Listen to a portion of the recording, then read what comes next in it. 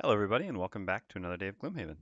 Today we'll be tackling scenario 94, which, despite a rather high number, is not that significant of a scenario. It's just a side scenario.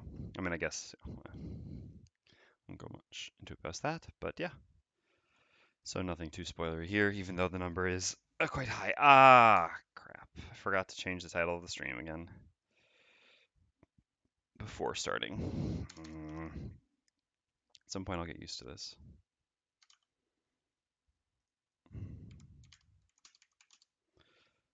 Alright, there we go. We will obviously be doing this scenario on +3 difficulty, which we would do +4 if we could, but unfortunately we can no longer do +4 difficulty as our levels are too high, right? Yeah, because we got the 7, I got the 7, still 6 there, but yeah, yep. All right, so let's set this bad boy up.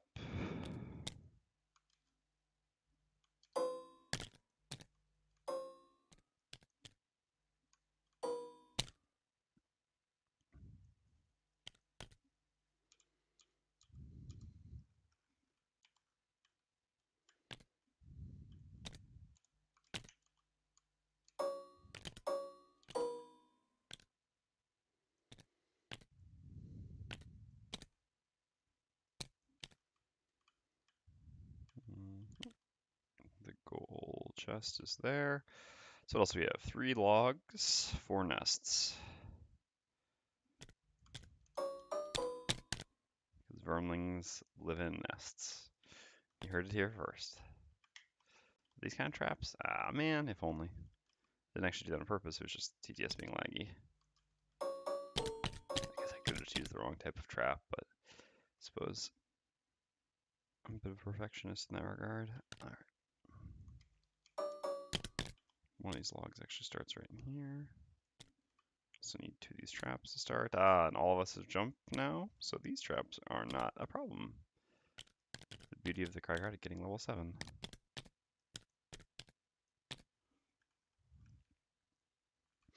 Okay, what else do we need? 3 totems.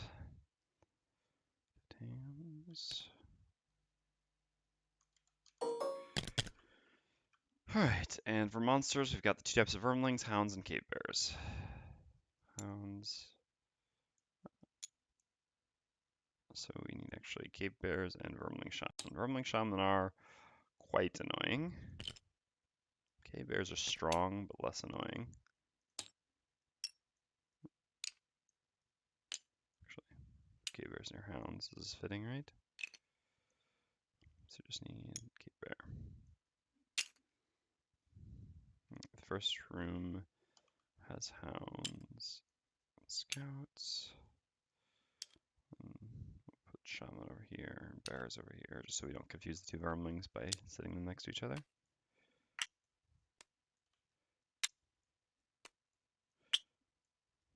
Since all vermling look alike to us. Okay.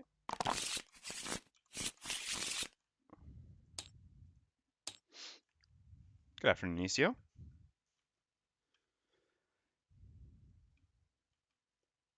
I hope your day is going as well as mine. Just try to get the camera. Let's see if we can't get the camera set properly here. Slight tilt is driving me crazy. Right there, it looks like it's flat. Ah, made butter squash soup for lunch today. It was delicious. I'm not a huge squash person in general, but I do love butternut squash. I think I said, yeah, that's probably what I said the first time. All right, so we've got to do our city and road events. Hold on, do we need to do any purchasing? Oh, did I just mess up the straightness, I wonder? No, I don't think there was any purchasing to do. He's carrying 4 small items again, because we brought back our stun powder. Here we bought an additional small item, and she can't carry any more stuff. Guess she doesn't actually have boots. Do we want to buy boots? Should we have bought boots a long time ago? There really aren't boots that we care to have. I mean, if we could buy boots of striding, we would always buy those. But I'm not so sure that the boots of speed are really worth it in the Spellweaver. Yeah, I think not. I think we'll try to save our money, like I said, to get an enhancement at retirement. kind of silly, though. If we're still going to be playing this character for a while, which it does look like, since we still need 10 more check marks, and we're not even getting cultists or bandits anytime soon here.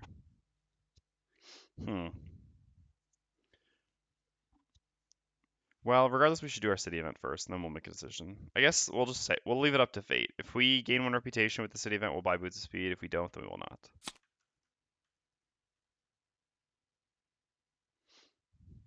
Okay, sure. I mean, even if I know exactly how that one goes, I can't say no to it. Alright, well, we didn't get the reputation, so no Boots of Speed. We did lose 3 gold each. For a greedy character, he does not have a lot of money. And we each gained a bless.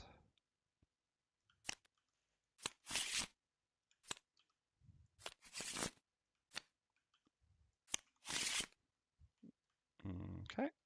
So, no purchases, so we can go ahead and do our road event. Even though this quest is this scenario is right next to Gloomhaven, it still is not linked.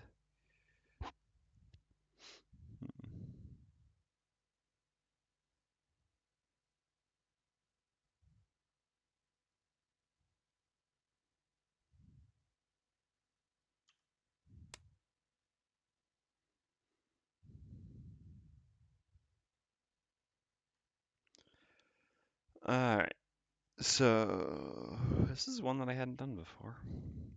No, I guess I have done it before, I just didn't really remember. That seems like a fine choice. Alright. Nothing too exciting. So we did gain 1 reputation now, but unfortunately this was on a road event, so we can no longer purchase. It's kind of just fate messing with us, I suppose.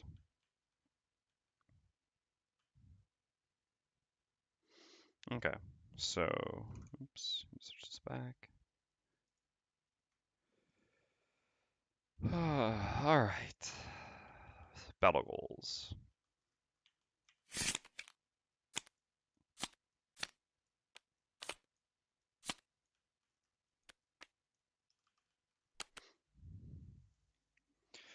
The current hit point value must be equal to or less than 2 at the end of the scenario, or have 3 or fewer total cards in your hand and discard at the end of the scenario. This Zealot is easier to control than Masochist, I would say, in general, and also just more likely to naturally occur. So we'll go with that. Cragheart. Be the first to kill a monster in the scenario, overkill a monster by 4 or more. Well, we can control this. It's no guarantee that we get it. Is it 1 checkmark we need for him? It is, but his perks also kind of suck. So, we'll see. Use no items, never have 1 or more monsters present. Well, we're probably not doing either of these, huh? Definitely not using... Could we use no items? Nah. That's crazy, especially because they're Vermling Shamans, which have really high shields, so that bow is going to be very valuable. Alright. I'm not sure that we'll complete this one either, but we're going to give it a try. Sorry for the yawns. My fiance is going to make me coffee in just a tiny bit here, but I do not have it yet, so... I did sleep for 10 hours last night, so I kind of thought that I would be alright without it, but I should have known better. Once addicted to coffee, always addicted to coffee. Alright, so we have 1 elite, 1 regular hound.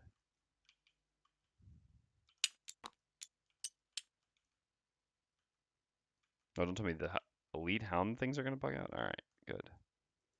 That would have made me terribly unhappy.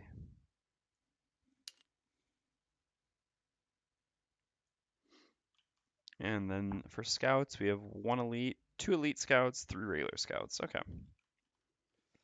What are the stats on the shaman? Yeah, 5 shield. No joke for the elites. Alright, anyway.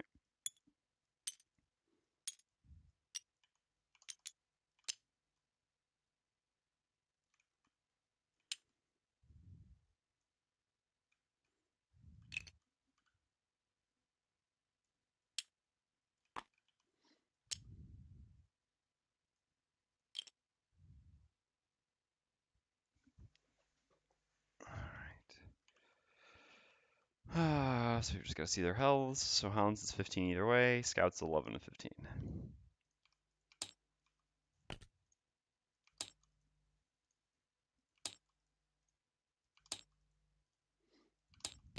Oh, I didn't shuffle the scouts. I put them all in order. Oh well. Doesn't really change too much. We could say that this is still theoretically random because of the fact that I actually forgot to shuffle. Doesn't really matter so much. It's also random how I place them. All right, so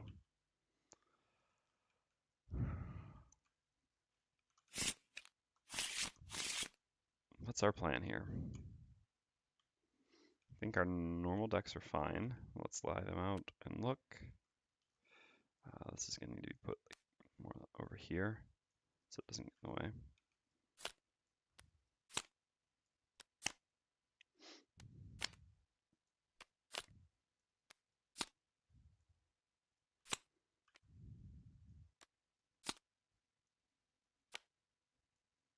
Oh yeah, we have to sub in our new card too. With defensive tactics. Ugh, that's going to be suitably mediocre here.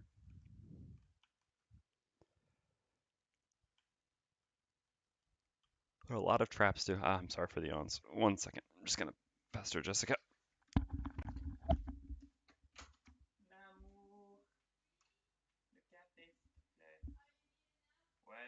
I'm yawning and blah.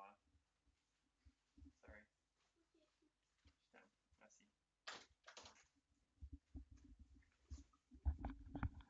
All right. So let's see. So warding strength is also tempting because there are. So what are the traps in this scenario? There are 6 total traps in this scenario. Damage traps, but given that we're at 7, damage traps are 9 damage, I think. God, that makes warding strength so good. That can theoretically turn that into an attack 12. Ugh. So we really should bring it.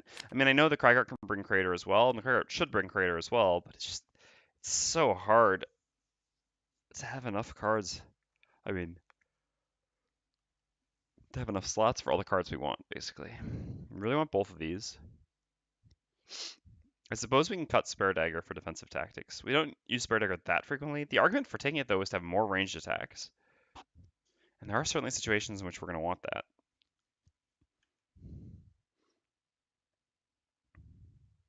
Honestly, we should just cut balance. Oh, man, but that can be an attack 6 with our boots, but still, I think we should cut balance measure. The biggest reason for this is that while this is routinely an attack 4 and can be an attack 6, like I said, warding strength has the potential to be much better than an attack 3. I mean, attack 4 here. The only problem is actually in this first room, warding strength is probably not going to hit any traps. But then there are still 4 more traps of 9 damage. Yeah, I think it's worth having it. And so then we still need to bring defensive tactics. We definitely want trample. Do we need trample that badly, actually? There's just the Vermling Shamans that it would be useful against. Maybe we can just not bring trample. I think that's fine. Trample is only good against the Vermling Shaman, but both the Cragheart and the Spellweaver have piercing bows, so we have a fair number of ways of dealing with the Shamans anyway. And on top of that, I mean, Skewer is still better than Trample. I mean, theoretically powered up. Unstoppable Charge is as good as Trample, and these things are, and Immovable Phalanx is maybe even comparable. So while all of these are also just less narrow. So I think that makes sense. Yeah, the real question is whether we should have something else for, if we should cut something else for balance measure. This combo we always want. This is typically going to be better than balance measure. It's just, I mean, balance measure in attack 4 isn't so exciting. It's just that it can be an attack 6. And we do have the earring, so it's not too difficult for it to be an attack 6 twice. But at the same time, we don't want to cut one of our move 4s for it. Or do we? No, I don't think so. Yeah, I guess the only question is whether it should be Spare Dagger or balance measure that gets cut, I suppose. But I think we'll try like this. I mean, I know, for example, at the very beginning here, we're going to be stuck behind obstacles for quite some time. So range attacks are going to be really valuable. Really valuable. So we might as well. We'll give this a try and we'll see. We also kind of want Provoking Roar, though, right? Against the bear. Disarm is so valuable against high threat targets like that, but we've got to mobilize with defensive tactics, so I suppose that's okay. Hold on 1 second, I just have to blow my nose.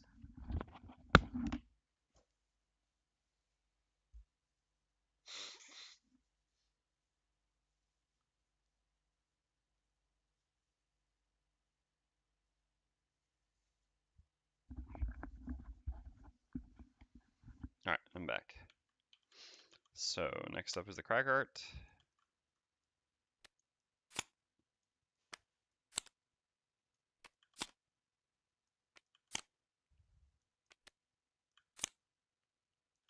So this is the likely candidate to go. This can also be a reasonable candidate to go. No, we really need the healing because there's the wound from the bears. Yeah, so these two cards can go, although that also makes the healing here good. We kind of want both of these cards. This is a more flexible and probably a better bottom heal than Sentient Growth. Meteor's always coming in.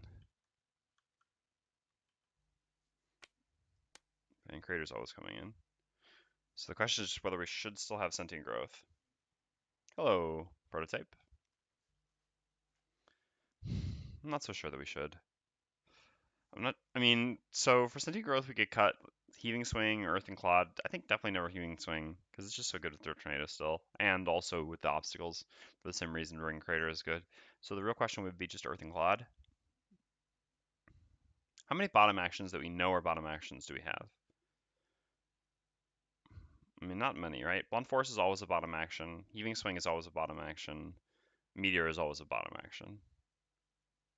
That's 3 guaranteed. So with Earth and Cloud, that's 4. It still makes us fine. That means we don't, I mean, if we lose one of them by the time we get down to 7 cards, yeah. They're level 7. Meteor is a level 7 card, sorry. Cragheart and Brood are both level 7, and the Spellweaver is level 6. Meteor is the level 7 Cragheart card.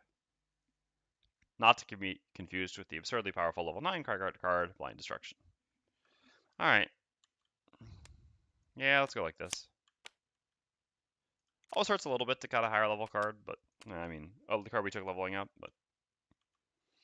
Yeah, Meteor is, it's a cool sounding card. It is almost a shame that it's not a higher level card, Meteor. Like, that it wouldn't be an ultimate card, because Meteor is, I mean, traditionally in Final Fantasy games and stuff like this, kind of one of the ultimate abilities, but, yeah, here it's, much less good. Much less good, just because it's very difficult to use consistently. And you have other really good losses.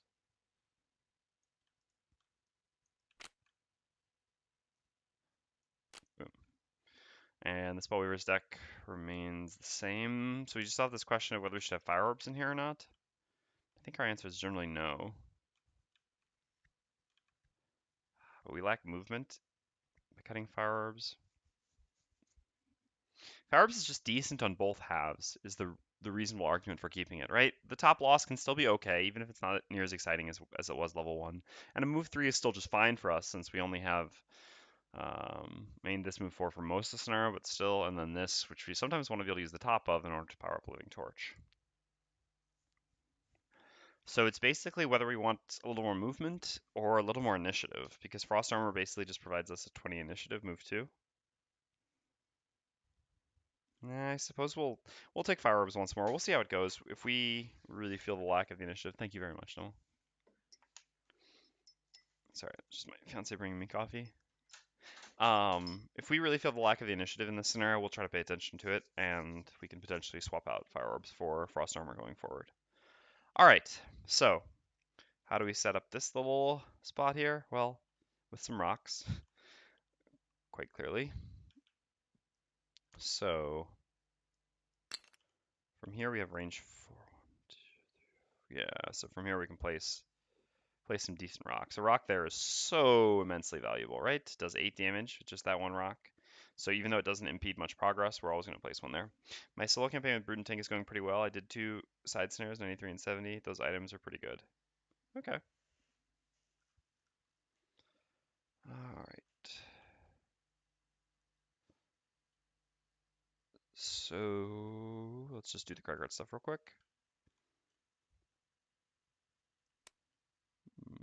Rock slide. And as usual, the initiative which beats hounds at their 19. We will be using our Hamina potion. We'll try to remember. All right, so if we're gonna place one rock here, for sure, because that's I mean, this one will always get with one of these rocks, but I mean, still 6 damage like this. We can also place one here, which gets us damage on both of them. Doesn't do so much about impeding progress if we place these rocks. But I guess we could go something like if we did rock, no, rock, rock, rock. Yeah, that's not bad. So then let's take a look at their stats, right? So 5 movement for the elites, 4 for the regulars, and 5 and 6 respectively. So the hounds basically always make it. But I guess the idea is if we do that and both of us move up to these spots, then only one thing can come get to us. Since we'll have rock there and rock there, there'll only be this opening.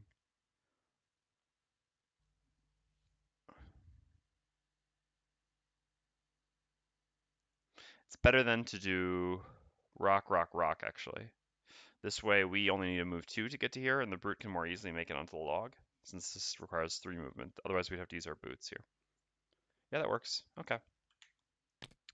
All right. So the brute needs to move to here no matter what. And ideally early.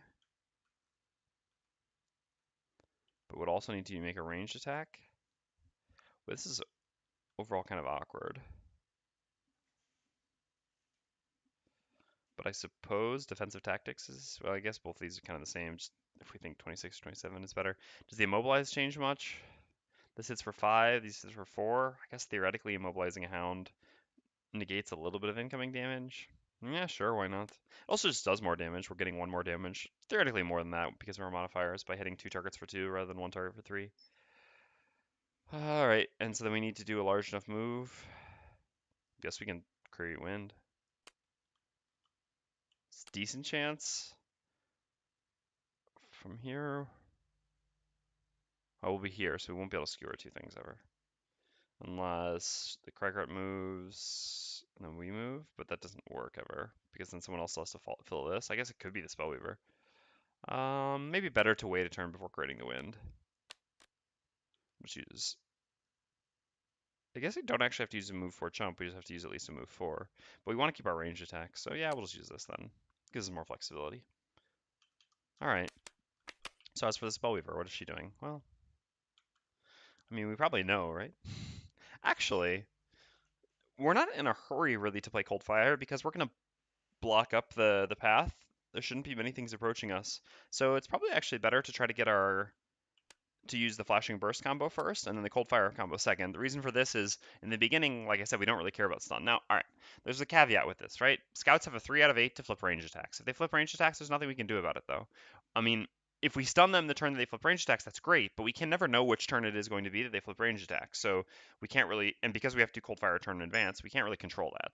I mean, since we have to determine that we're going to play Cold Fire without knowing that they're going to flip range attacks that turn. So whether we do it now or later doesn't really change much. It's just, I mean, I guess later they'll be less clumped, but later there's a better chance that we'll actually run up into them and actually want the stun. Whereas for now, and I mean, them being clumped also helps with this. Oops, so not like that. So that's why I think I prefer to lead with this combo to get AoE damage from this, and then on turn 4 go with Cold Fire. Very similar one way or the other. It's just like I said, there's a better chance that we'll want stuns more later rather than earlier. So what are we doing alongside that? I guess we can do fire orbs. So it's going to be there, there. We don't really need to move much. Whatever we're playing here is just for a bottom move. So we need, I mean, it's always like this, right? Our combos are very easy to set out. Whew, late initiative there. Yeah, Untitled bottom has been disappointing. Are the summons for this Spellweaver pretty solid? Seems like they always have ranged attack. Yeah, I think the summons for the Spellweaver are quite solid. I haven't used Aid from the Ether as much in this party as I did typically. When we played 2 players, we used a lot more. It really depends on your party composition. With the 2 allies that the Spellweaver has here, it's very easy to keep Aid from the Ether alive, generally speaking. It's just... playing on higher difficulty is more punishing, I think, and summons are just something that have too much of a tendency to get punished. But yeah, I mean, for example, in this scenario, I could even just start by creating the summon. It wouldn't be bad. The biggest problem with this summon is the 2 range. This summon has 3 range, though. That's actually a good question, though. Should we consider bringing out the Living Torch here? None of these things will actually ever hit it. It's just in the last few scenarios we've had a lot of things that could hit multiple things, like, you know, a Living Spirit. But it's true that if we were to just create the Living Torch summon right away, if we're not planning on using any other losses, that actually might just be better. It seems like such a shame, though, because Living Torch's top is going to do... I mean, can do easily 10 damage here. Getting the summon out will also deal a reasonable amount of damage over the course of the scenario, but now it is really tempting to use it, but I think the top just does too much. We'll see. But yes, in general, both the Spellweaver summons are quite fine. The level 1/1 is very decent for a number of levels. We used it a lot on boss fights, obviously. And then this level 6 one is also nice. The biggest problem with level 6 one is not being able to use the top.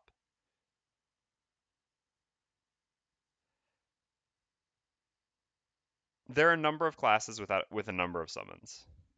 That's the least spoilery way that I can respond to that question.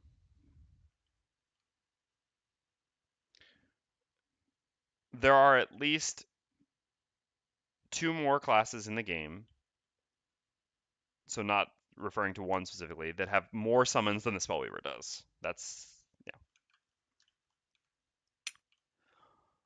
Okay,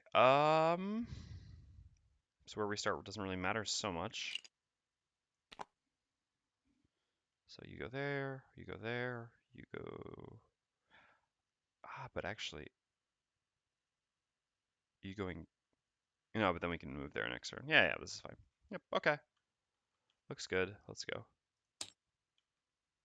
Oops. Just almost as if that's a... so ranged attack, huh? Oh, and the 7 initiative. That's really bad. Well, our plan is a bit ruined now. Allow me to have a sip of my coffee to appreciate the moment.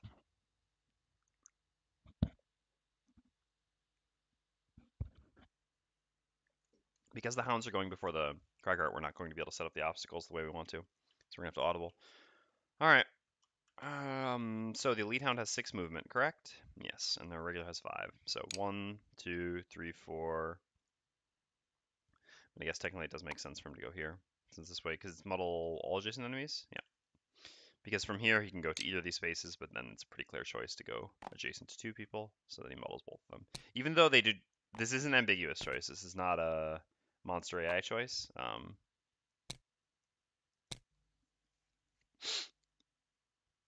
Because they don't actually, they just move to their focus with this. They don't consider hitting as many targets as possible with an ability like this, but still, in the case of ambiguity, while doing what's best for them, it's pretty clear. 1, 2, 3, 4, 5.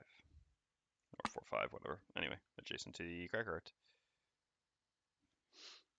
Correct. The focus was the Cragheart. So he could have moved to here or to here. Either one of these two would have fulfilled his his goal in life, and therefore it was actually completely ambiguous which one of these 2 spaces he moved to be next to the Cragheart. Exactly. Here his focus is also the Cragheart because he cannot get adjacent to the Brute. Okay. So now the Cragheart goes. Well, no matter what we're dropping rocks, we just have to reevaluate how we're actually dropping them. So we gain 1 experience, create an earth, and it's time to make magic happen.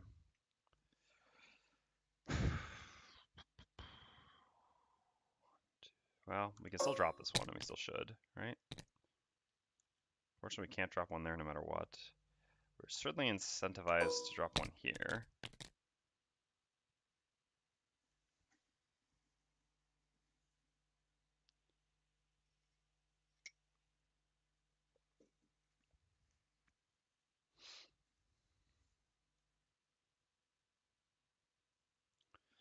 Oh man, this is actually gonna take some work because we have to see, because of their ranged attacks.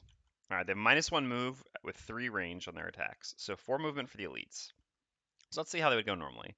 Him 1, 2, 3. So by having this rock here, he can't reach anyone. That's good. It also does 2 damage here. All right, then him. So with 4 movement, 1, 2, 3, always makes it to one of these. Even if he places a rock in one of these, this changes nothing. So he's always getting hit off. So these have 3 movement, the regulars. Yes. Uh-huh. I mean, they just have to get to these spaces, though. Oh yeah, I guess things actually just have to make it to here.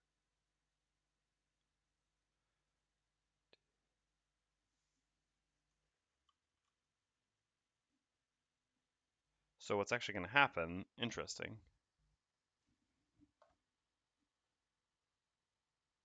Cragheart still has throw obstacles into enemies, right? You mean throw enemies into obstacles? He has both of them. We have the ability to throw obstacles, which is what we're doing now, and we have the ability to hit enemies into obstacles still, correct.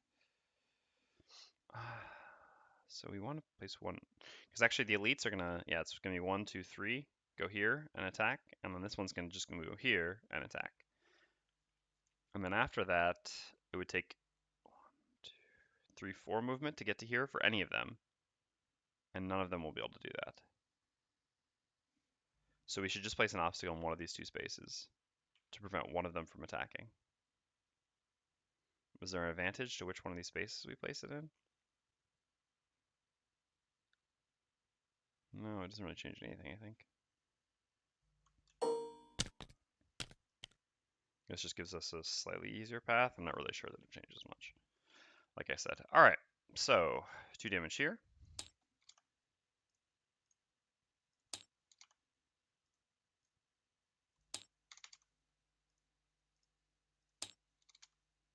And we can't block both these spaces because you're not allowed to block a path completely off. That's why we did the way we did. I think this is fine overall. I guess if we place this here, we don't. This here, we don't.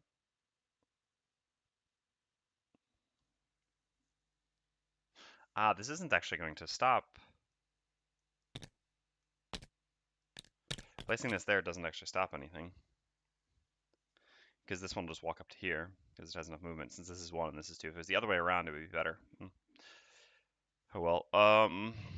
Yeah, because this will go 1. So if we have this obstacle here, this will go 1, 2, 3, 4 to here and attack, but then this can just move up to one of the log slots.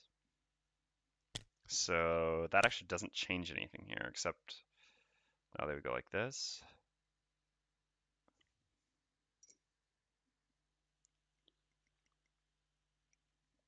And like I said, the regulars in the back can never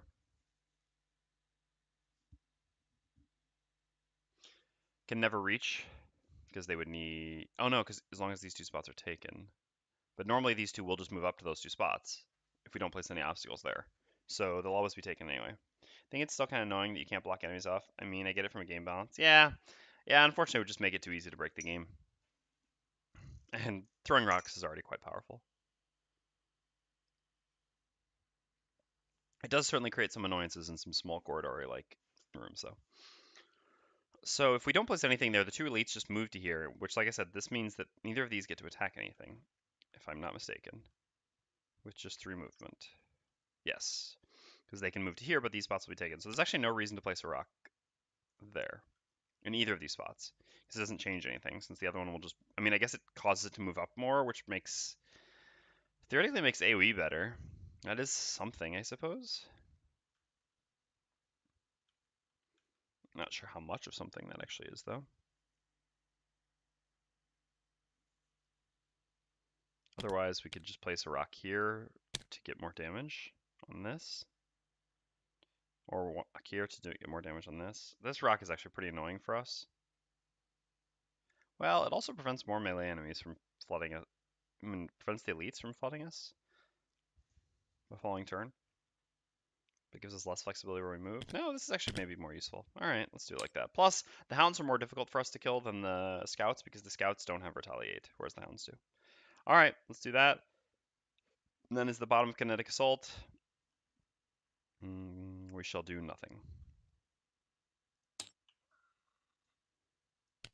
This is gone. Alright, the next up we have, interesting, the Brute. So the Brute has defensive tactics as a top. We're going to gain 1 experience and do attack 2, range 3, target 2, immobilize.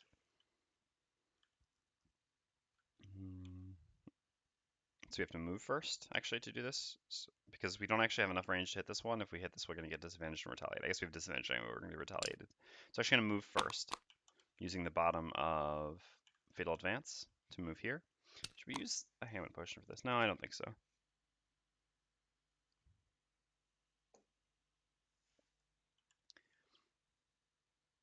And then, this is the downside of placing the rock here, though, is that we can't, because now we're going to mobilize both these. The Cragheart could theoretically move here next turn. The Cragheart can't go so early. Oh, well, yep. God, it's amazing how good we are at forgetting this, right? So we use the Hammond, well, I guess after we placed the rocks, we did we want? No, we don't want to move because this the Brute needs to be able to move back there. We still have our move up, our move available on the bottom of Kinetic Assault. Yeah, ham for the Crag, exactly. I mean, so whatever, we just basically move it in place, and we use the ham and a potion, getting back kinetic assault. Um, so actually we do have to decide. The annoying thing about this rock, so let's say, I mean, the Brute's gonna go back here, he's gonna mobilize both these hounds, right?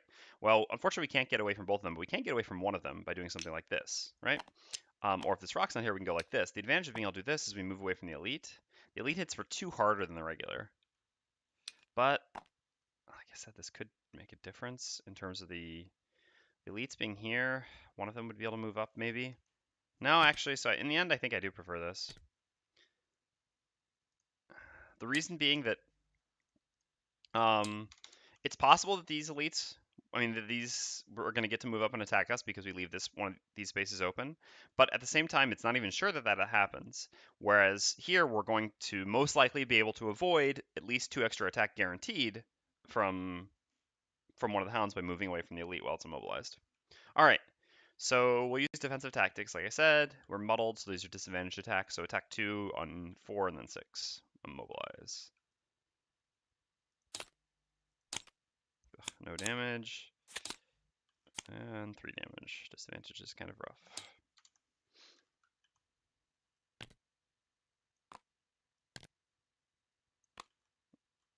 And we lose the model.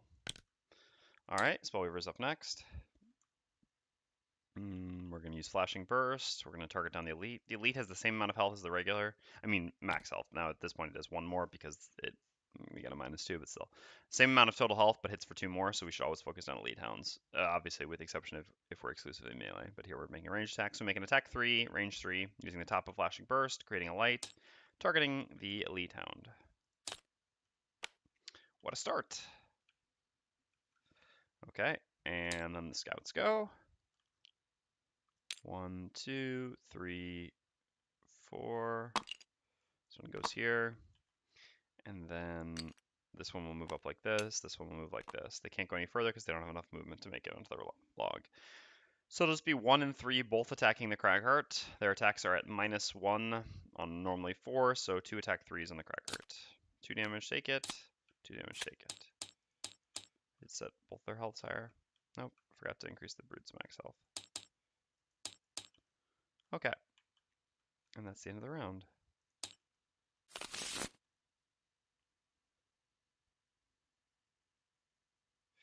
Fortunately, right now, yeah, exactly. I caught it just now. I guess we're going with this. This is kind of our plan all along. I guess we'll this later initiative doesn't really matter. It's a shame that, as usual, the bottom Valentine is not going to do anything.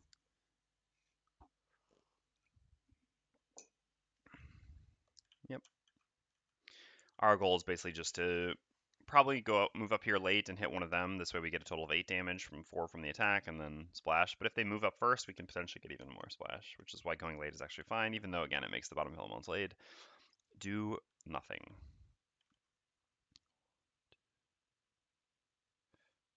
Oh man, if only we had one more range. We could hit all these with our beautiful dirt NATO. So no, we want to move no matter what. We need to move at 19 then. Hold on, I got blowy nose.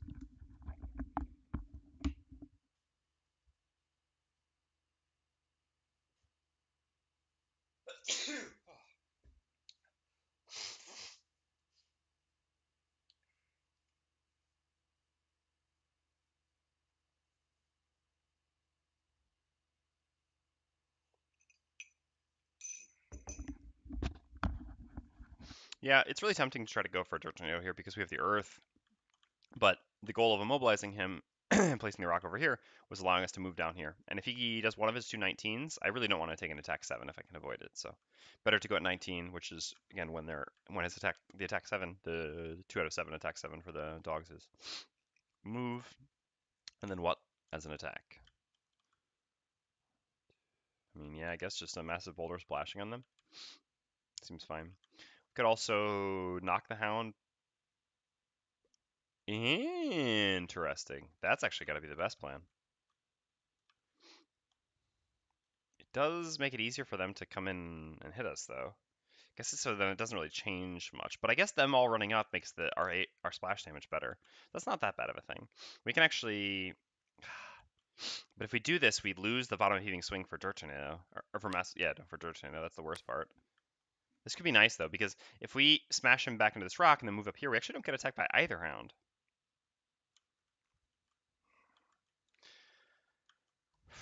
But like I said, then it also makes it so much easier for all these enemies to get to us if they do melee attacks. And on top of that, we want to have Heaving Swing for when we want to do Mass or Dirt Tornado. But like I said, them coming up isn't so bad because we have a bunch of AoEs to splash damage. This is also why we've kept Cold Fire for 2 tunes for now.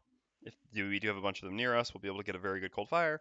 Furthermore, not having Heaving Swing for Dirt Tornado sucks a bit, but we also just have Blunt Force to use to get advantage, which is also just more flexible that turn. So I think this is fine. There's certainly some downside to it, but I think overall it's a decent plan. Okay, so there's just the Brute who's left. A bunch of range attacks, I suppose. Glad we have all this ranged.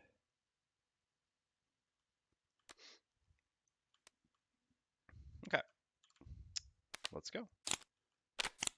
Ugh, 2 target range attack. That's the scariest thing to do. No, I guess they have one of these that poisons, right? That would actually be the scariest. That's a problem though. In range 4, I guess it's just gonna be. So he has. So the elites will both hit 2, and then this will only be able to hit the Cragheart. It's still a lot of attacks. All right. Well, not every scenario can be a cakewalk, I suppose. So we'll begin with the top of Heaving Swing for the Cragheart. How are we this fine Thursday? Ah, I was thinking, like, how are we this fine Thursday? I was thinking, are we this fine? We seem to be in a bit of trouble. What's Thursday to do with it? I'm doing well this Thursday. Thank you. How are you? I mean, well, my nose is a little bad, but it's just allergies. For some reason, I slept like 10 hours last night, which is glorious, right? It's so rare to get to sleep that much as an adult. But anytime I sleep for a really long period of time, my allergies are much worse. So I have kind of a bad nose day today, which is kind of annoying, and I apologize for. But yeah, other than that, I'm doing very well. Looking forward to another glorious weekend. How are you? So, Heaving Swing, like I said, we'll do this before moving as usual. So we'll make an attack 3, targeting the Elite Hound, number 4. There will be no retaliate because we will be using the push. Okay, so 4, we gain 1 experience when we push him into an obstacle. So 5, 6. Which puts him down to 7. Oh, we are so fine.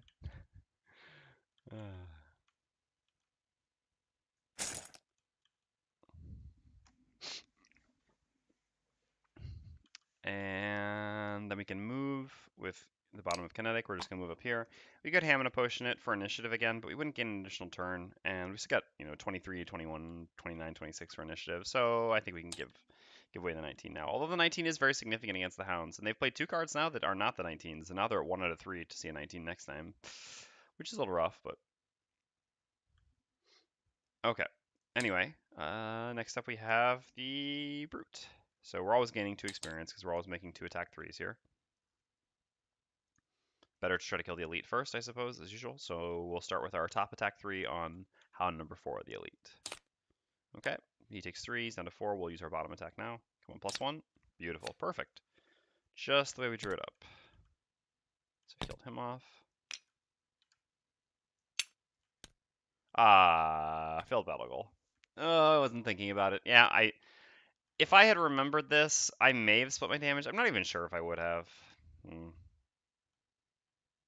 But yeah, because the Cragheart needed to be the first to get a kill. Oh well. It's kind of a trend for us not to complete battle goals. Scouts up next. Yeah, the Cragheart to move there. So 1 will attack Cragheart Brute, 2 will attack Cragheart Brute, 3 will attack just Cragheart. So the elites attack for 3, the regular attacks for 2. So it's going to be attack 3 on Cragheart Brute, and then attack 2 on Cragheart. So 3 on Cragheart. So 4. Oof. Okay. Then Brute. Then Cragheart. So this is a 3, so 2. Sure. And then Brute. So that's just 1. And then the regular with an attack 2 on the Cragheart. So 1. Alright, well, amazingly the Brute didn't take any damage. Who completes battle goals in this day and age? Yep. Also, something says lose a check mark. What does that do? All right, I'll get back to the Crusader King thing since it was in the middle. So if you lose a check mark, you simply just have to remove one of these. However, this is worth mentioning. So for example, I should say here, if something says to lose a check mark, you just remove one of your check marks in one of these grouping. That being said, once you've completed a set of 3, these can never be removed. So here, for example, if something said that the entire party loses a check mark, the Spellweaver would lose her 1 check mark there. You just get rid of 1. The Cragheart would lose 1 of his 2 check marks here, so he'd go down to 1. But the Brute over here, who has only full 3 bars, would lose nothing. It wouldn't be affected in any way, because again, a completed group means you can't lose any. And a check mark refers just to one of these little things, not the entire grouping. I'm enjoying the new Crusader Kings content, but looking forward to some Gloomhaven with the wife this weekend. Don't mind. I'll be taking notes here in the corner. Nice. I've tried to play Crusader Kings 2 a couple times. I've just never really gotten into it. I know I should love it because I love Civ type games, but I just never can get into it. I don't know why. I don't know what it is.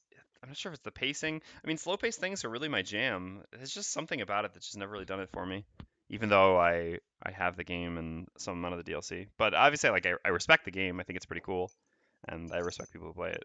I mean, I think it's cool that people play it, but yeah, Gloomhaven's also fun. Though I wasn't sure if you could lose a whole check mark or whatever.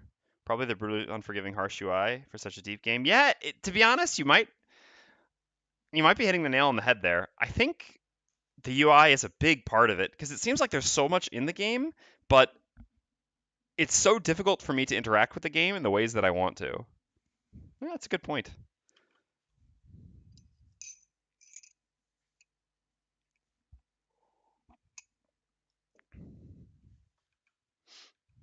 I think another part of it is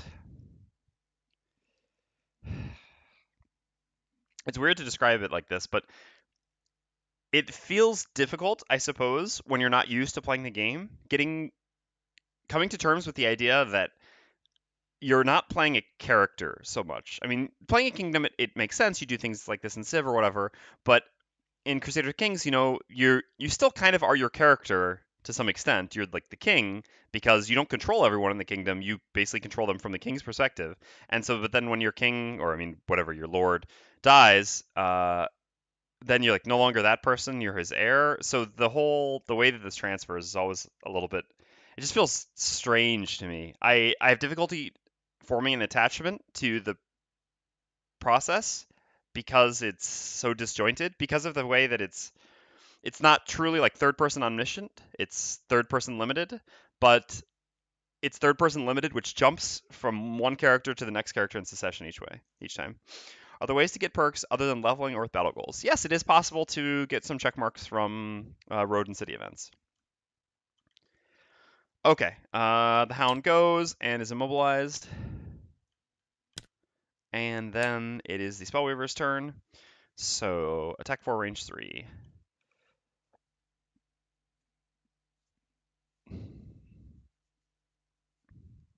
Oh yeah, we have the light, so we need to move up.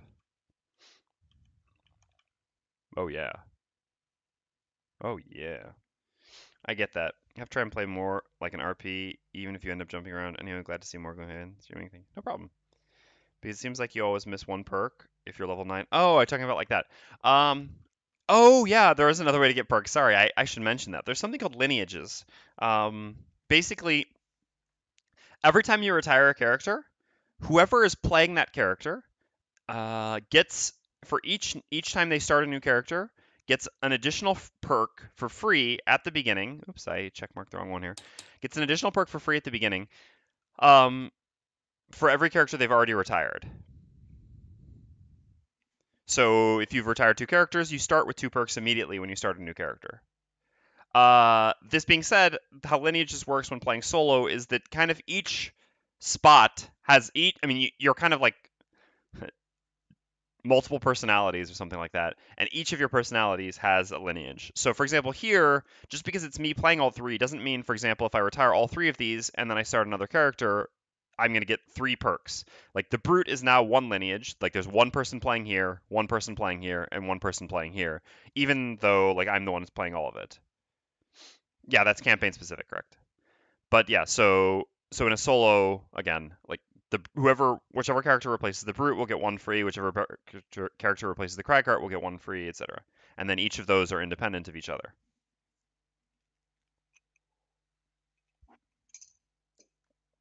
Okay. So yeah, we're gonna do a move 2 using the bottom of Elemental 8 as a generic move 2, and then we're gonna use Living Torch. We're gonna consume the light, gain 1 experience, and do an attack 4, range 3, immobilize. All enemies adjacent to the target suffer 2 damage. So 1, 2, 3, targeting scout number 3. No reason to use anything special here for just an attack 4. All right, plus 1. So that gives us 5 damage to him, which puts him down to 4. And then we get 2 splash on each of these, which gives us a total of, so it was 5 and then 8, 13 damage on a non-loss attack. Yeah, seems all right. And number 3 is immobilized. I'll get him that in a second. Like I said, the top of Living Torch can be very good. It is a motivation for completing personal quests. It's still, I mean, it's how you want to play the game, you know. Yeah, mechanically there is a motivation then for completing personal quests quickly, but at the same time, that's not how you have to play the game. I mean, here I'm not in any rush to complete my personal quests just because, I mean, approaching the game this way is fun for me. So it really just depends how you want to do it.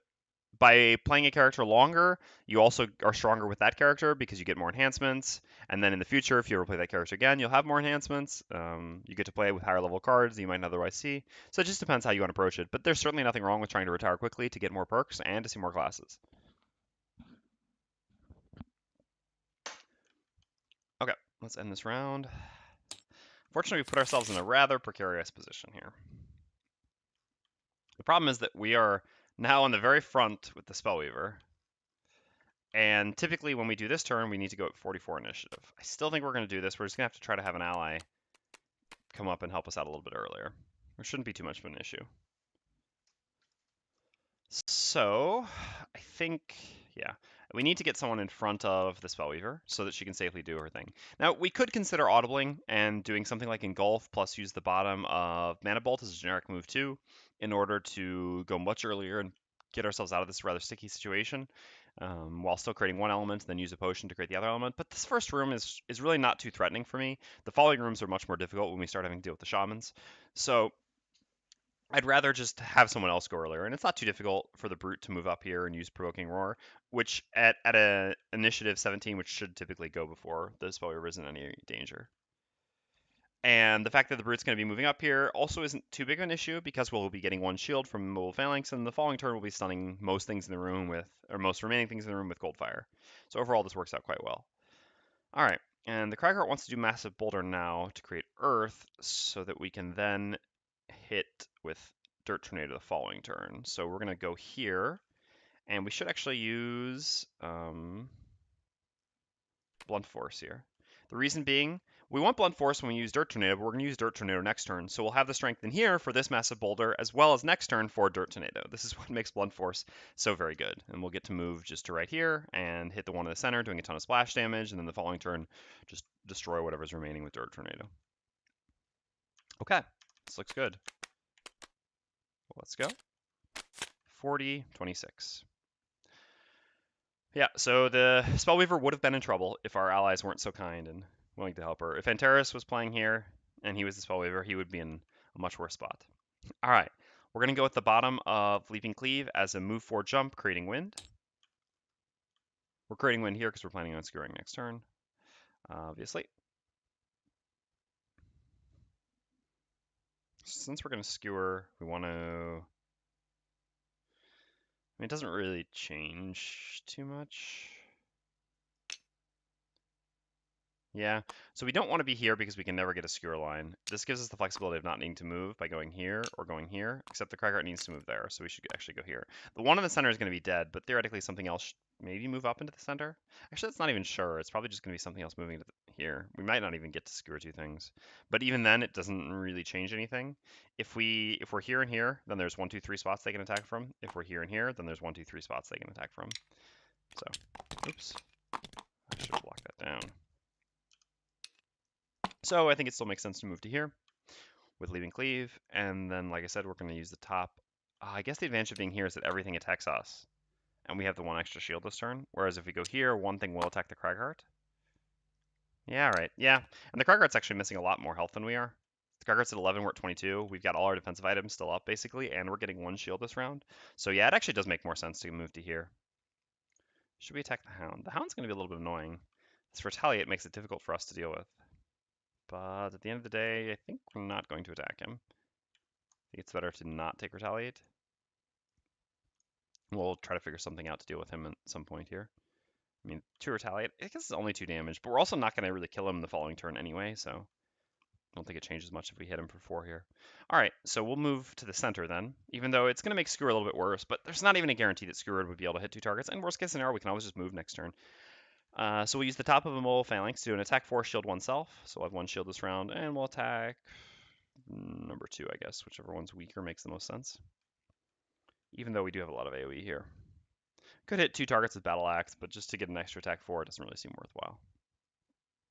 Okay. So we make an attack 4, shield oneself. All right. Good old +3. So 7 damage, actually. This one's down to 4. And like I said, we have shield 1. Okay, next up is the Brute. So the Brute's going to gain the Cragheart. It's just because it's blunt force. The fact that the Cragheart and the Brute have blunt force and brute force, and I don't know, there's all this stuff and things, you know. You know. All right, we'll do a move to retaliate oneself. Moving on to the coin. Got to work on our battle goal, or I mean our personal quest. And these coins are worth, yeah, 5. We'll never get 6 value coins, unfortunately. Okay, so we move there, which gives us strengthen for 2 turns. And then we're going to use Massive Boulder, creating Earth, making an attack 3, range 3, targeting the scout in the center, number 3, with advantage because of the strengthen. Didn't really want to waste the bless on this guy, but yeah, so be it. This also didn't really matter so much if he died or not. But he's dead. Alright.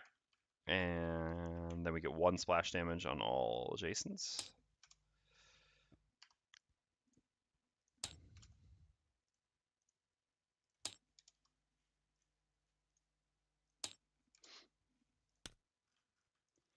Okay. And we're done. So then next up is the Hound. The Hound is already adjacent to the Brute.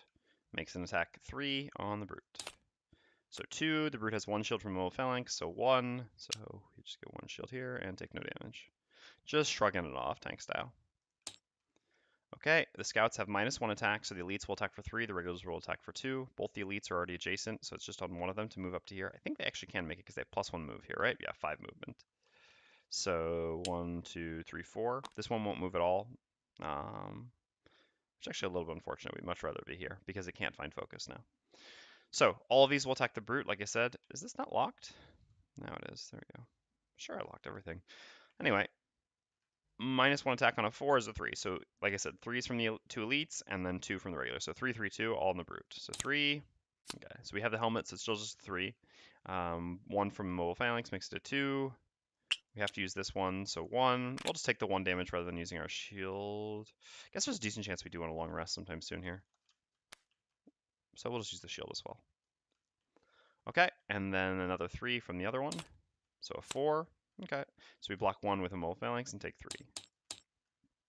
Alright, and then the regular, so an attack 2.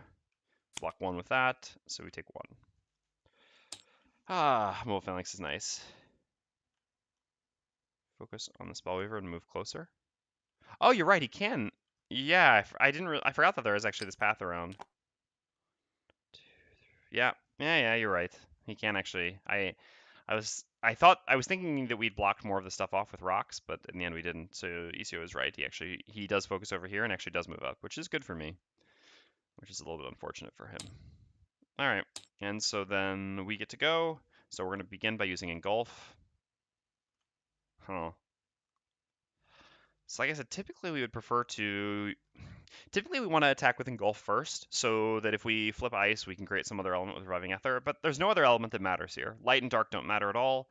I mean, theoretically, Light can matter for us with the move. I mean, with Living Torch, but we just use that, and there's no world in which we're not using Cold Fire. We've already got Earth, and we've already got Wind. So actually, what we're going to do is we're going to move back first. The reason for this being that we'd really like to use our ranged attack on this Hound, because the Hound is so much more difficult for our other allies to deal with, specifically the Brute. We're the best one to be able to get attack 4s into this Hound, so we should actually be attacking the Hound now. And even if we move back 1, 2, 3, I mean, we can expand, but pretty much however we want to always hit 3 targets with Cold Fire here, so being in this spot is perfectly fine. The downside of being in this spot, I suppose, is we won't be able to use the bottom heal from Mana Bolt on one of our allies, but we're going to hit 3 targets. We're going to give ourselves advantage. We are a Scoundrel Weaver, after all. We do have to roleplay. Plus, like I said, it just makes sense to make sure we hit down. So we'll actually move first, using the bottom of Revving Ether to move and jump back and create ice, and then we'll use the top of Engulf in Flames as an attack 4 range 3 targeting the Hound. Should we use the goggles? Is there a chance that we long rest? No. Okay, so +1. So we get 5 damage on the Hound. The Hound goes down to 7. Not bad. And that's the end of the round. All right. And finally, it is time to do the thing we do all the time. So the Brute can't really skewer, huh? Let's see. Well, let's figure out what the Cragheart's doing first. We're always doing Direct Tornado. As for a bottom, probably just the earliest possible initiative, which is 23. Yeah, it makes sense. We want to save the jump to get past the traps, but we're not moving past the traps in the next 2 turns, so I think this is fine. So then the Brute can actually go after that to try to get into a skewer spot after all. So we can go with something like this. And yeah, I think that's fine actually. And then say these 2 cards. We're not going to be using Warding Strength. The push 2 is never getting something into these traps. So just using this for slightly better initiative, but still initiative after the Cragheart works well. Because if the Cragheart moves out of the spot, we can actually skewer 2 of them if necessary. Okay, let's go with this. And let's hope the Hounds don't go at 19. 6. Wow. Wish I had the Boots of Speed, huh? All right. Wow, that's not bad. And immobilized too. Ah, that's annoying. Now we're not skewering. Ah, you man. All right. I guess this scenario, the goal was for it to reinforce that I actually want the Boots of Speed. It's very rare that enemies beat your 7, but yeah, just by 1. Okay, good on you. So this is going to be an attack 3 against the Brute from the Wolf. Attack 3 immobilized from the Hound, sorry. +1, so 4. We've got nothing defensive here either. That's no joke. It was an effective play. All right, now the Spellweaver goes. We're going to begin by using Mana Bolt, the heal 3 range 1 on ourselves, strengthening ourselves. And now we have to decide how we're stunning these things. So let's see what's happening. Scouts are always going last here. Where are their hells? So this one should die. These 2 might die.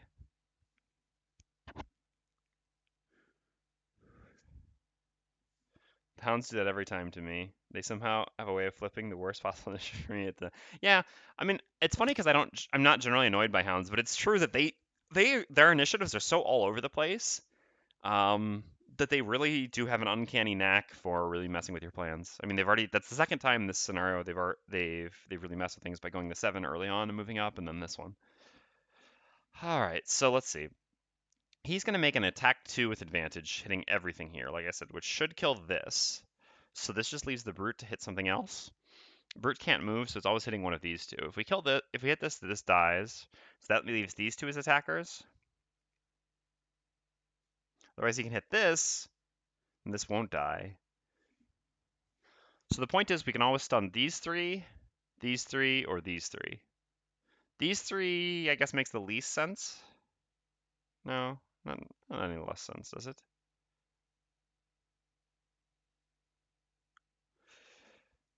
I mean, it's basically exactly the same. No, it's not though, since he's not going to move, but he does want to move. But I guess he doesn't have to. If he doesn't move, then this one won't get to hit anything. So then in that case, if we stun these 3, then there's nothing else attacking this turn. Except if this one dies, then this gets to move up there anyway. Yeah, so actually doesn't really change anything.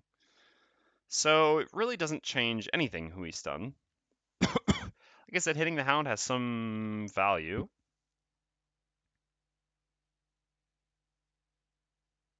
But then there's one more enemy that's actually going to just attack this round, which we don't want. And that Hound's annoying. I mean, it's really the same. We shouldn't hit the Hound because stunning one of the we always want to hit this, I guess, because this is the hardest hitting enemy and it's still going to hit this round. So if we're going to hit this, like I said, it's always like this or always like this. And there's really no difference. There really is absolutely no difference that I can see.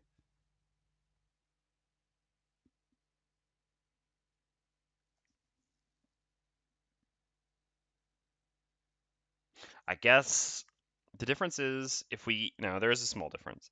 If we end up killing this by, I mean, basically by getting a crit, then the Cragheart can actually hit all 4 of these. Whereas if we kill this, the Cragheart at best can only hit 3, because he can never hit these 3 in this one. So it is actually better for us to hit these rather than these, just on the chance that we flip a crit on the 6 health Vermling.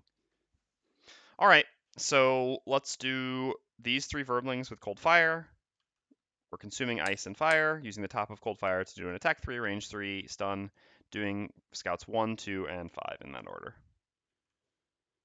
I don't want to use the power potion or anything like that. Again, this room's pretty under control.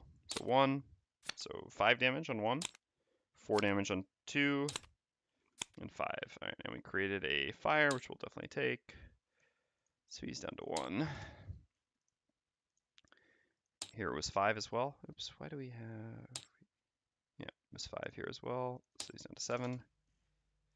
Did we didn't, we were advantaged. I don't know why I mean, I knew I was advantaged. All right, so first one got, yeah, thank you. First one got this, then the second one actually gets this, so it's dead. All right, so this one we just need to set this back correct. So this is still right, and a stun. This one's always dead. And then we just have to flip for the last one. So we can still get that crit? No, that's fine though. Doesn't really change much. You should still die to the brute, or the Cragheart. All right, so he's actually down to 2 and stunned.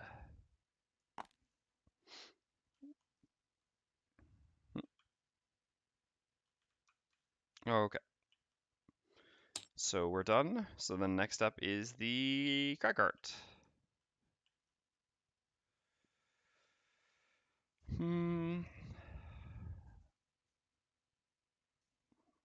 His Hound is still a little bit annoying, but I think that's okay. So we could hit like this, or we could hit like this. If we wanted to hit all these and not have disadvantage, we'd actually have to move back, which is kind of counterproductive. I guess that's not completely true. No, we could jump to here still, and we can go 1, 2, and expand like this. That's actually maybe best then. Yeah, I think that is, because we do actually want to hit the Hound. Since the Hound's not, well, I mean, not being stunned. No, we also want to hit the Scout, because we actually want it to die. Although we do actually need it to die. The Spellweaver could also just finish it next turn pretty early. And by hitting something that's not going to die, we give 1 more curse, which again, this room's pretty easy, so I think I actually value that more. So sure, let's do a move 4 jump with the bottom of Meteor. Going 1, 2, 3, 4 to here, just so we get closer to the door.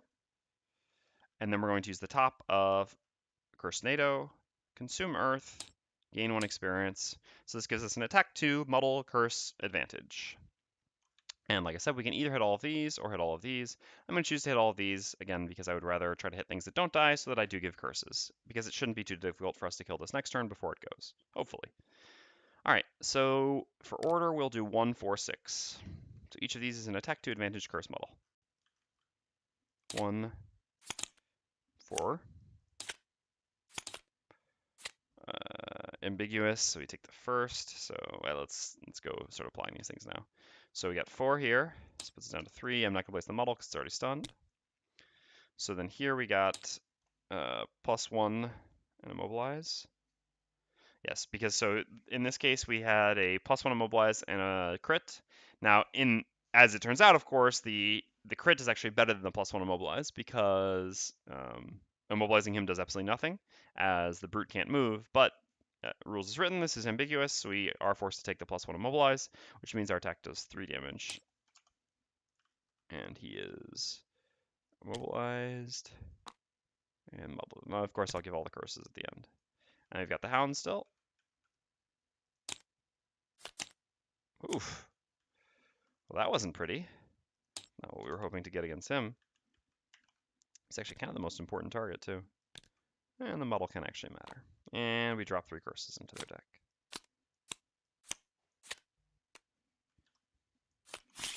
Yeah, so far, I mean, I haven't played with it for so many scenarios, but still, with this amount of scenarios that I have played with Curse Nudo so far, I would say my impression is that it is good but not broken in 3-player without stamina potions. I'm sure with stamina potions it would still be broken, and I'm sure in 4-player without stamina potions it would still be broken. But I think this is kind of a sweet spot where it's still very good. I mean, like I'm always happy to get to use it, but I don't feel like it's completely warping the game in the same way that it does in 4-player or with the access to real stamina potions. So it's been pretty reasonable. I'm happy to have done this enhancement is kind of the moral of the story because it's done reasonable stuff without doing stupid stuff. Make sure I got that a good shuffle. So next up we have the Brute. So the Brute is going to consume wind, gain 1 experience. This allows them to do an attack. I mean, does pushing have any value? No, it really doesn't. An attack for wound with skewer.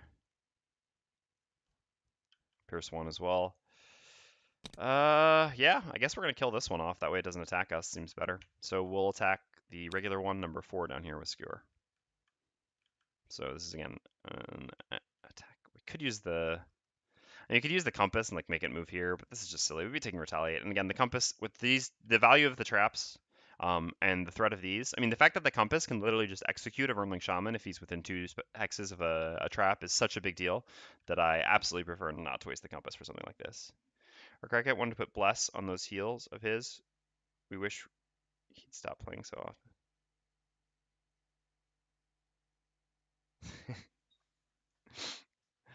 All right. So, yep, the bottom one. The regular Vermling Scout at the bottom, +2.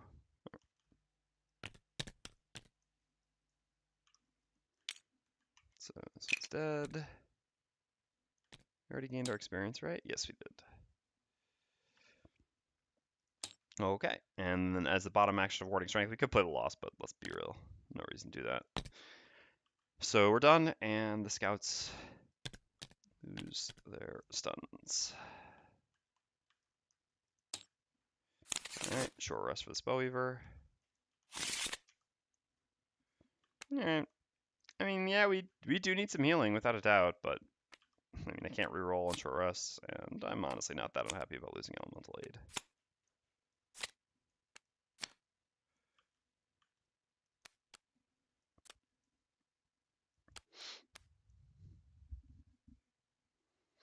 Okay, so Cragheart definitely wants to save his double heal for next turn. Hopefully we can finish off all these enemies this turn, and then he can do some healing next turn when there are no enemies.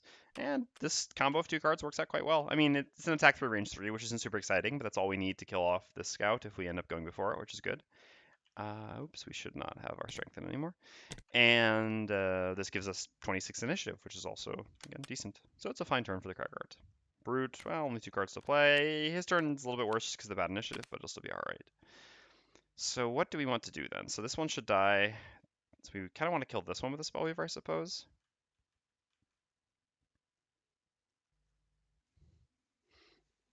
Good initiative would be valuable here. The bottom heal and Mana Bolt can also be valuable.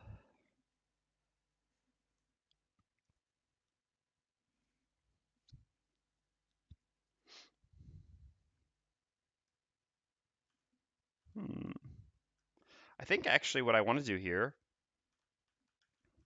is I'm going to play Mana Bolt and Living Torch. This is kind of a weird combination, but I'll explain. So I'm playing Mana Bolt again just for initiative. We're at 7 cards right now, so I can move using Mana Bolt as a generic move too, and then Hammer Potion it back so that I don't waste Mana Bolt, but I still get the 7 initiative here, which again makes a big difference because it allows at least one of us to guaranteed go before them at this point. And I'm going to play Living Torch, even though I don't have the Sun, simply as an attack 4, because if the scouts, sorry, normally the Cragheart probably goes before the scouts, but there's no real guarantee that the Brute at 42 is going to go before them.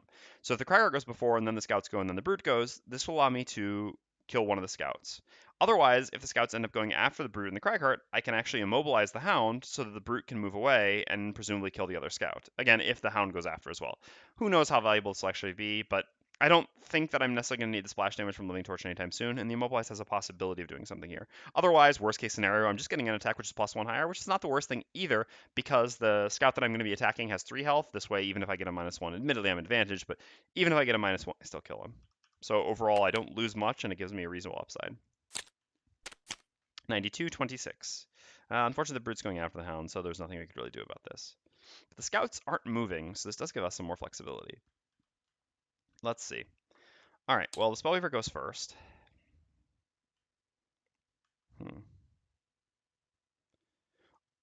Unfortunately, it'd be nice if we could kill the Hound before it went, because the Spellweaver and Cragheart both go before the Hound goes, but the Cragheart can't ever reach the Hound with an attack here because of these rocks that we've set up, so yeah, kind of priced into that.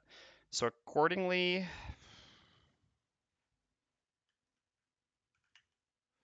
I mean, the Brute should be able to kill one of the Scouts.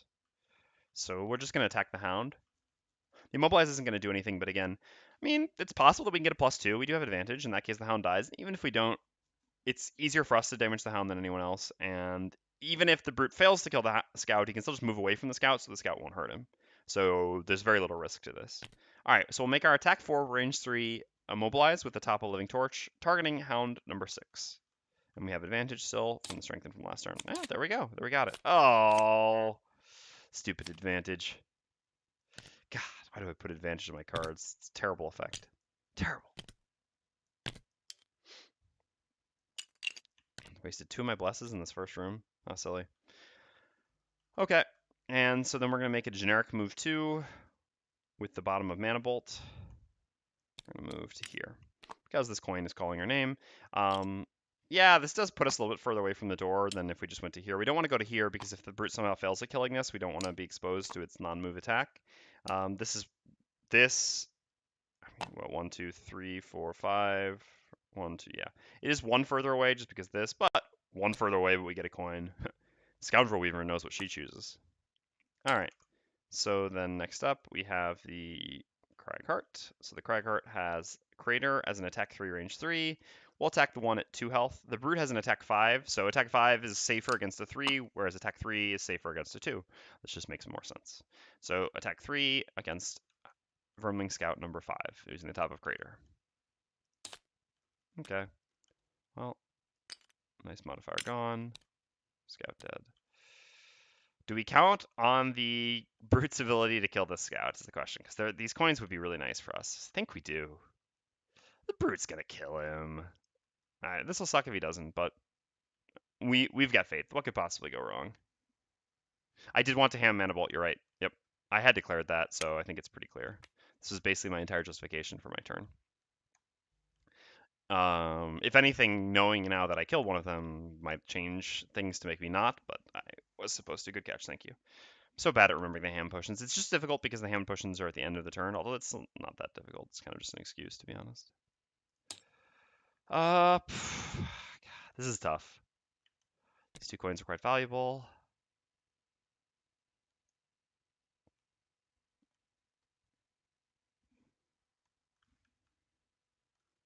But if we move here and the Brute would specifically have to draw a miss, which is 1 in, well, it's slightly under 23 because we've got 4 rolling modifiers, 1 in 19 to get a miss.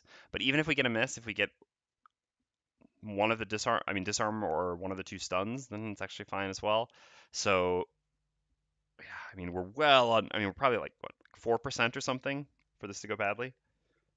Are we going to pass up 2 coins for 4%? No, we're not. All right, we're going to use the bottom of Cataclysm. We're going to move to these 2 coins. Boom. Greed is good, after all. That is his goal. Okay, next up is the Brute. We're going to attack with Unstoppable Charge as an attack 5 on the Scout. Okay, beautiful. I was scared, obviously. Anytime I make a play like this, it does scare me. And then we've got move 4 with Hook and Chain. Kind of want to get a bunch of these coins, right? We're going to long rest, though. And the Cragheart's not moving. So Spellweaver can go coin, I guess, something like that. Yeah. All right, so let's go grab this one then. I mean, these coins are worth 5 gold. The reward for completing this scenario is going to be Bupkis, but coins are worth 5 gold. The choice is pretty clear. All right, end of the round. Easy long rest for the Brute. Cragheart as planned, doing all the healing. And the Spellweaver moving to this coin, I suppose. Is it reasonable to do that? Yeah, because then the Cragheart can long rest.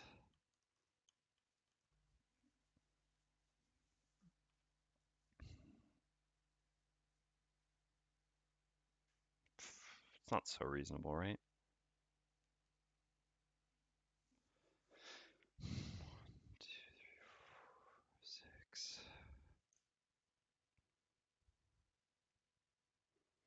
Him getting a long rest is valuable, though. So then we go here this turn, and then next turn the brute goes here. While the Cragheart long rests, and we move up to something like here, and then we're in position to do things. Yeah, I think that's fine. All right, so we don't really have. Oh, I kind of want to save this and this. We need this for more movement, but also this for more movement. This could be fine for healing, but I want all our cards, right? Do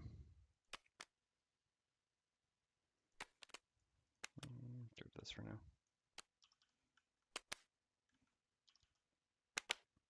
Let's go. So Cragheart goes first.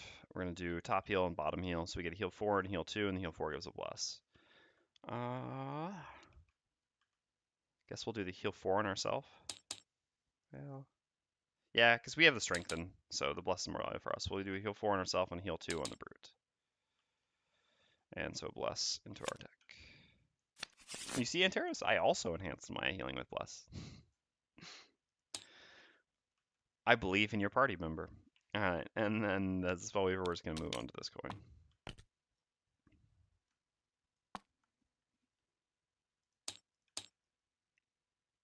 That's the end of the round.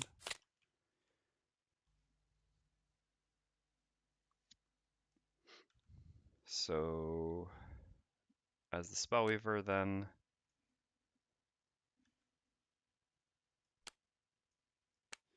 I think what we want. Alright, so hold on, let's just do. Alright, so the Cragheart's gonna do a long rest. The brute gets his long rest. He's up to 18. Refresh this. Refresh this. Such a valuable long rest. Healing for 6. It's great.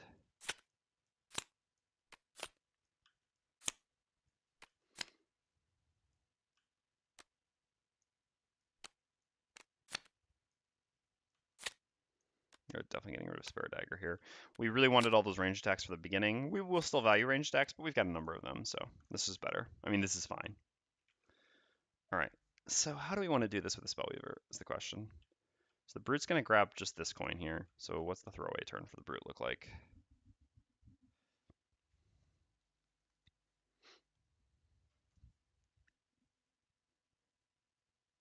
Warding Strength is going to be good, but not in the near future, and probably something like Skirmishing Maneuver is fine. And we should hammer one of these cards back, actually, because we'll get an extra turn here. This is important to remember. All right. So I think what we want to do next turn with the Cragheart is do move 6 with Meteor. So move 6 jump and go 1, 2, 3, 4, 5, 6 to draw the enemies towards the door and potentially into the traps. So the Spellweaver can move up to here, going late. So what if the Brute goes here and the Spellweaver goes here this turn? We would have to have the jump for next turn, but that's fine because then we can set up the. Yeah, all right, that's actually all right. Or the Brute moves here and we heal the Brute. That's probably even better. So we save this, and I guess this. Sure. This has longer range though, which can make it better for that turn.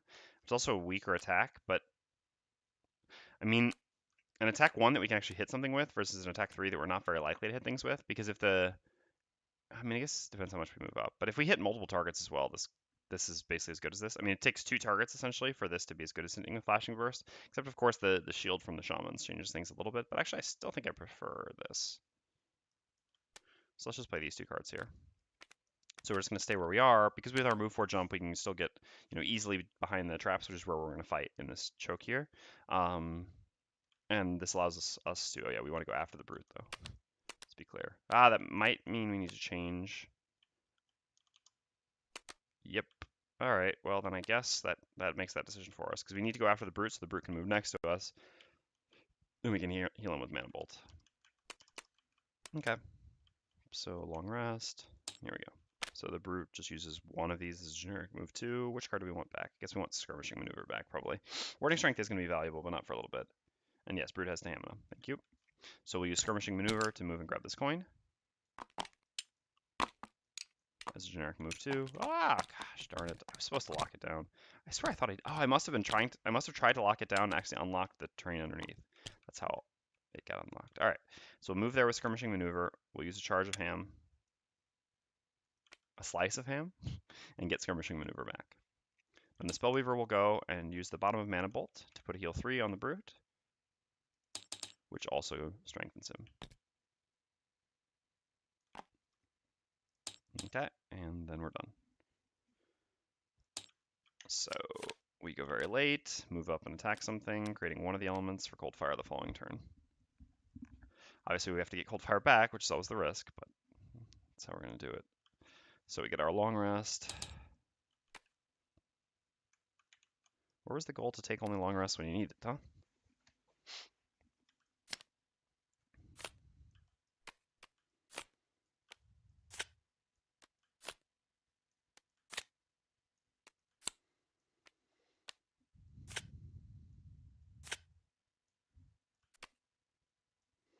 But I want all my cards. We're going to be stuck fighting this hallway, so I know a bottom heal is going to be nice, especially because we're going to be fighting against cave bears, which wound. We still need push because we still got those 4 traps to deal with. Ugh. Maybe just Heaving Swing. It's still good for the same reasons.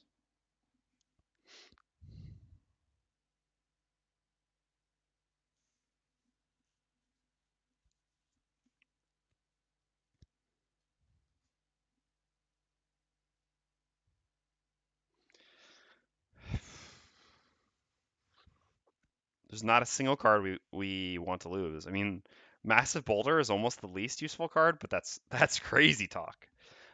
I mean, I just know I'm going to want this as a bottom because I have no bottom heals, and that wound is really annoying. I guess it's probably just more valuable in Heaving Swing. Oh man, that's crazy. But well, at the same time, we have 2 healing potions. The Brute has none though. Yeah, it's more that the Brute's going to get wounded. All right, we'll go like this, but we don't feel good about it. Don't feel good about it at all. So we're gonna do a little running and jumping to open the door, like I said, and I guess we'll just drop rocks. Can we even drop meaningful rocks from back here? Oof. I don't have much line of sight either. Just to here. Or from here we have some line of sight. Yeah, not much, but otherwise there's just nothing we can do for a top action. Oh, I guess we could just do a heal on ourselves. Yeah, that's actually probably just smarter. I don't think that the rocks are going to be very valuable here, and honestly, I could use the 4 healing and a bless. Both these things would be appreciated. So actually, I might as well just do this again with the goal of drawing the enemies back. All right, so we want the Brute to go very late so that the Brute can hit things that run up, and he's gonna, jump probably to here.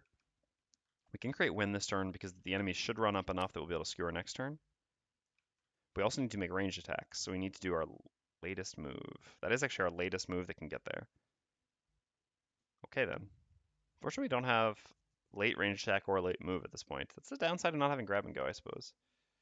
Hey! Hello. Good to see you again. Greetings in Korea.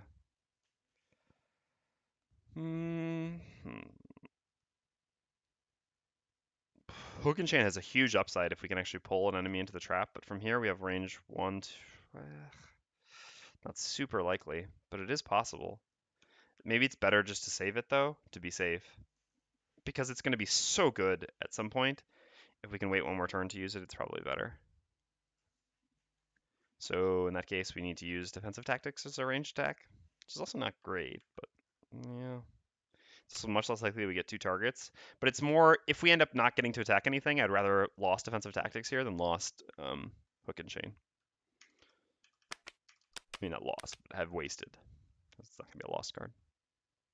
Okay. Well, let's do it. So, Cragheart first, we're going to do move 4 jump. We're going to activate our boots, because we know we have to. Well, alright, technically we're not going to activate our boots yet. 1, 2, 3, 4, onto the door. Yeah, for a second I was afraid that I would have forgotten some special rules here, but there were none, thank God. Alright, let's set up this rather large room. Locking you down this time. Enough of that nonsense. This room has the totem, so.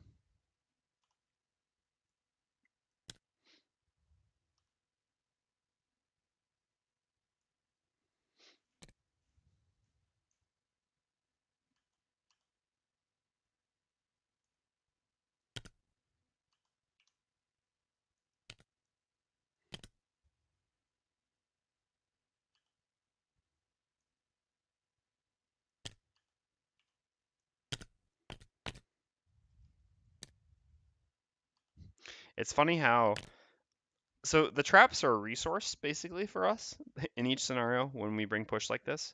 But so it's kind of almost better if the traps are spread out across multiple rooms because it allows us to use that resource more meaningfully. At the same time, it's also not the worst ever if, whatever, just put it like this. It was actually fine. If the traps were just all now, because then we could at least get rid of the push cards, which we really don't want to have to hold on to. But, I mean, realistically, it's better to have them. It's just so painful to have to lose other cards. All right. Just flip all the enemies real quick. So we've got everything except hounds.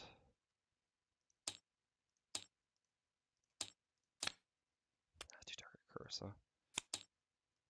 Non-move, that's all right. Non-move, it's also all right. It's actually kind of not. Kind of want these things to move up. Yeah, actually, that's pretty bad overall, I suppose. I mean, the scouts are going to move up. I mean, the shamans are going to move up, but they're so hard to kill. All right, let's set up this room. So over here, let's just get all these things shuffled.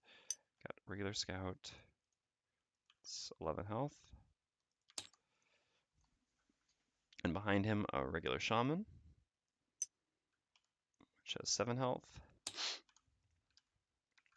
And then down here, regular scout, 11 health. Bottom left, regular shaman, 7 health. Regular scout, 11 health. Elite bear. It's like 33 health if I'm not mistaken. Yep. Okay. Regular scout, 11 health.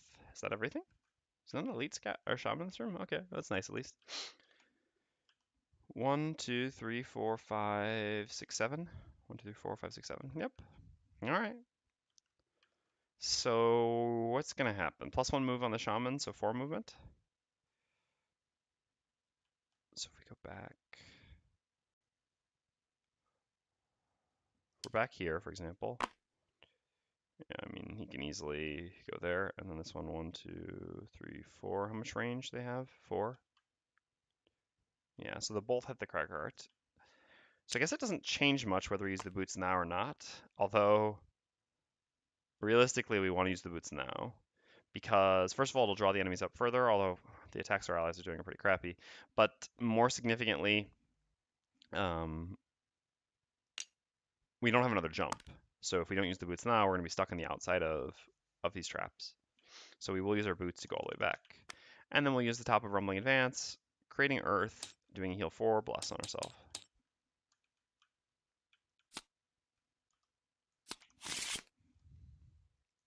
Oops. Okay, so then the shaman go, like I said. 1, 2, 3. And makes an attack on the Cragheart. So he has 2 target, but he can't possibly hit. Oh no, he can. He can hit more than 1 target. 4 actually. If only we'd done our pull thing, it would have worked. It would have worked. Would have been so good too. Just killing one of these shaman outright. Oh well, have to do it next turn.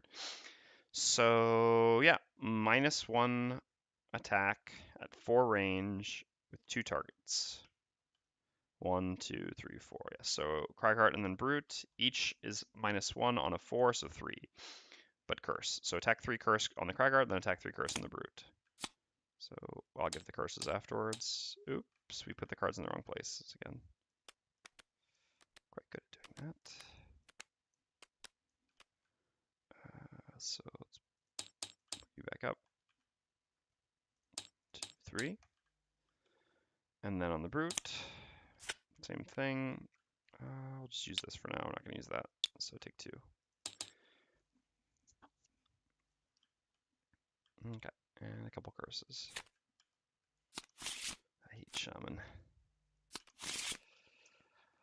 Alright, Cape Bear goes does not a Brute's turn. Move 4 jump, we'll create oh no, whoops. 1, 2, 3, 4. There's one more attack 3, curse. 1, 2, 3, 4 on the Cragheart. So 2 and a curse. There we go. So now we could use the boots to move further, but that would just be silly. We want to pull one of these into the traps next turn anyway. So we'll move just to there. We gain 1 experience, make an attack with defensive tactics. I'm not even sure we have blesses still in our deck. Maybe we are the one who has a bless in our deck, but the immobilize can still theoretically do something. I'm not sure that it does. Also just gives us 1 experience to attack, so I'm still going to do it. So I just make an attack 2, range 3, immobilize, targeting Shaman number 5. It shouldn't really do anything, but actually, yeah, I forgot we had the stuns and disarms. That's another good point. That's quite nice. So we got disarmed +1, but he has 3 shields, so it does no damage. But he is disarmed and immobilized. Where I come from, is almost as good as stun. Now, what's funny? All right. Yeah, I'm stupid. I should have not used the immobilize on the attack, actually. But I had to declare it. You have to declare any of these things before you flip modifiers. But I should have not used the immobilize on the attack. I'm not sure why I did. I just wasn't really thinking. I don't know. But basically, this is actually so much worse because if we had not immobilized him, while being disarmed, assuming he was doing like move plus attack, he would actually just walk into one of the traps. We're still going to pull him into one of the traps, so it doesn't change much. It would just allow us to potentially pull someone else into the other one of the traps later.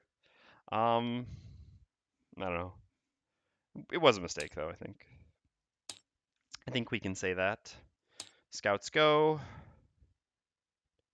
Yeah, none of them can hit anything with their range 4. Spellweaver's next. Gonna use Reviving Ether. Wait. Oh, yeah. Wait. What? I think I switched the cards, but I didn't actually need to. I think I was being... Oh, no, I needed 67 last turn. That was it. Yeah, okay. So move 4, jump. Let's see. Which elements have we created this far? Let's create 2 fires. So we'll create fire with the bottom in the hope of creating ice with our attack. But would we rather have the stun? No, I don't think we care so much about the stun right now. I mean, we'd like to have it, but I think the damage is just as valuable as us to the stun. So we'll move there with Reviving Ether, and then we'll make an attack 3, creating a light, using the top of Flashing Burst. So attack 3 on the Shaman. Alright, no damage, nothing special. Okay.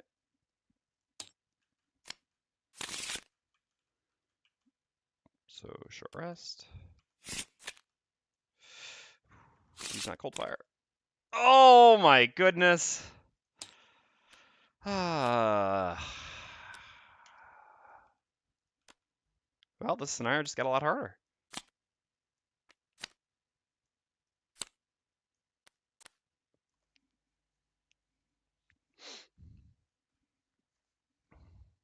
That was the absolute worst case in terms of how we could short rest. Getting Reviving Ether first, so that we had to reroll no matter what, and then hitting Cold Fire.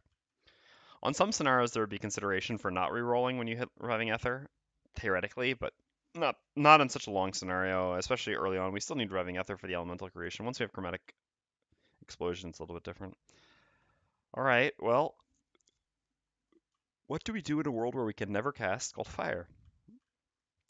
The answer, I don't know. I really don't know. All right, Brute wants to go as early as possible and kill one of these, or kill the Shaman by pulling it in. At the same time, we can't beat their earliest cards anyway, so I guess there's no real need to do that. But we don't actually have range to hit something else with skirmishing maneuver regardless, so. And the pull into the trap still kills it. So we might as well just use this. And use this.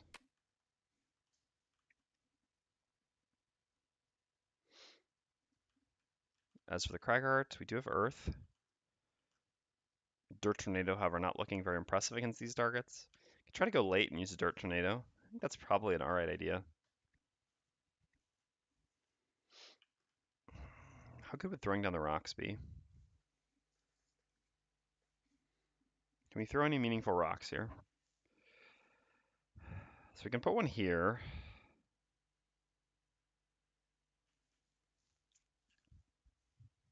Which does 4 damage, which is not insignificant. Just because damage to this is quite valuable. Can't reach there though.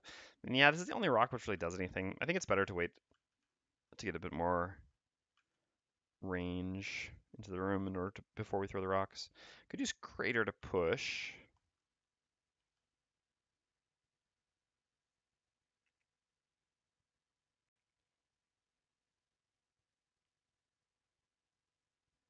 We really want to push the shaman into a trap, but it's very difficult. It's actually basically impossible to do that. We would have to get to this spot, which would require a move 4.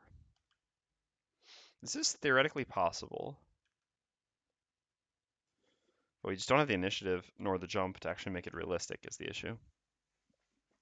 Since we already used our boots. Ugh, having to use the boots would suck a bit.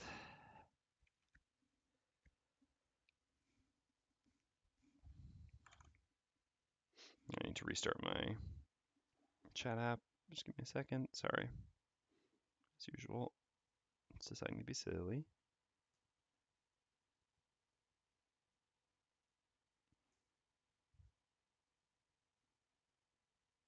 There we go. All right. Yeah, I mean, it would just be the dream if I could crater him, but there's just too many things that could go wrong. So in order to do a move 4 at this point, I mean, I can't use Cataclysm, unfortunately, which would work quite well because the 26 initiative would be pretty safe. Unfortunately, we're missing one move, and we can't use the Earth because if we use the Earth, we can't use Crater to push. Like I said 3 just doesn't do it. We can do 1, 2, 3, but from here we can't actually push him into this trap, and pushing him down this way doesn't really do anything. We don't really want to push anything else into this trap either because we'd really like to try to save that for the Shaman. So we just need to keep that plan on hold. Yeah, I think the best is actually just try to wait for multiple enemies to come up and hit him with a Dirt Tornado.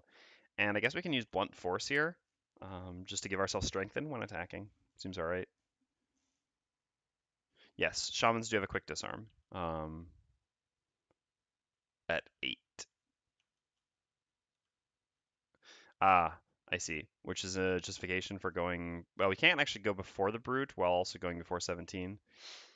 I mean, worst case scenario, we still have the Compass if we need to use it, although I'd really rather try to save it.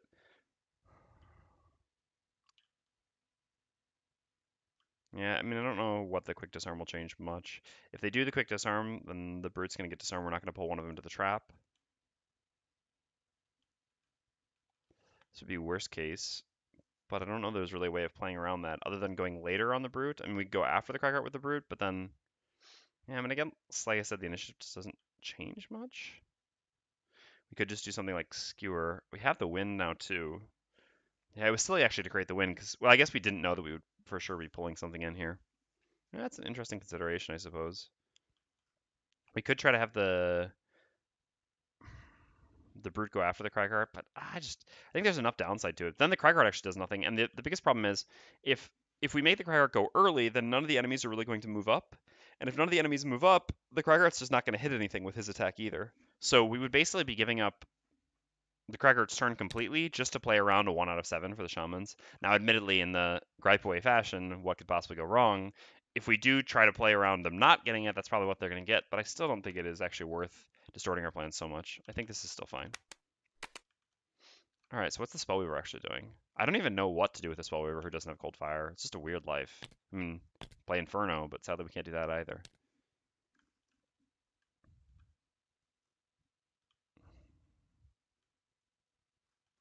We have Light. Guess we'll go really late and hope to cleave some stuff. I suppose using Reviving Ether as a move is not a bad idea to be able to set up more targets with the jump. Then what do we do the following turn? Well, we'll figure that out when it comes. I think this is reasonable. Worst case scenario, if we really need to keep Reviving Ether for next turn, we can always just end up using it as a generic move 2 and Hammer it back. Which wouldn't gain us a turn, which would kind of suck, but it would give us the flexibility if for some reason this doesn't work out. Alright, let's go. Okay. Yeah, so the front shaman would have killed himself. Interestingly enough, the back shaman will kill himself.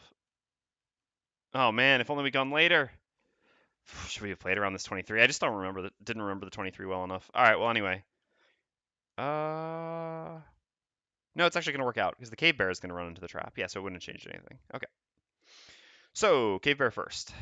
There's just the one, right? The elite cave bear. Yeah, well, good doing 9 damage to him, although 9 damage to something with 33 health is much less valuable than 9 damage to something with 7 health and 3 shield. -1 movement means 4 movement. His focus is the brute. As usual, I put him more central rather than more isolated. This is actually going to be more disadvantageous for me anyway. So he goes there, takes 9 damage. Himself down to 24. And he's going to make an attack at -1, so 6, wound, immobilize, targeting the brute. Okay, wow, that was a fortunate miss. But we do still get a wound and an immobilize. Okay, next up is the brute. The brute takes 1 damage from his wound. So we are going to use the top of Hook and Chain to make an attack 3, range 3 pull, 2 targeting Shaman number 5. And we will indeed be pulling him. Attack has advantage because we have the strengthen. Oh no, the strengthen should be gone. We used that the previous round. Yep. There we go. Yeah, so just an attack 3, pull 2, targeting close Shaman. Alright, that's fine. And we pull him into here and kill him.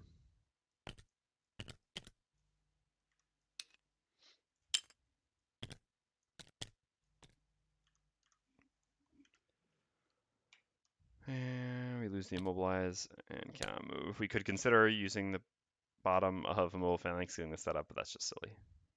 I mean, it's not that it's truly terrible, but we'd rather have the top of Immobile Phalanx and not have played a loss here. Alright. Yeah, we have an even number of cards because we've already hammered, so we're good. Next up is the Shaman. Shaman will move to here and heal the bear for 3.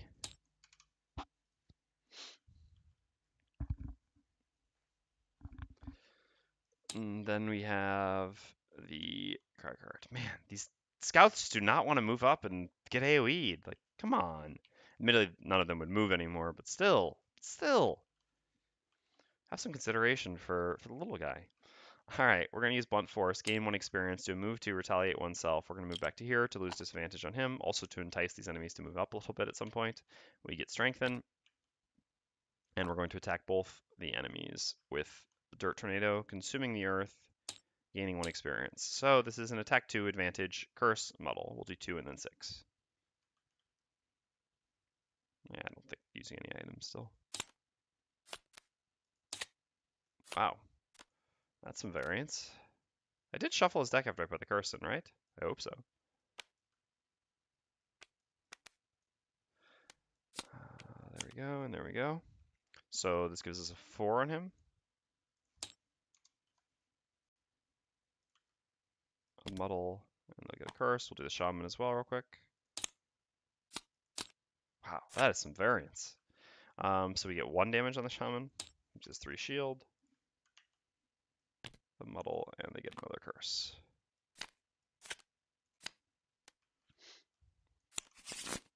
Okay, and then the scouts go and do absolutely nothing, and then it is the Spellweaver's turn.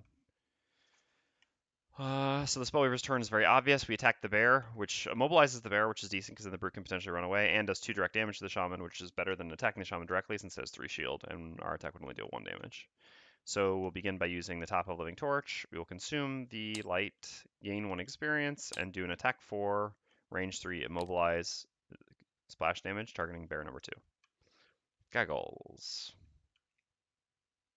No, I think still not. Every time I decide not to, punish, right? Yeah, not so much. Oops, so he takes 3, and the shaman takes 2. This splash damage is enemy only. And then we've got the bottom of Reviving Ether, which can create an element for someone, including ourselves if we want. Does anyone want an element? Well, the brute might not mind getting wind. Yeah, we don't need any elements. The Cragheart doesn't particularly need an element right now. We're far from pushing anything into that trap. Yeah, all right. We'll rustle some jimmies. Just move to here. This allows the brute more easily to move back to here if he needs to get away from the, the immobilized cave bear. There's a decent chance the cave bear goes before the brute. There's nothing we can really do about that, though. Whereas there's a chance that we can get away from it. Ah, from where I am. Yes, I do have to muddle the brute. Good catch. Oops. Thank you. I'm so used to being able to, with shapings like this, but you're right, from here, we would have no choice but to muddle the brute to be able to hit both enemies. And yeah, create wind with the bottom reviving ether. Like I said, we're moving here, so the brute can more easily move here with can move there with more flexibility to go as early as possible to potentially get away from the immobilized bear. Bears are quite quick, but we will go as quickly as we can. Using skewer, and like I said, as quickly as we can is, I guess, this. Sucks a little bit, though, because then we're going to be getting rid of a bottom attack. Maybe it's better to keep this and just use this to move. No, this gives us more flexibility, and this is just better initiative. I don't know that 29 versus 40 changes anything against bears, but it makes sense to try. Okay, so as for the Cragheart, what attack are you doing? I suppose Massive Boulder makes a lot of sense here, and we definitely want to heal the brute to get rid of that wound on him. The brute will have moved away, so we won't do any splash damage. We'll get 1 splash damage on the shaman, which again is valuable because of his high shield, and we'll be attacking the bear, which is, I mean, not really a priority target, but again, we're getting just the maximum amount of damage we can really deal from where we are here. As for the Spellweaver, well, we've got attacks and we've got attacks, right? Heal a Cragheart and give him more strength in. Probably better to do that next turn. We'll use the light, not this turn, but the following turn, because then that light will transition into our short rest, which will be when we'll get Living Torch back, so we can theoretically have that light right away. So let's use this attack for now. Initiative just really doesn't matter here. Yeah, the Shaman has a lot of ways that he can mess us up. He can do his early disarm or his early immobilize, and both these will cause problems. But, I mean, it's only 1 out of 4. The 2-target curse is also annoying. It'd be nice if we had an easy way to deal with that shaman. Sadly, we just don't. We could use a piercing bow, but I don't really want to do it against just this one shaman. We'll see. We may change our mind. But like I said, I'm going to save Mana Bolt because I don't want to... I mean, when I use Mana Bolt, typically I like to use it for initiative as well. And at this point, I don't care so much about getting advantage for myself since I'm not doing multi-target attacks.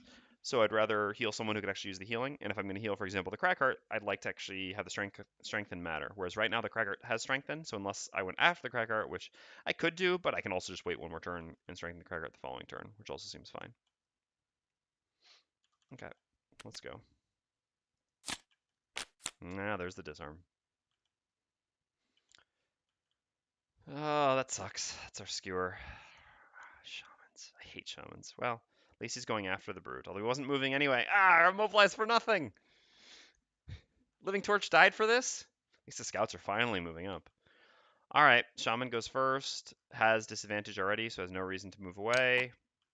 Makes an attack at -1, so an attack 3 muddled against the brute, which it disarms.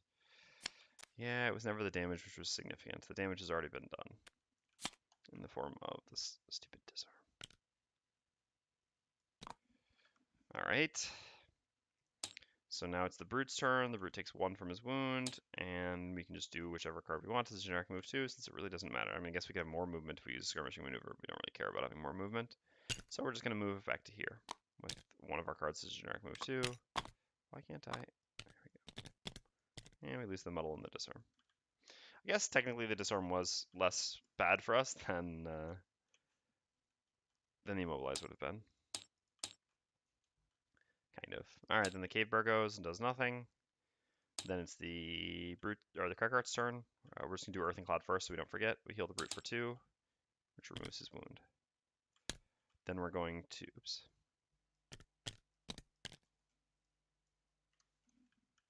Then we're going to use the top of Massive Boulder, creating an Earth, doing an attack 3, range 3, 1 splash, targeting the bear. Okay, so 3 damage here, down to 17. Does 1 damage here, down to anymore either. We had advantage, or because we still had strengthen. Okay, 2 more damage. Nice. 15. And we're done. I almost feel as if I should just use my piercing bow to finish off that stupid shaman. But it seems so bad to use the piercing bow here just for a single shaman at 3 health. I could also just try attacking him using goggles and maybe like a minor power potion, or even just goggles and try to get a plus. No, then I'd have to try to get a +2. That's not very likely. We've only got 2 +2s and a crit left on our deck. We're drawing 2 cards with 3 possibilities out of 11. Yeah, it's not good enough. I think we've gotten most of our +1s as well. 4 of them. We've got some extra +1s in our deck, don't we? We have 2 extra +1s, so we have 7. I wonder if the power potion's more valuable than a piercing, though. It's a good question. God, that shaman's just gonna be such a pain if we don't. No, I guess that's not actually true. Rock Slide can just deal 2 direct damage to him quite easily. We still need to get 1 more damage to him. Does that mean we should actually attack him with Engulf then? Just to get the 1 damage? Yeah, I suppose we should. Alright, let's do that. Because if we get 1 damage with Engulf, then Rock Slide does 2 damage and then he's dead. And he's just much more threatening than this bear is. I mean, alright, that's not completely true. The bear does a ton of damage, but the shaman's just, I guess, more annoying is a better way of putting it. Oh, sorry, the scouts should actually go first. It doesn't really matter they're not doing anything here. I mean, they're moving, but not actually accomplishing anything. Alright, so they have 5 movement each, all these regular scouts. Oh, no. Alright, they are accomplishing something. I take that back. 1, 2, 3, 4. 1, 2, 3. 4, 5 does nothing. 1, 2, 3, 4, 5. 1, 2, 3, 4, 5. Oh, all these AoEs, and where's my cold fire? Alright, -1 attack from the regular scout that made it adjacent to the brutes. This makes an attack 2. Alright, so an attack 4. Well, I guess we'll use it all. 2 damage. Alright, so we're going to use Engulf, targeting the Shaman. Like I said, I need to finish the Shaman off, especially now that there's a Scout here. This bear is just not a threat, but the Shaman remains a huge threat. So we'll make an attack 4, range 3, creating fire, using Engulf. We're going to use our goggles here because we can't have this miss. And again, there's somewhat of a chance that we get a +2 or a crit as well. So attack 4 advantage, targeting Shaman number 6. I've been forgetting, I forgot to apply the muddle the first time. I always forget the muddle. I just thought about that when they attack. Ugh. Somehow it's just so forgettable. Oh, all right, we did it. So we got a 6. So this actually kills the shaman.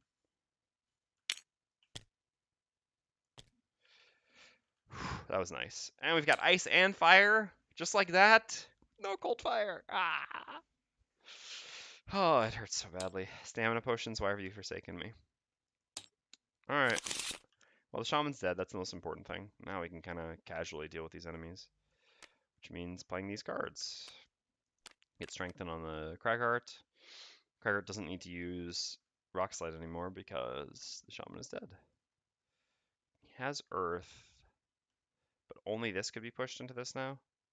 We can't move up to there.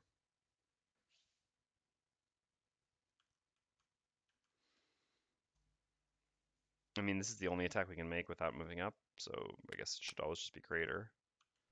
And which card do we want to save after that?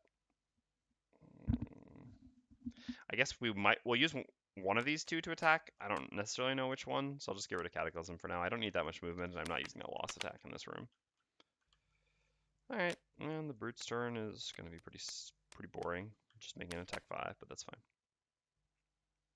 Eliminated. Alright, let's go. So, what are they all doing? Keep bears immobilizing, scout. Right. These scouts aren't doing ranged attacks. That would be the annoying thing. Both because it would allow more of them to hit, and because theoretically this one could move back. If they did ranged attacks before the cave bear, then the cave bear would move up. Alright, so we're going to begin by using the bottom of Mana Bolt on the Cragheart. The strength on ourselves is slightly better, but we're only missing 1 health, and we've used our goggles now, so we're probably going to long rest. Whereas the Cragheart is missing 6. So we'll heal the Cragheart for 3 and give him strengthen.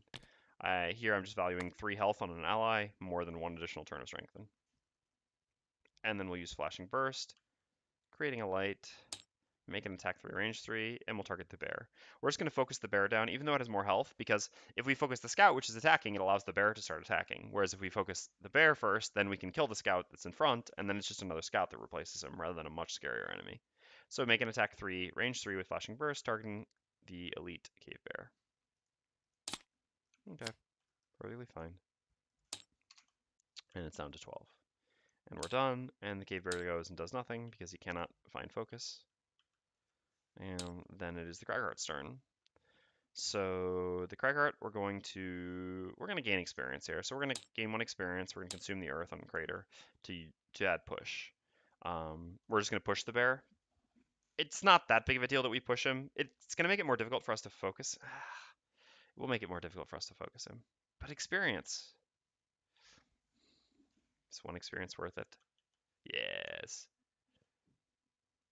I mean, the Spellweaver is going to long rest next turn, and we're going to be like dropping rocks or something. So it doesn't really matter so much, I suppose. I guess if he's here, yeah, we can drop a rock here and he takes 2 damage. All right, fine. Let's not be. Just 1 experience doesn't really make a difference, I think, at this point with the amount of experience we need to level. So we'll not consume the earth. We'll not add push to our attack. Won't gain our experience. We'll just do an attack 3 advantage, attack 3 range 3 advantage, targeting the elite cave bear. Okay, so he gets immobilized and takes 4. Down to 8.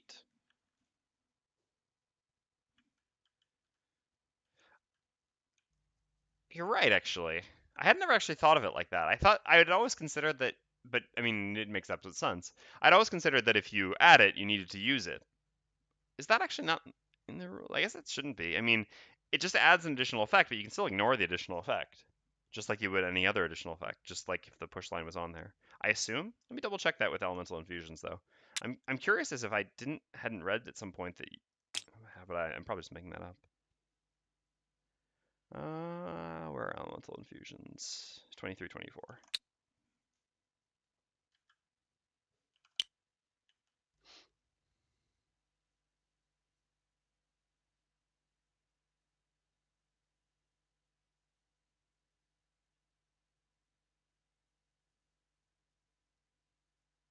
No, there's nothing about it, so I don't know why I would think that. All right, yeah, so I will gain the experience then. Good call, thank you. So I'll consume the earth, assuming that this is correct. Again, if it's not correct, then I can always retroactively remove the experience if someone catches this being wrong, but I don't see any reason why I wouldn't be able to do this then, although I had always been playing it wrong before. Yeah, so same thing. And just not pushing him, so we just gained 1 experience. And do we want to move at all with Cataclysm? No, I don't think there's anywhere we can move to that would be useful. Let me lose the strengthen. All right, then it's the Brute's turn. So we're going to do an attack 5 with Unstoppable Charge, targeting the adjacent scout.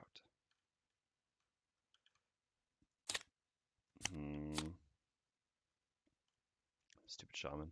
It's amazing that Shaman gives out, 1 curse to each person or something, and then I still manage to always draw that curse. I usually draw the blesses too, I guess. So. All right, and for bottom, now we don't want to move because we don't want to invite.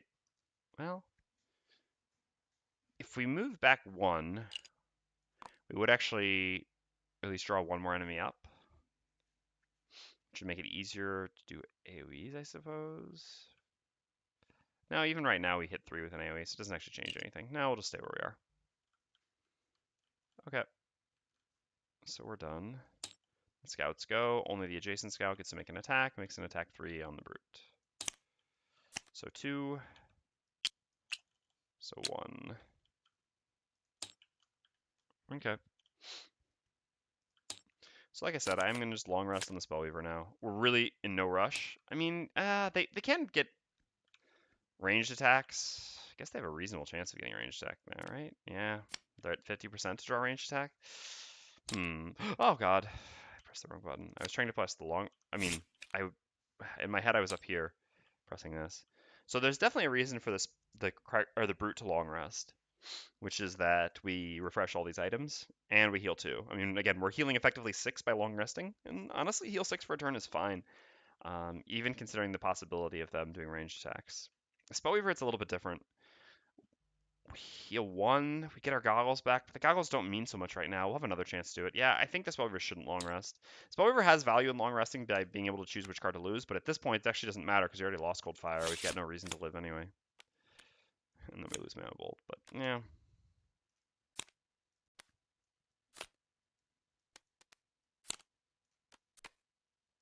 I think we've been too greedy to just have 2 people long resting there. While there are still this many enemies up. Alright, well, we're going to go early. We're going to place a rock. Going early gives us the advantage of leaving less spaces where our enemy's going to attack. Would have been nicer to place one here as well to be able to go rock, but the coins are going to change that. Still, it'll be fine. So what is the spell we were doing? Continuing to attack. Oh, we did create light at the end there, just like we wanted, so now we can use Living Torch and get a fair amount of splash damage. And... Thank you. 1 second, sorry.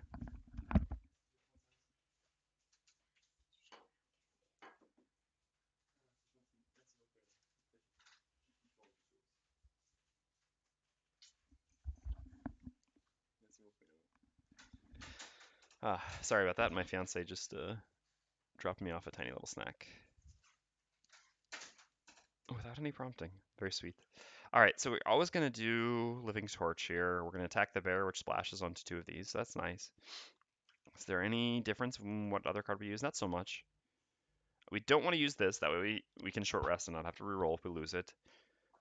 I mean, the turn after, we're going to want to use one of these. This is a better attack, but this sets up the following turn and Living Torch if we don't end up using a Hamina Potion. So I guess it does make sense just to get rid of this. Initiative doesn't really matter much here. Okay.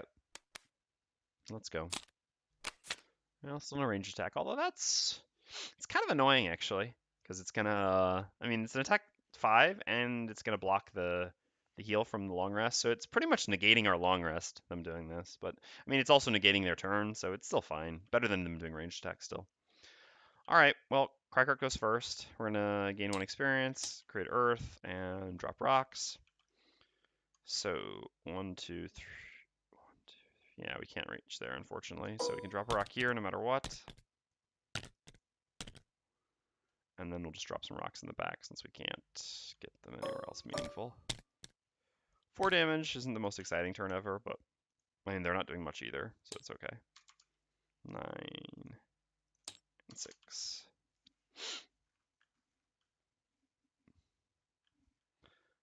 Okay, and then next up we have the Cave Bear who does nothing. Then we've got the Spellweaver who's going to use the top of Living Torch. We're going to consume light, gain 1 experience. Man, Spellweaver is actually gaining a few experience this scenario. I don't even know what that's like anymore. So Living Torch is an attack 4 immobilize, which does splash. Well, we're attacking the bear with an attack 4 and splashing these 2. So to the bear. Okay. Bear's down to 2. And then we get 2 splash here. And 2 splash here. Acceptable amount of damage, certainly. Alright, so then there's just the adjacent scout number 7, which attacks the brute, making an attack +2 poison, so an attack 5 poison on the brute. Alright, so it is what it is. So we take 5, down to 11 more poison. I'm not going to place it because he's just going to remove the poison with the long rest immediately. So long rest refreshes this and this, and we don't get any healing because we were poisoned. Okay. So does the Cragheart get to long rest? Yeah, I think the Cragheart does get to long rest. At the same time, we've got Earth, and we could do a really nice Dirt Nado. Give me a second. I'm gonna think. I'm gonna have a bite of my snack as well.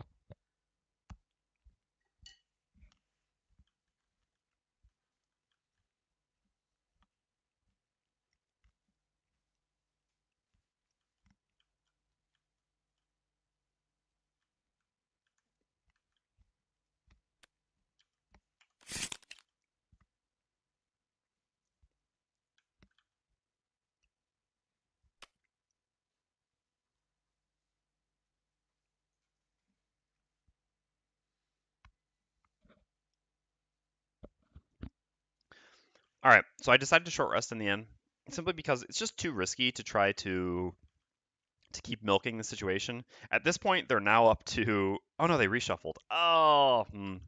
For some reason, I forgot that it was a reshuffle, so I was thinking that they were up to a 3 out of 5 to do range attacks, but still, I mean, even if now they're down to a 3 out of 8 to range attack, I can't consistently keep expecting them not to range attack. If they range attack, I'm going to end up taking a lot more damage than value I gain from long resting.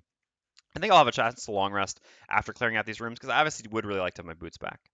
So now the question is actually if we can lose Rumbling Advance or not. I think the answer is no. The Brute is at half health and doesn't actually have any healing potions, so while we don't really need the healing very much, the Brute's going to need it significantly. So I think I am going to reroll. Oh no, that is the card that I least wanted to lose. That's the thing that I was planning on doing. Oh, it's so bad. I mean, that was a risk. If I'd lost something like Rock Slide at this point, or even Crater, Kinetic Assault, Massive Boulder, Meteor, Cataclysm. Yeah, I think the only card that I wanted to lose less than that was probably Blunt Force. Man, that's rough. It's been some rough short rests here.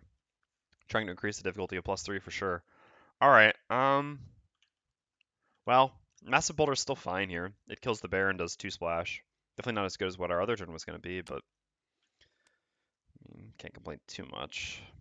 And I guess I'm going to give myself advantage for 2 turns, just to make sure that I kill the bear, and then I'll have advantage next turn as well, and I can do the heal next turn since I don't necessarily need to move. This also gives me better initiative. Well, that doesn't really change anything, because how early I kill the bear changes nothing. Yeah, then maybe better to save this when we actually move. No. I've still got a curse on my deck and a miss, so we're still 2 out of 17 to not kill the bear, and that would just feel bad. All right. Oh, we forgot to use Hamina last turn, but I guess we can use Hamina this turn. Because I think I actually do want a Hamina to get one more turn. So I'll use this plus this here, I guess, and then I'll Hamina back. I guess I can just use this then, just for initiative. And then I'll Hamina back Flashing Burst, so that I can use it next turn, and then still have the light set up for afterwards, as we did this cycle through. All right. So we do have to choose a card to lose.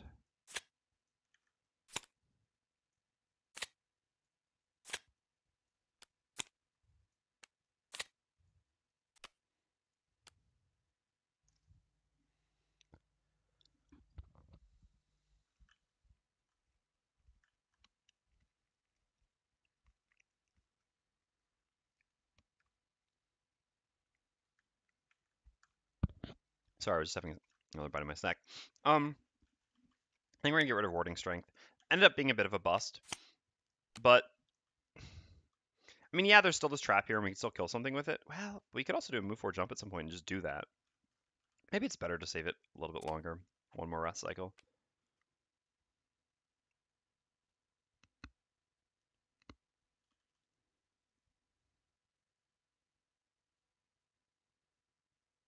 And we've got 2 move 4s. We can get rid of one of our move 4s. We don't have balance measure anymore either, so we can get rid of Hook and Chain. I think that's fine. We don't need range attacks that much anymore. Okay, so I mean, our turn here is pretty clear, I think. We've got an adjacent enemy, which we can do a big attack against. And then since we don't need to move, we can make a ranged attack with Skirmishing Maneuver, attacking the bottom scout. And then the following turn, we'll probably move up and push one of them into the trap. We don't want to do it quite yet because there's still a lot of enemies around. We'd rather kill off a few more of them first. Is Spellweaver... If these are both dead, we should actually go late. Later. No, 44 doesn't change anything. Should we use Reviving Ether then in the end? But if we have to move with it, then we won't be able to Hamina. But I guess we can always Hamina later. All right, let's go like this. The reason being, so the Brute's going to make an attack 5 here, plus we're going to get 1 splash from the Cragheart. There's a reasonable chance with that. How many +1s have we seen? Yeah, we still got a lot of +1s in our deck. There's a reasonable chance that this one should die. Accordingly, the Spellweaver actually wouldn't have anything to attack. If this is dead and this is dead, and she won't have range for this. So it's better to play something so that we have the option to move up and hit this. But if we have to move up and hit something, we need actually the jump, and we need to go late. So that's why we have to play these. Oh, really? That's annoying. All right. Well, that's the one thing he can do. He's sick of sitting in the middle doing nothing. So fair enough. So he's up to 4, and he has 1 shield here. So now he's very unlikely to die. Or skewer when you need it. All right. So it's going to be the Cragheart first. We're going to gain 1 experience. We're just going to move in place. We get strengthened for 2 turns. And we're going to make an attack with Massive Boulder. Still makes sense to attack the center one because we get the most total damage. We'll get 4 damage by doing it this way. So we'll attack the bear with an attack 3 advantage. Ugh. I was hoping to get something positive there. So we just get 2 damage at him. Well, I guess the Spellweaver will just finish him in the end. And then, yeah, 1 splash on each of these.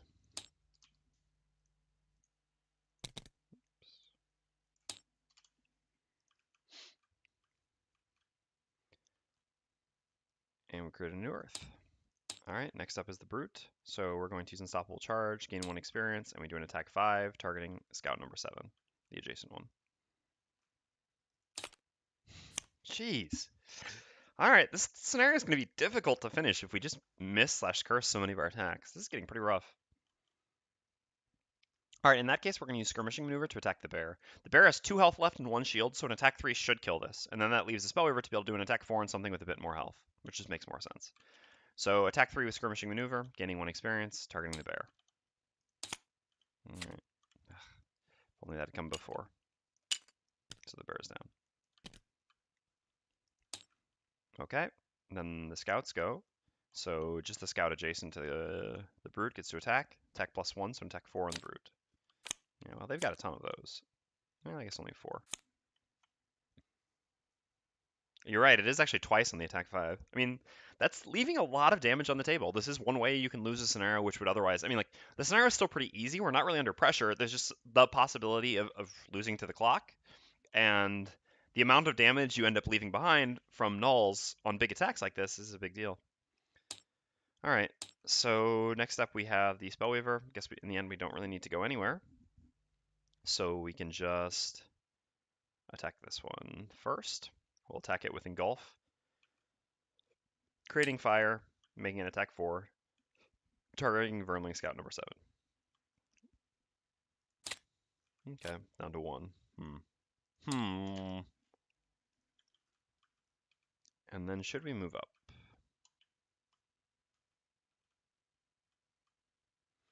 No, I don't think we need to. So we'll just do a generic move 2 to here. This will make it us 1 closer to going out. Using the bottom of Reviving Ether, and because we used a generic move 2, we can Hamina Potion it. Giving ourselves 1 more turn here. And we end the round. So we're always going to do these 2. Like I said, the Brute should use Warding Strength here, I think, to just kill one of the back scouts. We're still actually putting ourselves in a position to get attacked by a lot of things if we do that. What can the Brute, or what can the Cragheart do here? We probably want to Hamina Potion at some point here. Depends when, based on the card. We also have Earth. So we could also, and we have our move 4 jump now. So we could actually go to here and then push this one into this. So then the Spellweaver could kill this one and just like move up to that coin, I guess. And the Brute just moves up to here. In that case, Skewer is nice. So if we don't use Warding Strength here, because the Cragheart can actually push this one from here into this. So the Brute can go here and skewer up, but I guess skewering the thing that gets pushed into it is accomplishing absolutely nothing. And we don't have our boots, so we can't go further and push this one. Harm.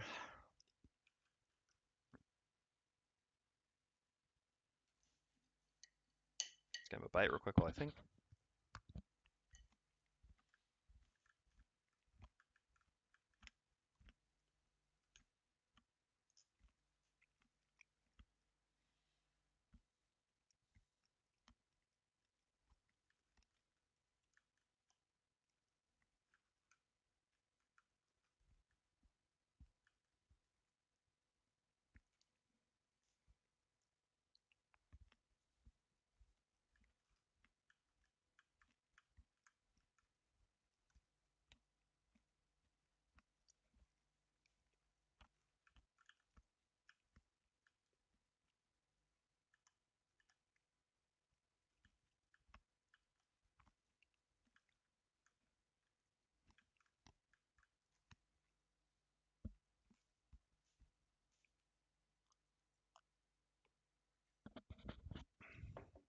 Yeah, I'm really not sure. I mean, Using the Earth to use Crater to push seems good, but then Warding Strength isn't actually really getting any better. We can always try to save it. I mean, skewering these two is a lot of value.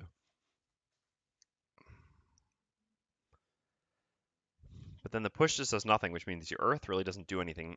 We can immobilize one of the scouts, but this is so bad because of the high probability of them doing a ranged attack anyway. A ranged attack or not moving. I mean, it's literally 50% of their deck.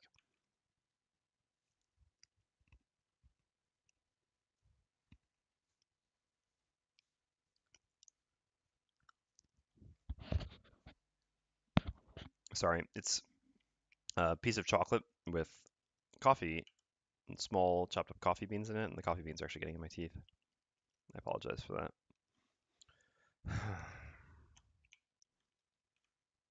If this were to be out of the way, then we could 1, 2, 3, 4, 5. We could push this into this, but this would have to be gone, which reduces the skewer value, but maybe not completely. What if we were to try to find a way to make this work? The initiative's not right, though. We'd have to go at 61. But I guess even if this ends up moving up, the problem is it'll move up to here. But then I guess there'll be another one we can push back into this. Because what if the brute moves up to, for example, here and pushes the scout to leave a path? But the problem is, it's so difficult to execute because of the initiative. Because we have to go at 61, we can't go at 26 because we need the Spellweaver to kill this. We need the brute to push this. So then the Cragheart can go, 1, 2, 3, 4, 5, 6, and then crater this into this. And then the brute would be able to create win this turn, which would then allow him to use skewer next turn on 2 targets.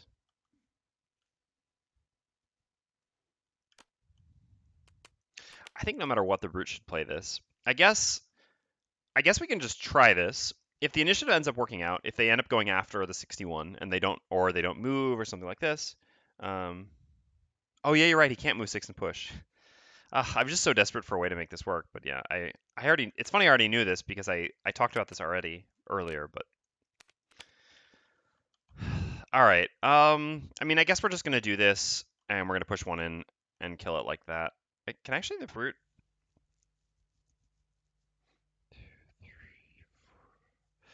The brute can't actually push one of them into this trap, though. Neither this one nor this one can be pushed in. Unless we move this one first. All right. So this gives us a line at least. So we go like this. So we get to use Crater after all and do something with it. This way we can actually push one into a trap no matter what. So we can move up and either push this one out of the way or push one in the trap, and then the brute can also push and create wind to set up skewer the following turn. All right, this works. And we're using the jump. This way we can go at 23 rather than having to go at 61, which just gives us more flexibility to make then the 32 work. All right. 92. Just doing nothing. Stone, nothing. All right. So we're going to do move 4 jump with the bottom meteor.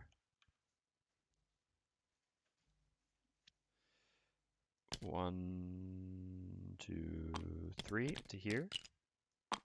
Working on that personal quest.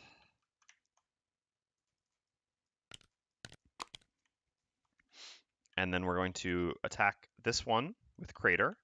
So we're going to consume the Earth, gain 1 experience, and we're going to do an attack 3, range 3, which is just going to be normal because we have strengthen, but we're also disadvantaged because we're adjacent. And we are going to use the push on number 3. Jeez, our flips are something. Down to 7. Push to, I guess to here is a little bit, gets it more out of the way, I suppose. Oh no, but if we put it here, then we can skewer these two. Yeah, that's better. So we'll put it to there. Okay, then the Spellweaver goes, so we're going to do an attack 3 with Flashing Burst, targeting Vermling Scout number 7. Create a light, and attack. Great, ice as well. Of course, we're getting all the elements when we don't have cold fire, just like the game knows. It's teasing us. Okay, and then we have a move 4 jump with reviving ether.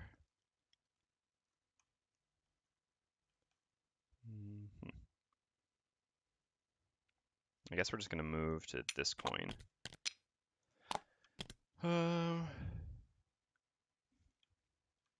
Disadvantage for what? The Spellweaver didn't have disadvantage because she was here, and the Cragheart didn't have disadvantage because he had Strengthen. He was just attacking with normal. Unless you're making a comment about how I got the -2 because I had disadvantage, in which case, fair enough. I mean, because of the disadvantage countering my advantage. Or if you mean disadvantage, remove the advantage of the Strengthen. It's possible as well. Anywho, yeah, so we can't move here because the brute needs to go here to push this one into the trap. We want to push this one, well, because we don't want to go adjacent to any of the others. We could have arranged differently, but it also makes sense to kill this one because this one has 11 health or this one has 11 health. And like I said, this sets up a good skewer on these two. Also, so we could go here, but this actually doesn't put us any closer to the next door. So here gives us a coin and puts us just as close as going to over there does. So what element do we want to create? Well, he's going to create wind for himself anyway, and we don't really use any elements except for the light at this point, which we've already created, so we can actually just create an earth in case the Cragheart wants it, which isn't very likely. I don't think we're going to be using the top of earth and clod, but there's really nothing else, so. Okay, so then the brute's up next. He's going to do move 4 jump with leaping cleave, creating a wind. 1, 2, 3 to here. And we're going to use the top of warding strength as an attack 3 push 2. We will be using the push. So attack 3 plus 1, so 4. So it puts him down to 7, and then the push 2, putting him into a trap which does 9 damage, kills him.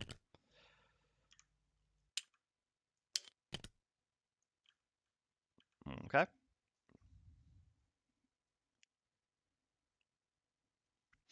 I think you flipped only one card when... Yes, I did flip only one card because the Cragheart had Strengthen. The previous turn, the Cragheart had played Blunt Force as a move to giving himself Strengthen. So this turn, he still had the Strengthen from the last turn. And the Strengthen gives him advantage, and then the disadvantage from being adjacent making a ranged attack. These two counteract each other, which means I just flip one card.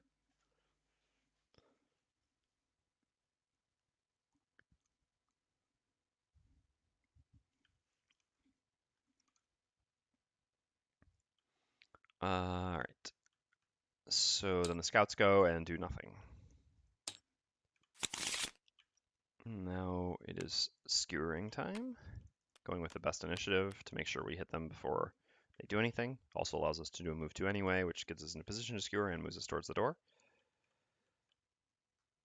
Time for the Spellweaver's long rest. I think not yet. I think we can go one more short rest here, especially since we have the light.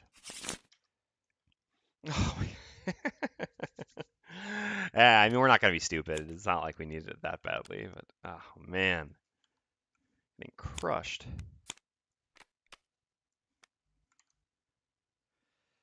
But, well, I mean, it's got to be more difficult somehow, right? And so I guess we're just attacking one of them. We might as well do our higher damage attack first. And I guess initiative, I'm not sure how much it matters. We always want to keep these two attacks separate, so it's always going to be one of these with one of these. So I guess it's just whether we want to use this move now or this move now. And I guess 4 is better because it lets us get to a coin, or maybe, potentially, we'll see. So yeah, we'll use this now, I suppose. It's going to have another bite, excuse me.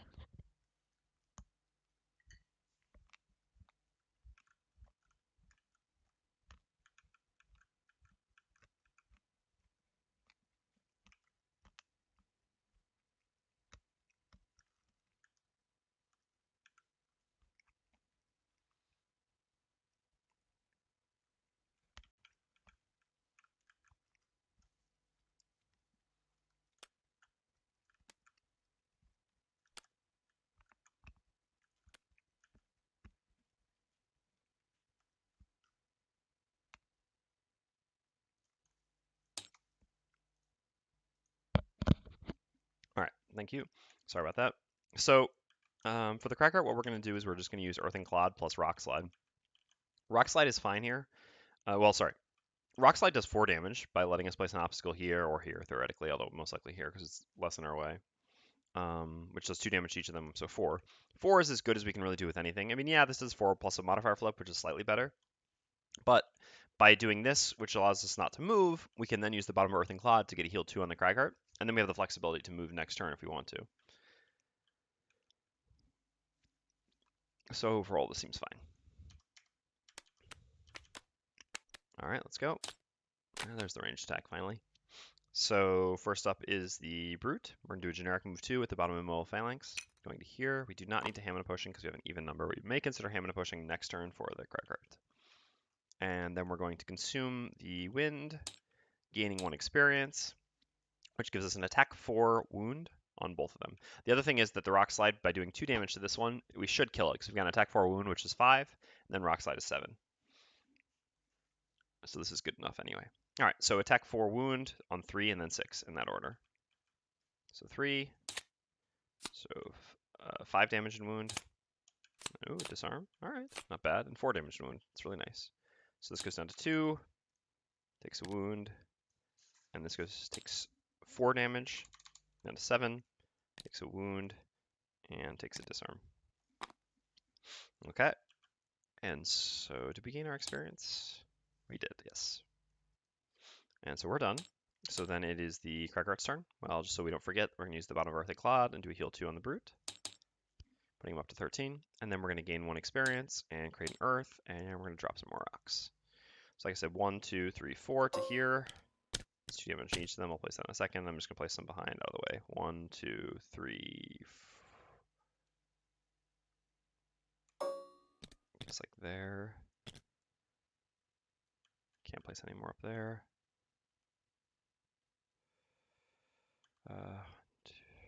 I mean, that's actually a little bit annoying. I guess we can just place one here, here. Yeah, I guess here is fine. It doesn't really do anything. It is legal. Oh, come on. For a completely insignificant boulder. Alright, whatever. It's a little crooked boulder. Not all boulders fall flat.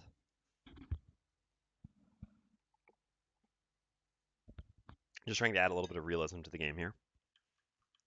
Okay, so 2 damage to each of these. This goes down to 5. And this one dies. We still, yeah, us is be the first, which we failed. Us is 3 or fewer cards at the end. And over here, it's 1 or more monsters always present, which we did not succeed. Yeah, battle goals are not for us. Okay, oops, let's check something real quick. All right, so then lastly we have the Spellweaver. So we have a move 4 jump. We have range, so we can attack first. So we'll attack with Engulf, creating a fire, making an attack 4, targeting scout number 6. Oof. All right. That's a shame because we should have actually killed it here. So 2 damage puts it down to 3. And then, oh, we forgot the coin as well for the one that we killed.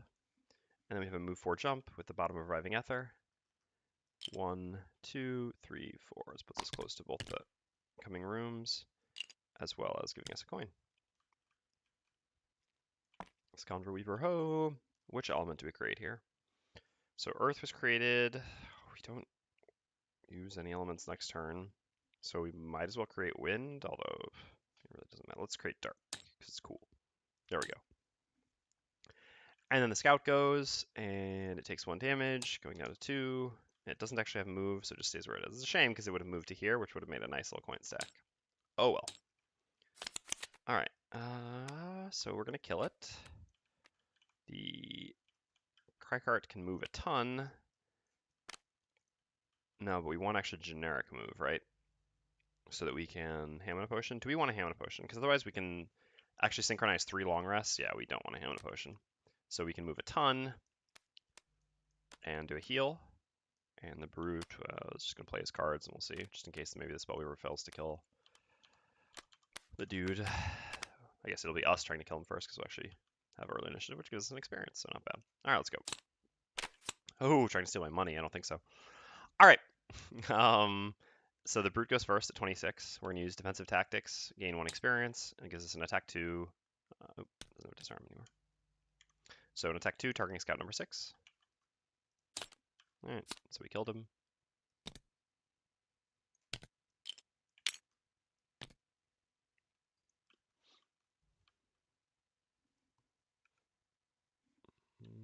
And then we've got to move 4 jump.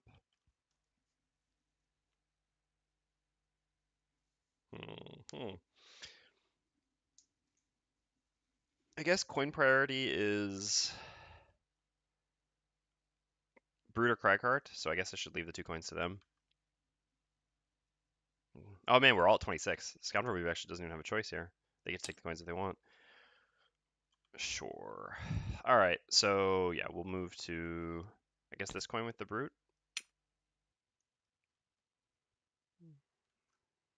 Now the Brute has easier, more movement, but also needs to be more melee than the Cragheart does. So yeah, let's just go to that coin with the Brute. Okay. And then the... Oh crap, it was actually the Cragheart first. Oh, I'm an idiot. I didn't notice. All right, well anyway, his turn was always going to be the same. I was never attacking because I had 2 people attacking it before it went. So consume the earth to do a move 6. Ah, so that means actually I would need to go to this coin with the Cragheart. So the Brute goes to this coin. I'm giving this one to the Cragheart because I already gave the other one to the Brute. Because this coin would, the Scout would still be here, so the Cragheart can only move to here.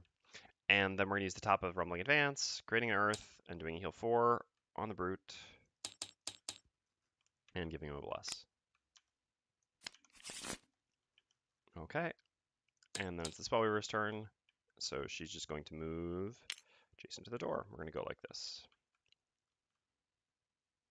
Okay.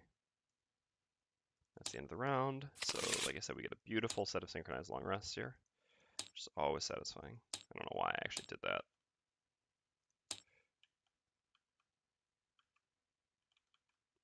I guess it ticks down the thing. All right. I'm just going to have my last piece of chocolate while I do this long rest.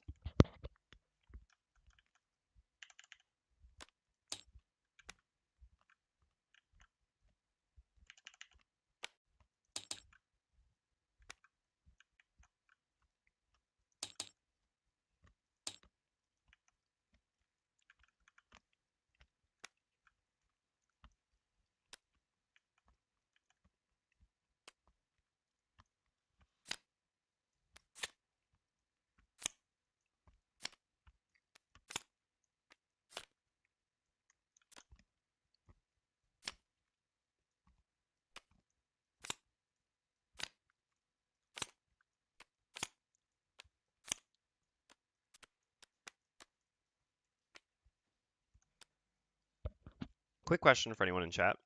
Did I remember to get the health in the Cragheart? I think I did, but I'm not 100%. I'm going to choose the cards to lose real quick. Certainly Fire Orbs there.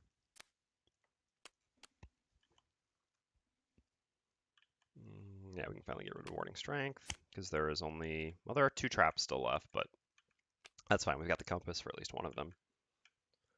And similarly, I think we'll get rid of Crater here. I think it's... Well, at the same time, we don't really have Earth consumption at this point. Well, I've got Cataclysm. Do we still need all this healing? Actually, maybe we just get rid of Earth and Clod. I guess we're going to be... Could still be valuable. Nah, I think we'll just get rid of Crater. It's more realistic.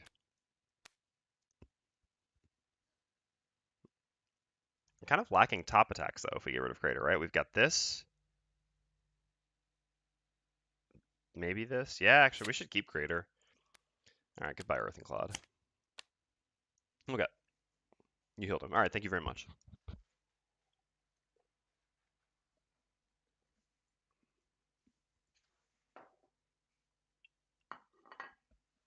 All right, all done. So, down to 7 cards.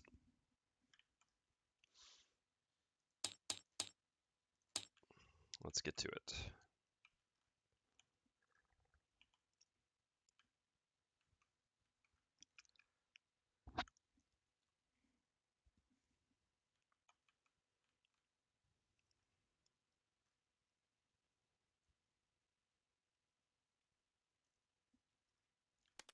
Rock slide when entering the room. Generally a pretty safe choice. Just need to move to the door. You can do that with any generic move too. Which one that'll be, we'll see. Brute.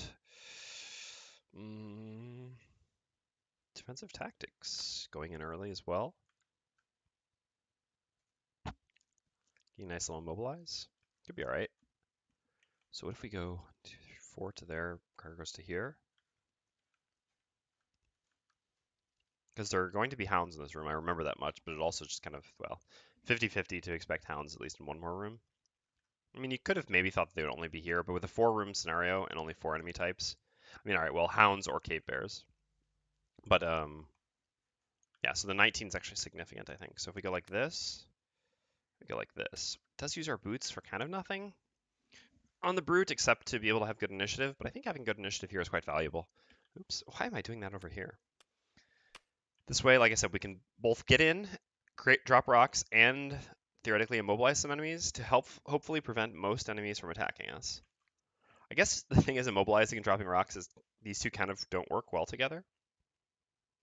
So in that case, I guess I'm not really in a... But I guess then the immobilizing is more valuable than the rock dropping. But the rock dropping is just maybe one of our highest damage options remaining anyway. All right, so as for the Spellweaver, we're going to play these two. There's a couple reasons for doing it like this.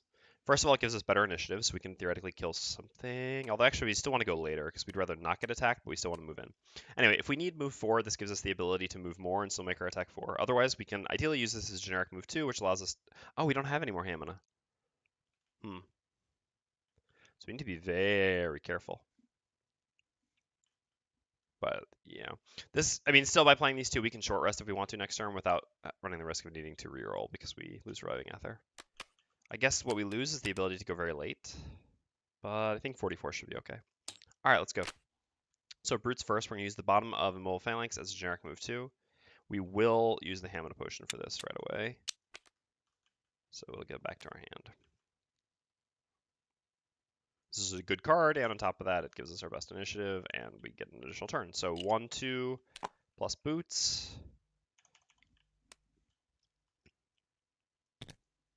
3. Yeah, let's set up this room. Got just a trap here.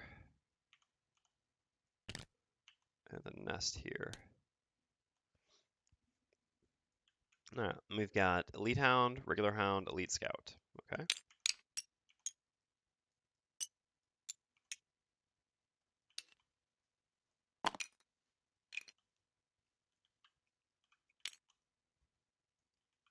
So it's 15, 15, 15.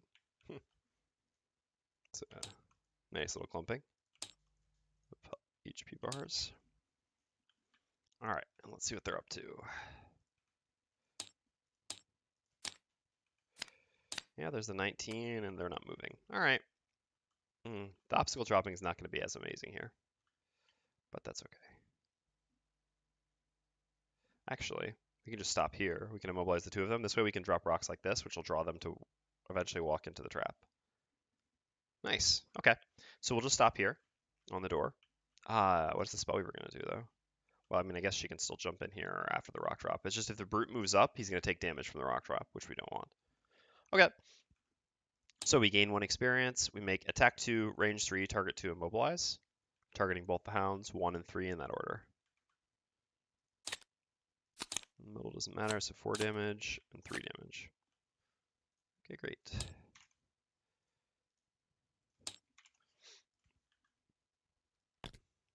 And immobilizes. All right, so we're done. So the next up is the Cragheart. We're going to choose the bottom of Kinetic Assault as a generic move 2. Move to here. And then we're going to use the top of Rock Slide, gain 1 experience, create Earth, drop rocks, there, there, and there. Like I said, this will force their pathing to run them through the trap. while also this does as much damage as we can deal anyway. So 2 damage here. And 2 damage here. Okay, and the hounds go. They just lose their immobilizes. We could have considered not immobilizing them because of the fact that they would run into the trap anyway, but we're going to get them to run into the trap no matter what. It just made more sense to get one turn of them not even attacking us. All right, then the Spellweaver's turn. So we have a move 4 with Flashing Burst or generic move 2. It doesn't really change anything. I'm going to move to here. And then we're going to use the top of Engulf, creating a fire, and we're going to make an attack 4 targeting the Elite Hound because it is the highest damage enemy in the room. Admittedly, the scouts can do ranged attacks, so with the current setup, it's a little bit more. Ooh, actually, no. We do not want to hit the Hound, right? The trap is 9 damage. No, the trap's 9 damage, so actually, the Elite Hound will run into it first, and he'll just die, so there's no reason to put any additional damage on him. So at that point, actually, the scout is the second most threatening enemy in the room, simply because it can do ranged attacks, and it actually hits for 1 more than the Hound. Although it's a shame, because the Hound is actually more injured. But the Hound's just less threatening. Yeah. All right, so we'll 1, 2, 3, make an attack 4 with Engulf, creating fire, targeting the scout in the back, the elite scout. All right, +1, so 5 damage. Down to 10, and the scout goes and does nothing. Okay, yeah, we'll short rest. Sure. Guess if we played this, we'd get it back in our hand. I mean, I guess we'd have this back in our hand. We will get this back in our hand. Do I care that much about having Flashing Burst back in my hand? Do I want to pay 1 life to have that back in my hand? Let me to have this in my hand. Yeah, I think I actually do. What I mean here is by doing this, I can play a loss in the same turn as Surviving Ether, which allows me to immediately recover the card that I play. All right, so let's do that. We'll see which initiative, but this is probably a fine one. I doubt we're getting focused here. Don't have a ranged attack on top anymore, which is a bit of a shame, because it'd be nice to do double ranged. We can go late and do a ranged attack, presuming that the Hound's going to move up. And if it doesn't, then we're kind of in a bad spot, right? The truth is we just don't want to move up and attack them, though. What if we just do something like this? I think this is actually good. So we're going to go really, really late so that to make sure that the Hound moves up first. And then we can jump over the obstacles and hit. And by creating wind, we'll set up Skewer the following turn. Yes, makes sense.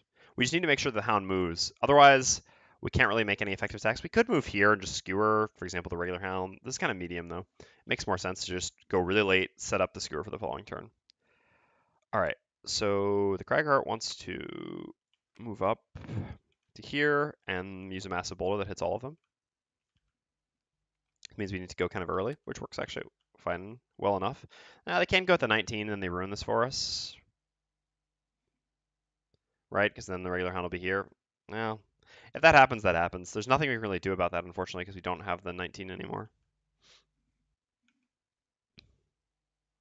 Otherwise, I mean, we could do something like just... Because the downside then is then we'll have to do direct damage to our allies if the regular Hound will end up being here. But it's only if they specifically get the 19. We'd have to do 1 damage to each ally. Otherwise, we would do nothing. Otherwise, if we use Crater, then we don't have that risk, but we also get less upside. I guess the upside isn't that high with Massive Boulder. It's only 1 more damage because this is always going to die anyway, so doing 1 damage to it doesn't matter. So we just get 1 more damage on one of these. Yeah, Spellweaver is going to be fine.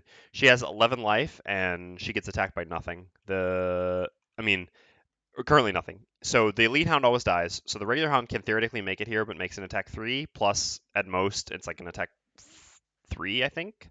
Because I think their ranged attacks are always -1. So I think at most she takes 6 damage from the 2 of them. So even with, I guess theoretically, a crit plus a +2 would mean she wouldn't be okay. They would have to get a ranged attack, and the Hound has enough move to move here, and gets an attack, and they specifically flip crit and +2.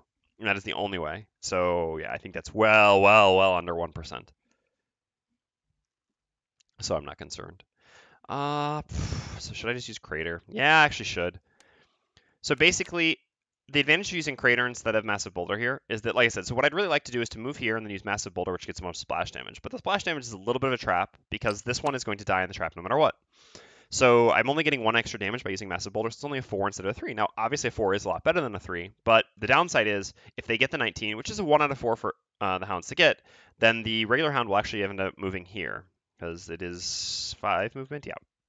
They're going to be here, and I won't be able to move up, so I'll only be able to attack this Hound with Massive Boulder, which would deal 1 damage to both my allies, which I don't want. In that case, I can just use Crater as an attack 3. So I'm going to miss 1 damage if they don't do the 19, but if they do the 19, I'm going to be safer. I guess there's other than the 19. There's also the Mobilize. Yeah, actually they've got half of their deck, which goes before 21. So yeah, this is definitely safer. All right, let's go. Well, what do you know?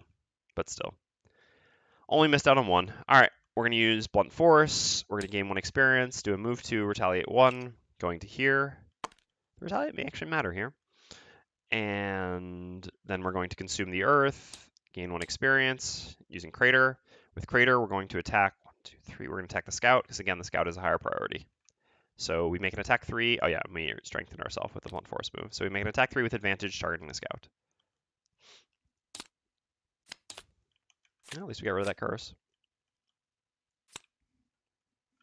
And so 3 damage here. Down to 7. Then the Spellweaver goes. So the Spellweaver is going to use Reviving Ether, creating Dark. Well, first we're going to play Engulf in Flames. So we're going to activate it. And the next 5 melee attacks targeting you gain Retaliate 3. Man, what a useful ability. And then we're immediately going to get rid of it. And then we're going to play Reviving Ether, recovering all our lost cards.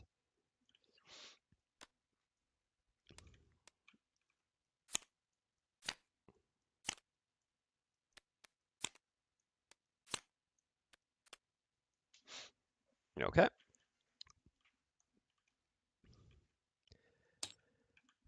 So then the Scout goes. So Scout has -1 movement, which means 4. Oh no! It's actually not going to be the Hound that triggers the trap. The damage did matter. All right. Fair enough. Yeah, it's a little bit annoying. The Hound's actually going to wallop the Cragheart, but not a big deal. So 4 movement. 1, 2, 3, and 4. So he has 7 life, so he does die in the trap. Okay, and then the Hounds go. So the Elite Hound has -2 movement, but this is still 4. 1, 2, 3 to here, and makes an attack at +1, so an attack 6 on the Cragheart. Where are those curses? All right, so you take 6. Not insignificant. I don't know why I assumed the Hound would always. I mean, I guess it's because, like I said, the Hounds have 4 cards which are 19 or lower, and the Scouts have maybe 1 card which is that low. I'm not even sure if they even have one that's that low. So it just always made sense to me that the Hounds would go before the Scout. And again, the Scouts have 1 card where they also don't move. I'm actually doubting myself a little bit that they have 3 range attacks. They might only have 2. I thought there was a poison range attack, but I could be wrong. It's possible I've just never seen it because TTS has split that same non-move attack like 5 times. But anyway, the Scouts have a lot of things where they don't move as well. I mean, I think it was a very reasonable assumption that the Hound would be the one triggering the trap, but in the end, that was not what happened. Okay, so we're going to do move 4 jump, creating wind, with leaping cleave. It sucks because we are going to take retaliate now. And our skewer is not going to be good at all, but go 1, 2, 3, I guess, to there. And then we're going to use Unstoppable Charge, do an attack 5, targeting the regular Hound. Okay, so it takes 5, it's down to 5. And then we take 2 retaliate. It was just 2 from the regular? Yes. And that's the end of the round. Alright, so Brute's turn is very obvious. We have the wind set up for Skewer. Skewer kills the regular Hound. We just need to move 1 away so that we don't get retaliated. Yes, he did suffer the 1 retaliate damage. If I remember correctly, that's why he's at 8, because I'm pretty sure I left him at 9 before, and I don't believe I did 1 additional damage to him with anything. And I think he just took the 1. I think I did the 1 damage to him to put him at 8. Pretty sure. It's possible I had done 1 before to him, but I think he was at 9 and went down to 8 with the retaliate. I had remembered thinking about it, but I'm not, as usual, always 100% sure that I remember to do the things, but still, I think so. All right, we don't have any special elements here.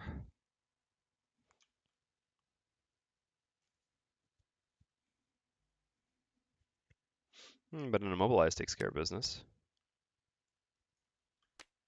All right, this looks good. So we can actually heal the Cragheart for 3. The Strengthen doesn't matter because the Cragheart already has Strengthen, but it's still a heal 3. And we also want to just go early to make sure we get our Living Torch off. The Hounds have only a single card, which is their Immobilize, which would allow them to go before our 7. If the Hounds get the Immobilize, it's actually going to be really, really bad this turn. God and Terrors. But if they don't, it should be fine. That's really the only card that can completely ruin us. I guess the problem here is the Cragheart can't actually move away early. Ugh. Yeah, the Cragheart's almost always getting hit anyway. Well, we're just going to do the best we can do, which is jump away and use a Massive Boulder. Yeah, Cragheart's initiative. Unsurprisingly, being a bit of a drawback. We will actually, pretty soon here, we actually maybe should have already changed our Boots of Striding into... Ooh, yeah, we should do this after this scenario. We'll replace our Boots of Striding with Boots of Speed. Once you get level 7, I would say, is the key point of the Cragheart. Now we have a move 4 jump and Cataclysm, which gives us a move 3 or move 6 consistently. So that gives us a lot of movement. We need Boots of Striding a lot less. Although the Boots of Striding are still useful because we do a lot of generic move 2s with the Cragheart, I actually prefer at this point having Boots of Speed. And again, having the Boots of Striding on the Spellweaver is actually useful. So I think it is actually time for us to replace these boots after this scenario. Okay, let's go. Please not 6. 19. Yeah, the 19 sucks because he still goes before the Cragheart can move away, but oops, this should have been eliminated. But that's about the best we could hope for. At least it's not the Immobilize. All right, so we're going to begin with the Spellweaver. We're going to use the bottom of Mana Bolt to do a heal 3 on the Cragheart, give some strengthen, but he already has it. We're going to use the top of Living Torch to do an attack 4, targeting the Elite Hound. Goggles? No, not really any reason. I don't know if we'll necessarily even long rest. So targeting the Hound. Oof. All right, should have goggles. That sucks. Okay, so then it's the Brute's turn. We're going to do generic move 1 with a mobile phalanx, moving to here, so that we can skewer him without being adjacent. Obviously, there's some upside to hitting the elite since he has more health, but the skewer should kill this one. So we move like that with a mobile phalanx, then we're attacking with skewer, gain 1 experience, consume the wind, which gives us an attack 4 wound, pierce 1. Of course, the pierce does nothing. So an attack 4 wound, targeting Hound number 3. Okay. So down to 1. And wounded. And then the Hounds go. So the Elite Hound, which is immobilized, doing absolutely nothing, will attack the Cragheart. So has no bonus here because there are none of his allies adjacent to the Cragheart, but still makes an attack 5 on the Cragheart. There we go. I was mentally envisioning it. And the other Hound just dies to the wound. Okay, and then the Cragheart goes. He's going to do a move 4 jump with the bottom of Meteor. We'll take this coin. Greed is good after all. And then we'll use Massive Boulder, creating an Earth, making an attack 3, range 3, which does splash, splash does nothing. And we still have strengthen, so we're advantaged. Okay. Yeah. So 5 damage, down to 3, and muddled. Oop, and muddled. Mobilized would certainly be better here. Okay, and that's the end of the round. Well, Brute's just going to play us 2 cards, and we'll see what they end up doing. Cragheart's also just going to play us 2 cards, and we'll see what they end up doing. All was just going as early as possible in the hopes of maybe going before the Hounds, although it's not any realistic way that we're going before the Hounds here. Spellweaver should actually probably try to do the heal while we have the Earth. Heal 5 would be nice. We can play an attack anyway in case we end up somehow magically going before the Hound. We'll save the fire for setting up cold fire in the next room, potentially. Actually, it doesn't really matter. But I guess we want to do this because this is our best chance of going before them. Although at 26, our allies are also going before them. But I guess our allies can also be healing. Yeah, we'll go at 26 and we'll see what happens. At the same time, we'd like him to be dead so that we can move past him. We'd rather go after our allies who can kill him. All right. So yeah, let's do this then. So worst case scenario, we can still attack, but ideally, otherwise we can move to where he is and grab his coins while healing an ally. All right, let's go. 83. All right. They were happy to oblige here. I guess we were going to have Earth no matter what because we're doing this, but so we're going to use Rumbling Advance, both missing the same amount of health. Huh? I don't know this anymore. much health does he have left? 3? It's a little bit annoying. Anywho, we'll Rumbling Advance. Who want to have the Bless more? I guess the Brute, he does bigger attacks. So yeah, we'll do a heal 4 on the Bless. On the Bless. On the Brute. Putting him up to 21 and giving him another Bless. Okay. And then we're going to do move 3 with Cataclysm. I mean, we could have used the Earth to move 4 more, but that's all we're doing anyway. And so there's a new Earth because of Rumbling Advance. Then it's the Brute's turn. We're going to use the bottom of Skirmishing Maneuver, gain 1 experience, and do an attack 3, range 3, targeting Hound number 1. Stun. What a valuable Bless! Oh well, at least he's dead. At least it wasn't a -1 or a miss. Okay. And then we're done. Since that was a bottom action, then it's the Spellweaver's turn. Spellweaver is going to use the bottom of Engulfed in Flames to do a generic move 2, moving on top of the coins. Scoundrel Weaver. And going to use the top of Elemental Aid, gaining 1 experience, consuming the Earth, and doing a heal 5 on the Cragheart. Okay. Whew. We are all ready to go into the last room. All right.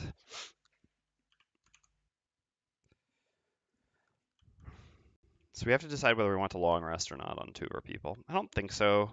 We get card selection and we get his boots back, but I don't think overall that's very valuable. I think I'd rather not waste a turn with the Spellweavers. Even though Spellweaver has plenty of longevity still, I think it's just more valuable at this point.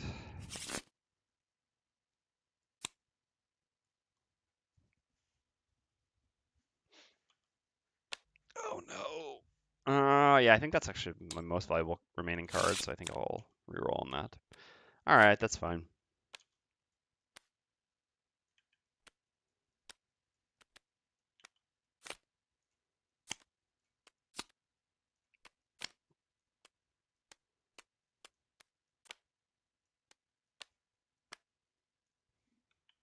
It's crazy how Blunt Force transforms when you put that Strengthen on it, but that sort of card has an effect. Yeah, that's fine. We can get rid of this. I mean, while I appreciate having the range attack on bottom, I probably still will in this last room. It's not one of my most important cards at this point in the scenario. All right, so how are we going to do this last room? Run in guns blazing? Yeah.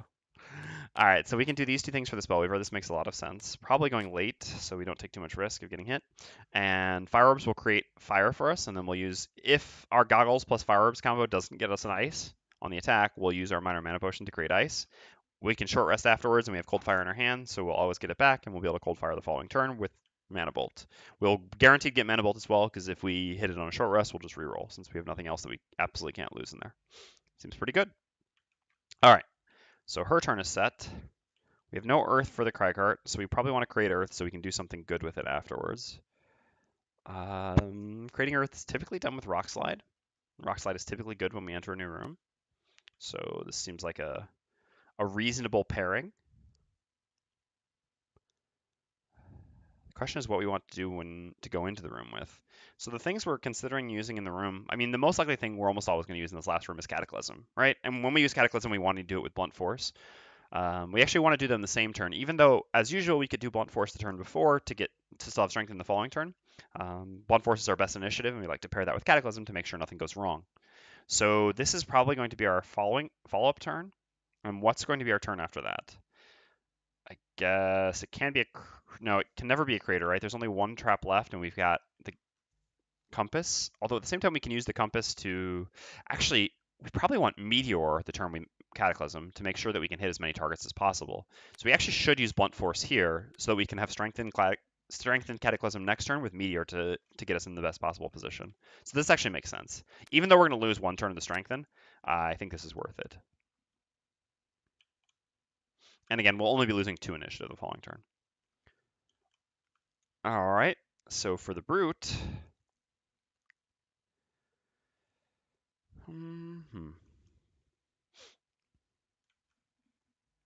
Well, I've got 2 move 4 jumps. one of which creates wind for skewer. So what are the top actions we want to do? Maybe an execute, actually. But we don't know if we want to use the execute yet, so we should probably hang on to that. So does that mean we want to do our move forward jump? We are the furthest away, so yeah, we probably need that. We also don't have boots, so yeah, we should probably lead with that.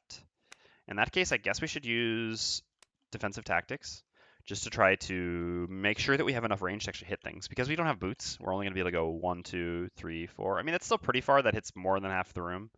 But, I mean, I don't know. Defensive tactics can also be decent if there's a bear in the room to immobilize it. It's just a safer play since we don't have the boots. If we had the boots, we could probably go for a stronger melee attack like Unstoppable Charge or Mobile Phalanx. But as we don't, I think it makes more sense to use defensive tactics, similar to how we would use Spare Dagger when entering a room like this. All right, overall, I think this plan looks good. So let's do it. So first we have the Cragheart. We're going to gain 2 experience. We're always using both these abilities. We do a move 2, Retaliate 1, Strengthen Self, etc. All right, 1 more movement, but we'll see. So we have a trap here. We have a nest here. And we've got, oh, there is no bear. Okay, fair enough. I thought there might be, but so there's only 1 room with a bear. It's a little bit unusual. I mean, there could be if it had been 4-player, but still, even at 3 or 2, I kind of expected a bear to be in this room. Sometimes you get it wrong metagaming the scenario design, I suppose. Can't win them all. Okay, so 15 and the rest are 11s, correct? Yes.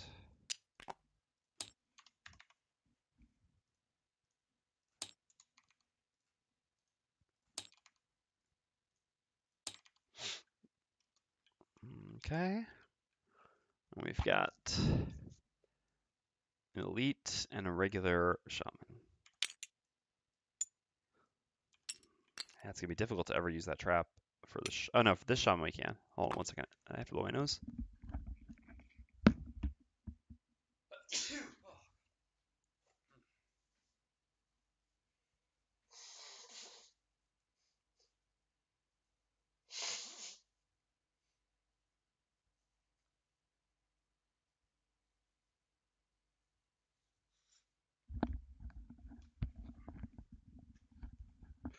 All right. So that was everything, right? So we'll definitely be using the trap for this guy. That sucks though because this is going to be the hardest to kill, but we still got our 2 bows, so I suppose we'll try to use our bows to deal with him. Also, we're going to be able to get a ton of damage. I mean, we're going to get 2 damage on him here, so then 2 bows after that should leave us with enough to kill him. All right, so let's flip all the enemies. So there's just this and this. All right, that's fine. It's not really threatening. Ah, I knew there was a poison attack. Ah, why did I? Ah, no. This is what I get for saying I didn't think this card existed. At the inopportune time, it comes out. All right. So we have 1 movement left if we don't want to go any further.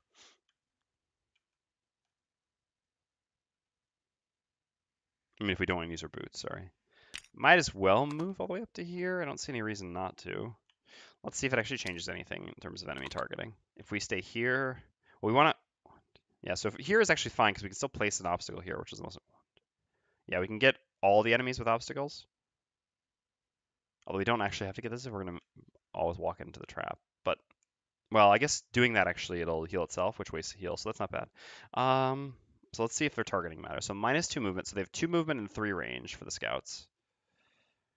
So what is their ordering? If we're here, none of these will move. This one will go here and have range. This one will go here and have range. So it changes nothing. So in that case, we might as well move up 1 more.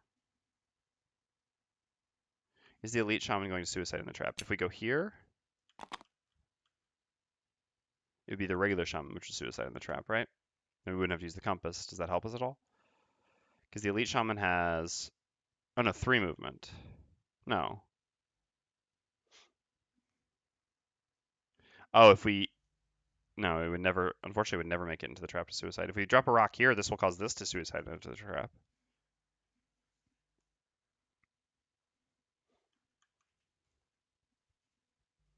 But unfortunately, the elite never does.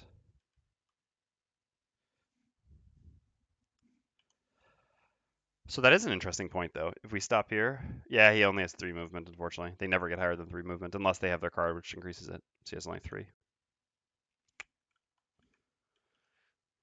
Because this one will if we drop a rock here. So is that worth it? Yeah, I guess it is. So if we stop here instead, it just creates issues for our allies, right? I guess not, because he can jump past, and then she can move through here because the space will actually be open after this dies. Yeah, that actually makes sense. I mean, it allows us to save the compass. How much the compass does with no traps left is kind of eh. I mean, it can set up AoEs though, so there is some significance to it. So yeah, let's do it like that then. That does make the most sense.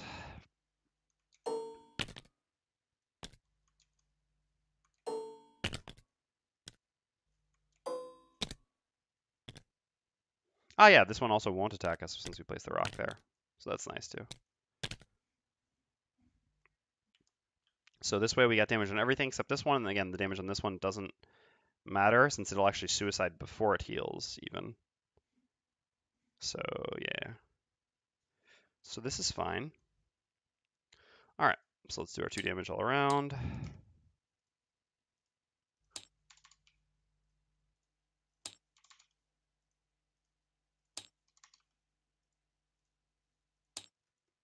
Which health? 8. He's gonna be at 6 now, he's gonna be back up to 8, unfortunately. Again, so 1, 2, 3, 4 range. Yep. So obstacle there and there doesn't block anything off completely, and that goes there to force him into there, which again saves us compass use. All right, and so we're done. Yeah, we can't hammer or anything like that. Healing potion not necessary, and nothing really to use here. Okay, then the shamans go. So the elite shaman has 3 movement. 1, 2, yeah, 3. Going to here from here doesn't actually get any closer, but from here is actually closer. Okay, and then it does a heal 3, range 3. Prioritizes things missing the most health, except everything's missing the same amount of health. So in this case, I guess the rules already say it's ambiguous, and I always have them heal themselves, which makes the most sense to me. Or things closest to them, but in this case, itself would be the closest. And then, like I said, this shaman runs straight into this trap and dies. Obstacles are good. Okay, then it is the brute's turn. So we move forward jump. How do we want to do this? Yeah, so we don't want to move up past here because then this one won't be able to hit us. Yeah. We're still going to take a fair amount of damage here, huh? Alright. So I guess the coin is more valuable for us, like I said, than it is for the Spellweaver. Also, by going here, we can then next turn move here and get a nice skewer. So we'll move to this coin using leaving cleave, creating wind. And then we will gain 1 experience and use defensive tactics, giving us 2 targets to immobilize and such. I guess we'll be hitting things over here. So 8 and 4, each attack 2 immobilizes. The immobilize doesn't matter, I'm not even going to bother placing it. I guess we could just stun the elite now. I mean, we could theoretically try to save this for the shaman, but I don't know that we're ever actually going to hit the shaman ourselves. We're just going to rely on the Cragheart plus Spellweaver to finish the shaman since they're the ones with the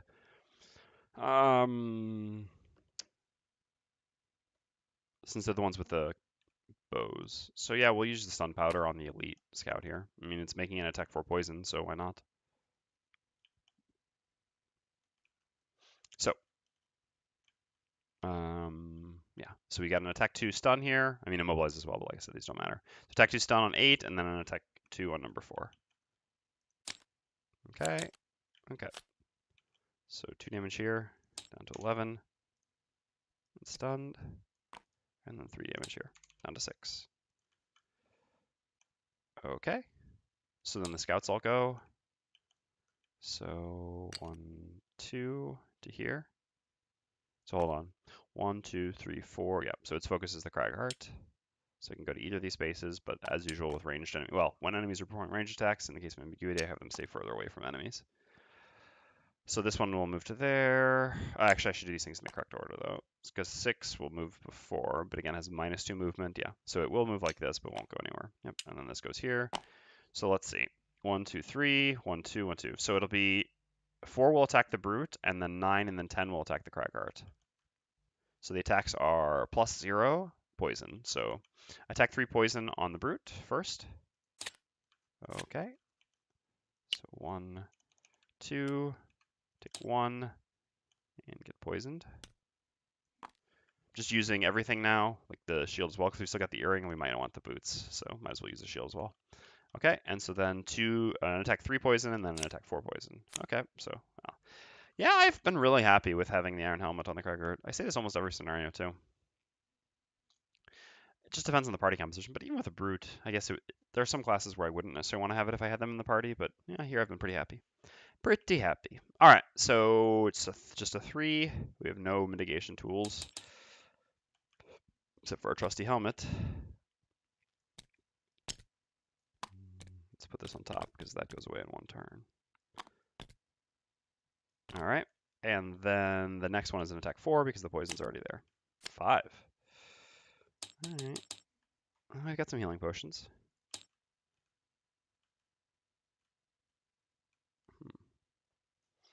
Forgot the Spellweaver doesn't have jump here. That'll be fine. All right, so we're going to use a move 4 on the bottom of Flashing Burst. 1, 2, 3, 4. Not really where we want to be, but we do need to hit this and use the bow now. The sooner we can kill that, the better. Do we want to use the... Yes, we did. Oh, no, it's too late. We've seen their flips. The Brute needed to use the compass to put this here. Oh, well. Nothing to do about it now. So, we moved there. We're going to use fire orbs, so we create fire. Before we forget, we're also going to use our minor power potion. Oh, sorry, minor mana potion to create ice. Nope, no, yeah, because we see our flips first. All right, we just have to not forget. I am declaring now, with 100% certainty, if I do not flip ice on my attacks, I am using my minor mana potion to create ice, just because I have a tendency to forget these things. Okay, so fire orbs, creating fire. We have 3 targets easily here, so we gain 3 experience. We're using the goggles to gain advantage. We're using the piercing bow to ignore shield, and we're using the minor power potion to get +1. So we've got attack 4 advantage, ignoring all shield. We will do 9, 10, and 6. The reason being that all these are going to get Cataclysm, so doing 4 damage now, plus then the 6 damage from Cataclysm should be enough to kill both of these, rather than doing 4 damage to this and then leaving it alone for a little while. Although hopefully we're going to move it in, but we'll see. Okay, so like I said, 9, 10, and 6. Someone want to give me an order for this real quick. This is kind of important. The most important thing is just what we get on the Shaman. We can't get a bad roll on the Shaman, because otherwise the Shaman could end up being very, very difficult for us to actually end up killing. The other 2, it's less significant.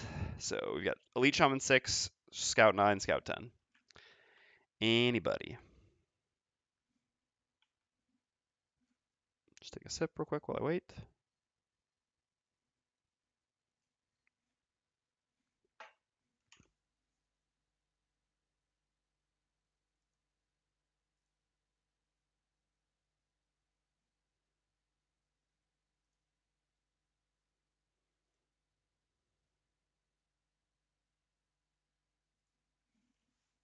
Nobody. Okay. That's sad. I guess I have to choose myself then. Well, I'll just go with the trustiest thing, lowest to highest. So we'll go 6, 9, 10.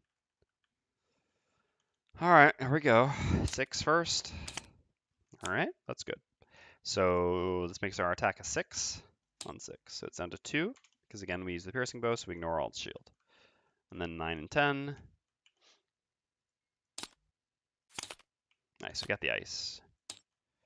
All right, so +2 here, so 6 as well, so down to 3. And then 10. All right, so just 4 and 10. Oops.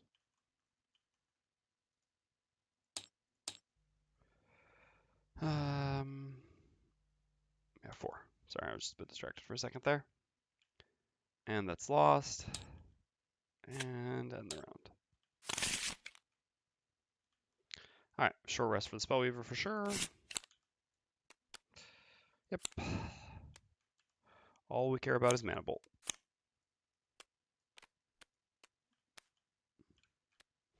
Already have Cold Fire in hand. Time for the combo. Speaking of the combo, these two cards. We don't have Earth. No, we created Earth last turn. We just forgot. Yeah, we used Rock Slide. I was like, did we mess this up? But no. We have Earth from Rock Slide. We just forgot to create it. And so we kind of need this Brute to go before the Cragheart. That's not too difficult. We can use this for initiative and move so that we can move one of them with the compass. We do have a Hammer Potion still on the Cragheart. That's the only person with a Hammer Potion left. All right. Anyway, this combo looks fine. We're going to get to stun the Shaman, worst case, and if it's going to do something crazy to mess us up, we always go before the Shaman with 7. So we're pretty safe. All right, well, we don't need to stun the Shaman in the end.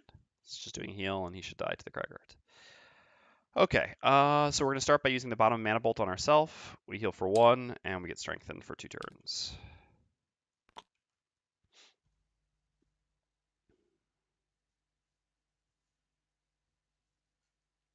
So how do we actually want to hit here? So if we're going to hit 3, we could hit like this, or we could hit like this. But then how do we use Crater afterwards is the big question. I mean, I guess we don't even damage the Shaman by hitting it. We just stun it, so that doesn't really matter. Cragheart should kill it. It's actually, I believe, impossible for the Cragheart not to kill it, because the Cragheart will have advantage. There's only 1 miss in his deck, and even a -2 will kill. So yeah, this should always die, so we can ignore it, because the Cragheart does go before, as long as the Cragheart hits it. So the Brute is presumably going to move this here. Yeah, the stun was from last turn.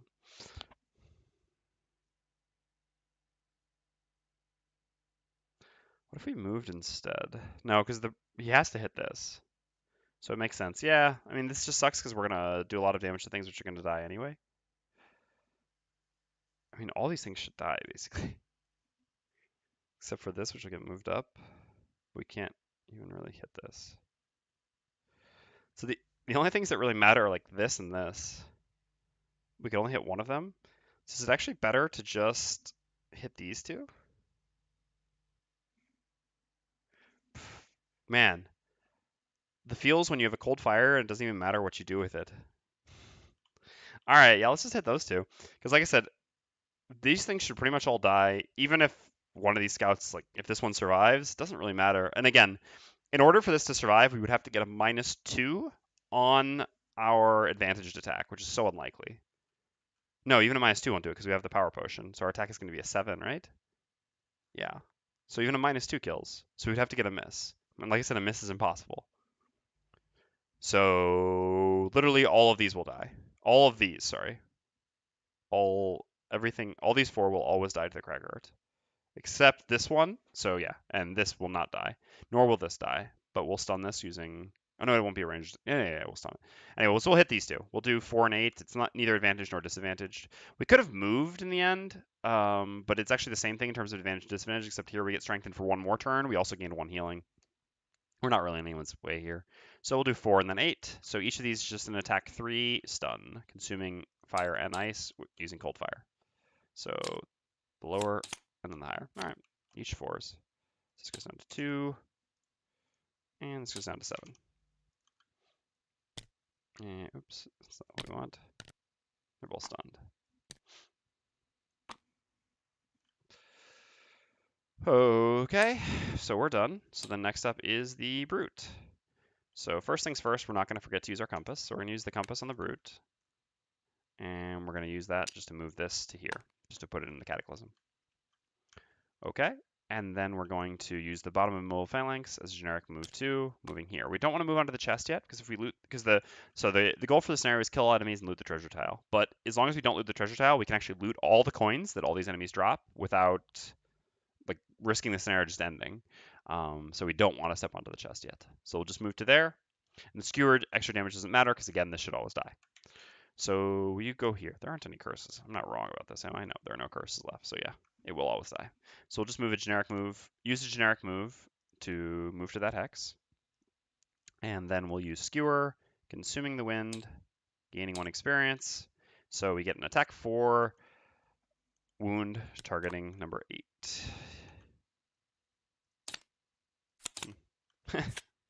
Okay. He's already stunned, and we miss. That's a lot of misses for the brute this scenario, but it's okay. Hasn't really mattered. All right, next up is the Cragheart. We're going to use the bottom of Meteor as a move 4 jump. Going to here. And then we're going to use the top of Cataclysm. So we gain 2 experience, we consume the Earth. This gives us an attack 4 plus 2 because the Earth, so an attack 6. Immobilize all allies and enemies in the targeted area. We're targeting like this. The immobilize really doesn't matter. We're going to use our minor power potion. Just while we're at it, we're going to use our minor healing and our major healing. So minor healing removes the poison, and the major healing gives us 8 health.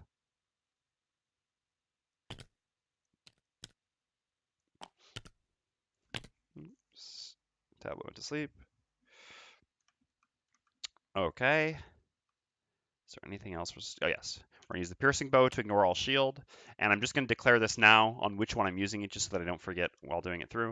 I'm going to use the stun powder while attacking Vermling Scout number 6, because I have to use that on this specific attack. It doesn't actually apply to all of them. I guess I'll just do that one first, just to be clear. So I'm using the stun powder so that it can stun this one. It's on a single attack, right? That's how it reads it. Add stun to a single attack, yes. So the single attack which targets number 6 will be the one that I do it on. So I guess I'll do 6, and then 6, and then 4, 9, 10. Oh, it's a ranged attack. You're right. Ah, I forgot that's ranged. Yeah, I cannot use the bow. All right, so I was actually wrong about killing the shaman then, huh? Well, yeah, I technically am. All right, so in that case, I'm gonna audible that. I'm gonna use the stun powder. Yeah, this is not a range. Yeah, I know. I forgot that it was not range for a second. So I'm not using the bow. I am gonna use the stun powder on the shaman then, actually. So I'll do the shaman first. So I'll do shaman 6 first, and then we'll do 4, 6, 9, 10. So shaman, and then numerical order from lowest to highest for the scouts. This should still kill the shaman. We're making an attack 7. We need 2 with advantage. Only a -1 or lower result would end up not killing the shaman still. So hopefully it should be okay. Although this is more risky. In that case, maybe I should have potentially cold fired him. I don't know. I mean, in the end, he's just healing, worst case scenario. Although I guess he heals himself, it makes it much more difficult for us to kill him. Anyway, so shaman first. This is an attack 7, because the potion with advantage, immobilize, stun on the shaman. All right, shaman's dead. So that gives us 8. The shaman has 5 shield and 2 health, so the shaman dies. All right, and then 4, 6, 9, 10. All right, I believe so it's only 6 that the draw actually matters. All the other ones, yeah, it's just going to be killing. So let's see what happens on 6. Would like to see that on 6, actually. Okay. So it was a 7 plus 2 is a 9. Yeah, so he's dead, actually. Yep, so they're all going to die. Then 9 and 10. Okay, dead. And dead. All right, and that's how you clear out a room. Yeah, Cataclysm's pretty good. Now, admittedly, Vermling Scouts make Cataclysm look really good, but it is still a very nice loss. Without a doubt. And the bottom of Blunt Force being enhanced only makes it that much better. Allowing us to avoid the goggles. Okay, so this is lost.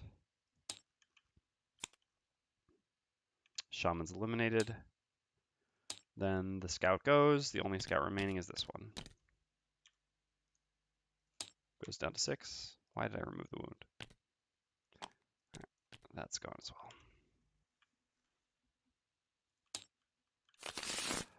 All right, big attack. Move to a coin. We don't have earth, so attack, move to a coin, do some direct damage as well while we're at it, I suppose. And sort of same thing. Guess we can gain a little bit of experience here. We're the one who at least wants coins, so we can let our allies pick up some coins and just gain some experience, because we do want experience. Milk it just a tiny bit, but not too much. All right, so first things first is the Cragheart. So we're going to use the top of Massive Boulder first, creating an Earth, make an attack 3, targeting the Elite Scout. Nothing to use here, doesn't really matter. +2, so 5. Yeah, so he will die. Nice. and 1 damage to each of our allies who are adjacent. And then we're going to move at the bottom of Rumbling Advance. And I guess we'll just move to 1 further away. So to right there. And we'll use that as a generic move, I guess, so that we can just use the Hammer Potion and get it back. All right. So we're done. Then the Brute goes. The Brute's going to do the bottom of Fatal Advance as a move for Jumperoonie. I guess we should move second. Yeah, all right, let's attack first. So we'll use the top of Unstoppable Charge, gain an attack, or make an attack 5, gain 1 experience. Why didn't we take the overkill? Oh, no, it wasn't him who got out of the overkill. Although I think the Cragheart did end up accomplishing the overkill as well. Anyway, we just did 10 damage to something with 1 health and wound. Coin, and I guess we'll go down and grab ones that we'll work our way back up as well. So we'll just jump down to there with 1, 2, 3, 4. Okay, and then the Spellweaver will go. So we'll consume the earth, which gives us 1 experience with Elemental Aid, and then we'll use the bottom of Living Torch to gain 2 more experience making a summon. We'll just get rid of it right away so that I don't have to worry about it. And we heal for 1, so we're the only one in range.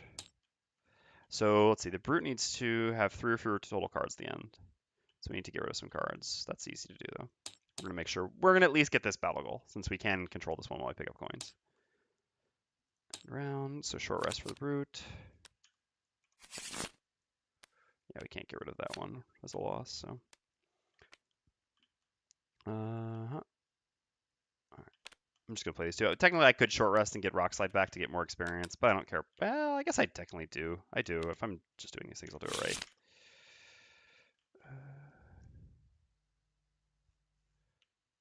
I guess this actually gives more experience as a top. Sure, let's pay 1 life. Go back, actually. Well, there goes Rock Slide. That kind of sucks because this. Well, I mean, Rock Slide would give the same amount of experience over 2 turns, but yeah, whatever. So we'll use Crater's bottom to gain experience and Meteor's top to gain experience. I'll take a look at those in a second. Oh wait, we did a short rest.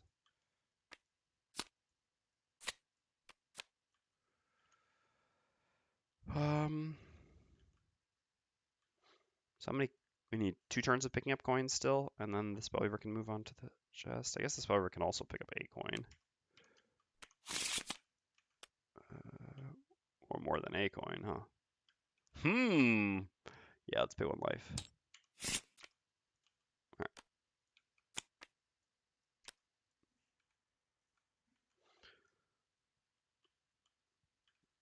So if we go after the Brute here, or the Cragheart here, we can actually gain an experience with this. We'll save Cold Fire to pick up stuff the following turn.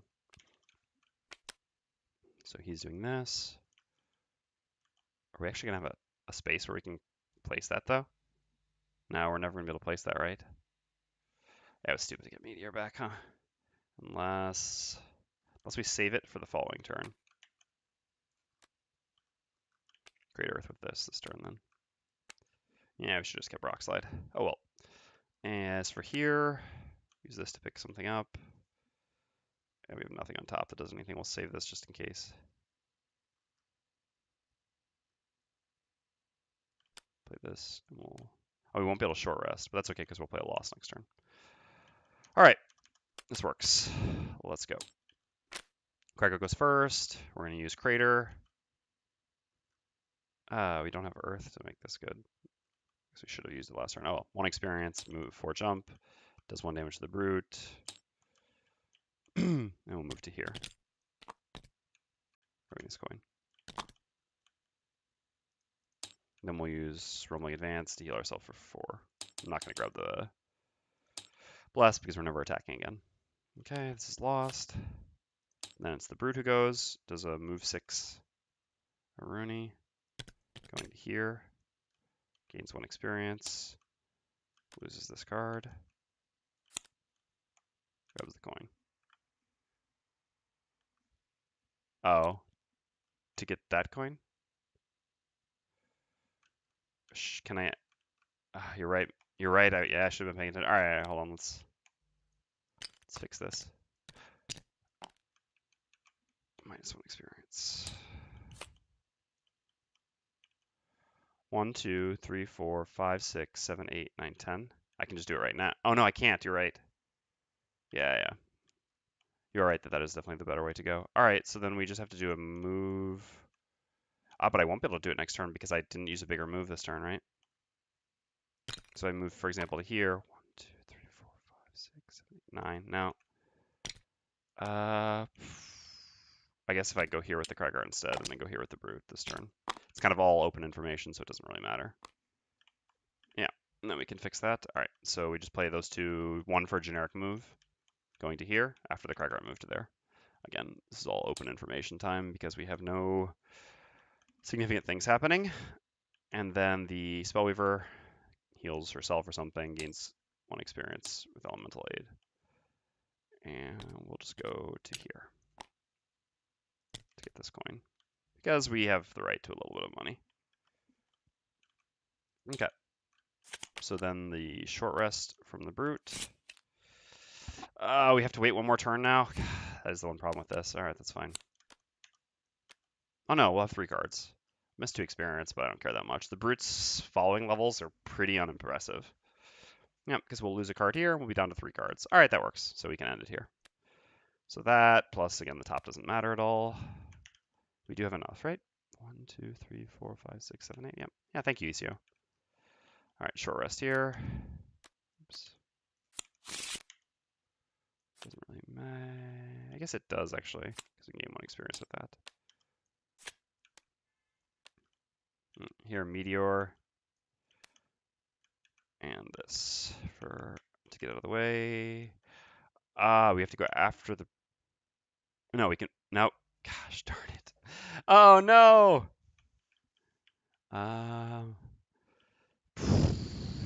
We're never gonna be able to place the meteor, huh? Because the Brute's not gonna move until after us, since he goes at this initiative. Can he go earlier? No, we don't have the earlier. Oh, I should have just kept Rock Slide. Otherwise, I can go. I mean, I guess it makes more sense than just to do this. We still get 1 more experience. It just sucks I don't get the bottom Blunt Force experience. This way I can go after him. I don't think there's any other way, right? Because we can't place here. We can move, but we can't place here. Theoretically, once this door is... okay. No, we still can. We can get it. If we open this door first, just leaving this coin to the Spellweaver, I guess that's worth it. I would like to play with Blind Destruction. All right. And, I mean, Spellweaver getting the coin isn't a loss. So, this is fine. All right. Let's go. Cragheart goes first. We're going to do a move 2 on bottom with Blunt Force, gaining 1 experience, moving to here.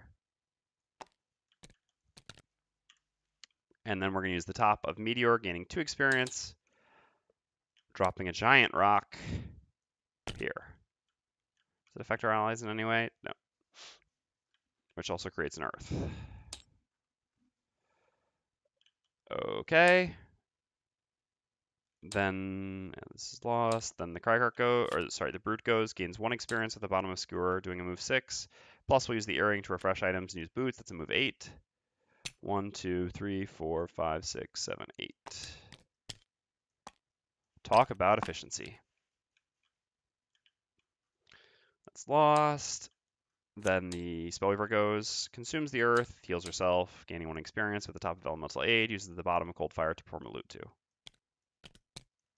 Grabbing all of this, and we got it all. Oh, if that's not satisfying to see a completely clean board, I don't know what is. All right, get rid of this. And a mountain of experience.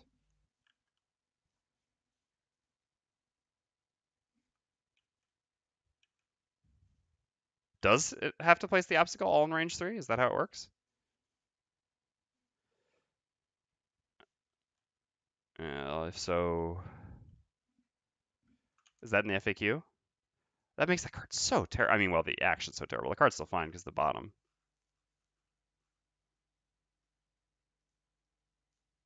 All 3 hexes must be within range 3? What? All right. Well, I'll just not have placed. Well, I'll just have done it the correct way then and not use Blunt Force and use Massive Boulder so that I could go after the Brute, and then I could have just placed it here once he moved. So I just need to subtract 1 experience because I didn't get to play the bottom Blunt Force. Yeah, I saw it already. That is, I mean, really? That's so crazy, right? Like, why? The top of Meteor already isn't very good. It's fine, but it's not great. Why would there be this additional restriction, which is a pretty difficult restriction on an already very difficult to use card? That's just, it doesn't really make any sense. I mean, whatever. So we lost 1 experience here because of that, but not a big deal. So at the bottom of Cold Fire, looted all the stuff, and I got the chest, and we completed the scenario. So what do we get for this? We got the party achievement through the nest and a new location 95, which we'll not touch anytime soon because it's one of my least favorite scenarios in the game.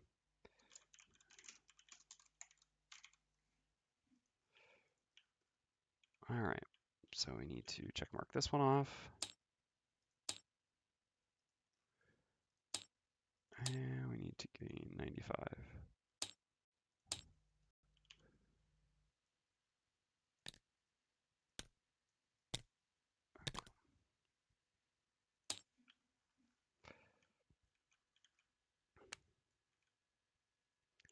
All right.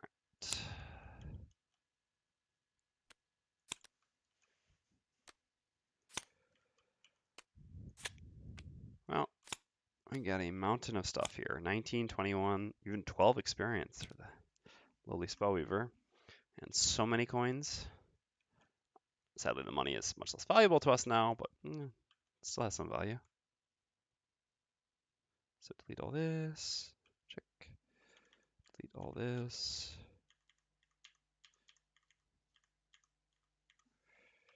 Remove these curses.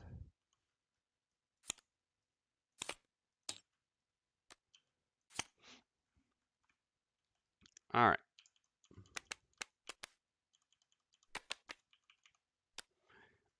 Didn't get it. Didn't get it. Did get it. So 1 check mark for the Brute.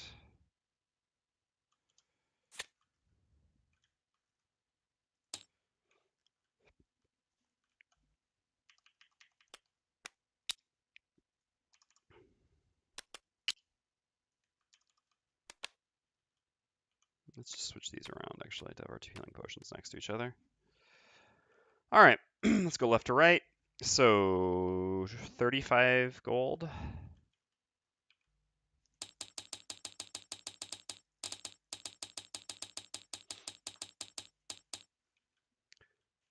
And experience-wise, it's 16 now, right? Yeah.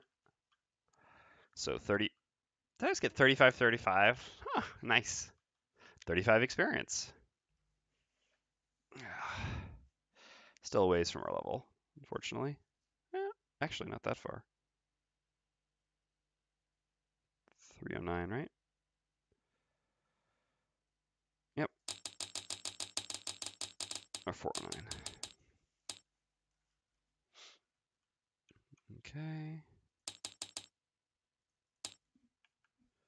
Over here, 30, 25, 30, 35, 40, 45, right?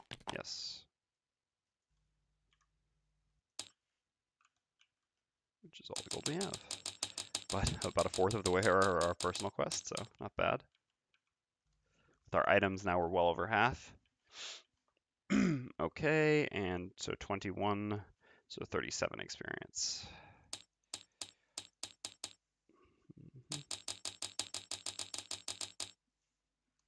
Quite close to our next level. All right, here I'm sure we're gaining a level, so let's go ahead and do that. So we have 40 gold here. Oops.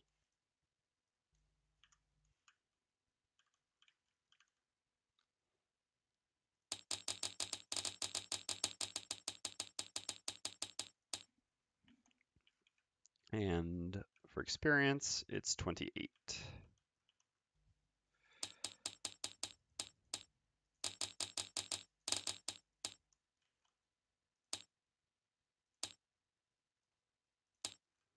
Man, how much I would love to have got. Oh no, I've got all the good stuff now. Okay. I mean, good-ish, but all right. Clear this. Clear this. So let's do our level up on the Spellweaver real quick. So finally we get rid of the 4+0s, cleaning up our deck of it.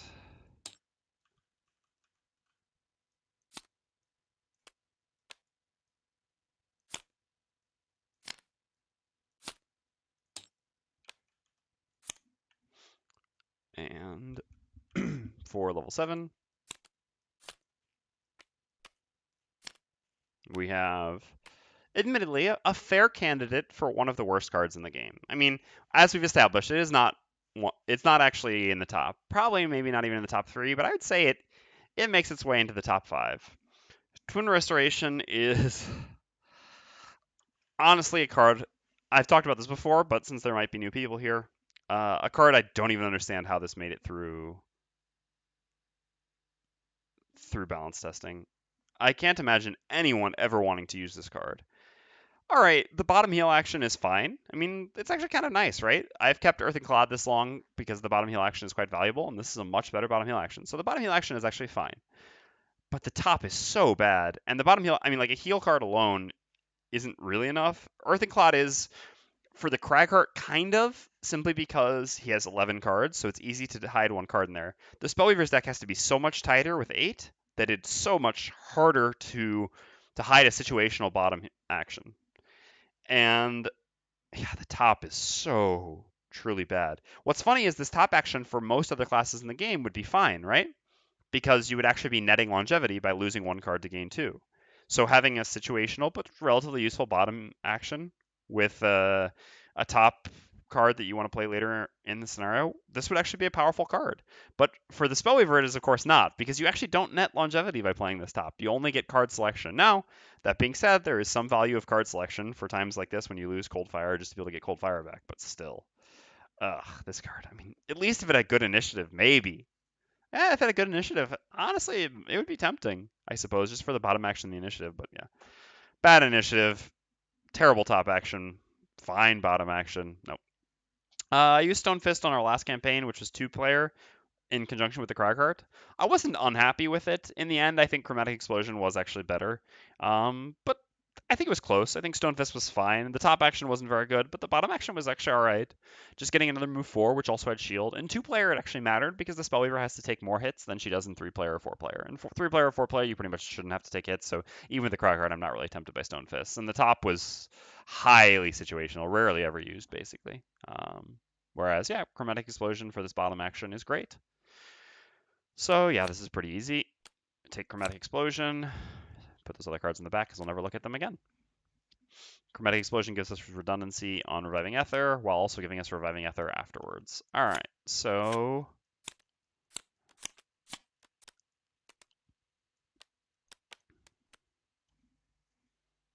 yeah, I think we'll keep Elemental Aid. I've been pretty happy with the heal still. Gives us more flexibility to lose some cards for the Cragheart as well. And we'll cut Fire Orbs now. Cutting Fire Orbs is reasonable because we're actually about to buy, as I said, the better boots. I mean, we're going to get Boots of Striding. So even though we're going to lose out on the move 3 from Fire Orbs, we're going to get one additional move. I mean, 2 more movement when we need it. So our movement should still be relatively decent. And we have, again, just another action, which is strictly a move, although anything could be a move too. But... So, yep, there's our deck. We should do our shopping now.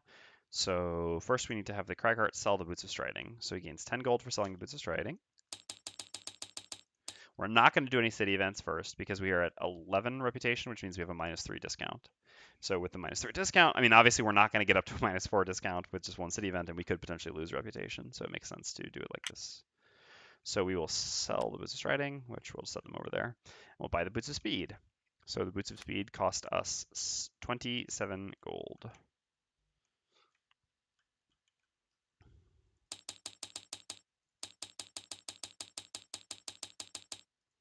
Yes, I know we're making negative progress towards our retirement goal, but I do want to get to level 9 with the Cragheart and get to play with him a little bit using Blind Destruction. I rarely get to use that card. It's quite fun. And on top of that, I mean, it only actually costs us 12 gold because we can still liquidate this. Let's see. I mean, let's see how far we even are. I think we're not even that far, right?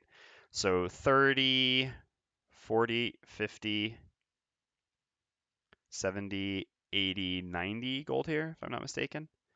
30, 40, 50, 60, 70, 90. Yep. So we have 90 gold there. So that puts us at 118. So we only need like 80 more gold. Yeah, it's just a few scenarios, in fact. Well, I mean, not every scenario will get that much gold, but still, yeah. I think we should be able to retire around the time we get level 9, which is exactly what we're aiming for here. So, all right, that looks good. Is there anything else? Oh yeah, so then the Spellweaver with a -3 discount here, so this will cost 17 gold to buy.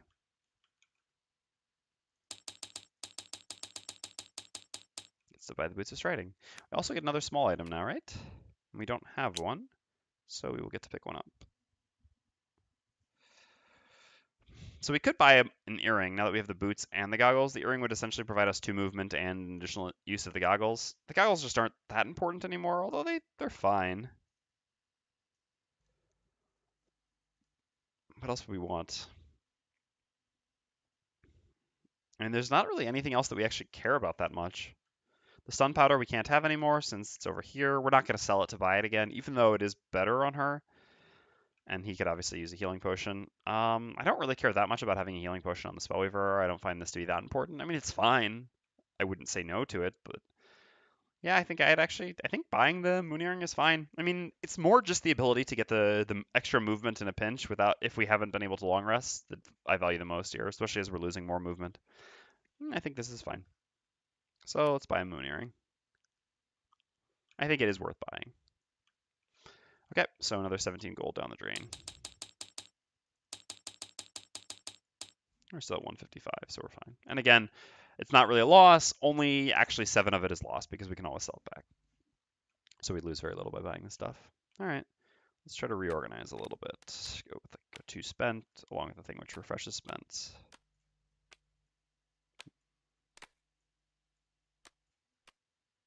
Yeah, sure, something like that. Why not? All right, so that's everything. So we just have to figure out which scenario we're going to do next. We're going to have to take a couple minute break. Like I said, I'm not doing 95 anytime soon. I hate that scenario. Absolutely hate that scenario. I guess I haven't tried it in 3 players, but I think it's really needs to be done in 4 players or with some very specific item, something like that. Um, hmm.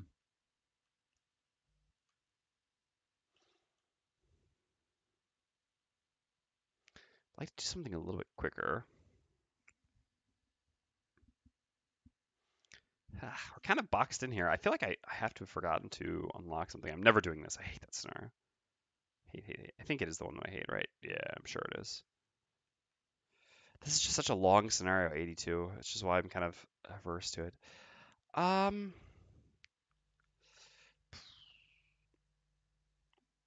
all right, let's. So the problem is this is a boss scenario. I don't want to retire the Cragheart today. I'm going to retire him on Monday, but I want it to be a little bit more momentous than just doing the last thing and retiring him.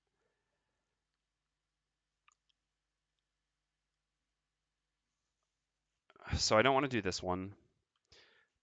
This is an extremely long scenario. This is also a boss fight, so that's why I don't want to do these. This I'm not even sure if I can do. Guess I could look at doing that, but I think I mean I have a better solution here. The truth is I do need to be set up a little bit better to retire all 3 of them because I want to switch to the other group pretty soon here, which is kind of the goal. So I really need more check marks on the Spellweaver. Accordingly, I think I'd rather just do a scenario that can give me a decent number of check marks for the Spellweaver. So it's time to go back and I think just do scenario 1. Scenario 1 is quick. We can get through it in a reasonable amount of time. We can chalk up a lot of bandit kills on the Spellweaver, which is pretty much going to be our goal. So I think that's all right to do. So let's do that. So that will be what we do next. But like I said, I'm just going to take a couple minute break real quick. Just go to the bathroom, refill my water, have a couple more bites of a snack, and then we'll get back into it. We're going pretty late tonight because that scenario was quite long, but at the same time, scenario 1 shouldn't take us too long. And yeah, if anyone's not interested in staying around for scenario 1, because I know repeating old stuff isn't necessarily always the most exciting thing. Although again, we'll be still doing it on +3. We did never actually successfully. Yeah, we didn't. Or did we beat it? No, we ended up being on +2, I think, last time. Although obviously +3 here with all our enhancements, a little bit of a different story. Uh, but yeah, so if anyone doesn't want to stick around, again, I don't blame you. I mean, this is just what we have to do. I think at some point we're going to have to repeat an old scenario, and this is a good opportunity to do it. We will be streaming hopefully this Sunday. I still don't have confirmation from Themris, so it's kind of going to be last minute. You'll get a notification if I stream or not. I guess Themris will probably post something in the subreddit because he usually does when we stream, which will just be custom class testing. We'll be doing level 7 of the Aeromancer and Brewmaster. And then after that, I'll be back to streaming on Monday. On Monday, we'll be doing Retiring the Brute, moving the Mind Thief in for just a tiny bit, and then hopefully retiring the other two, I would say by the end of Tuesday. And then by the end of the week, we'll be playing the other party. All right, anyway, so, I mean, we're not done for tonight. We're going to do scenario 1, but I'll be right back in just a few minutes. I'm just going to change the title and everything to let everyone know. All right.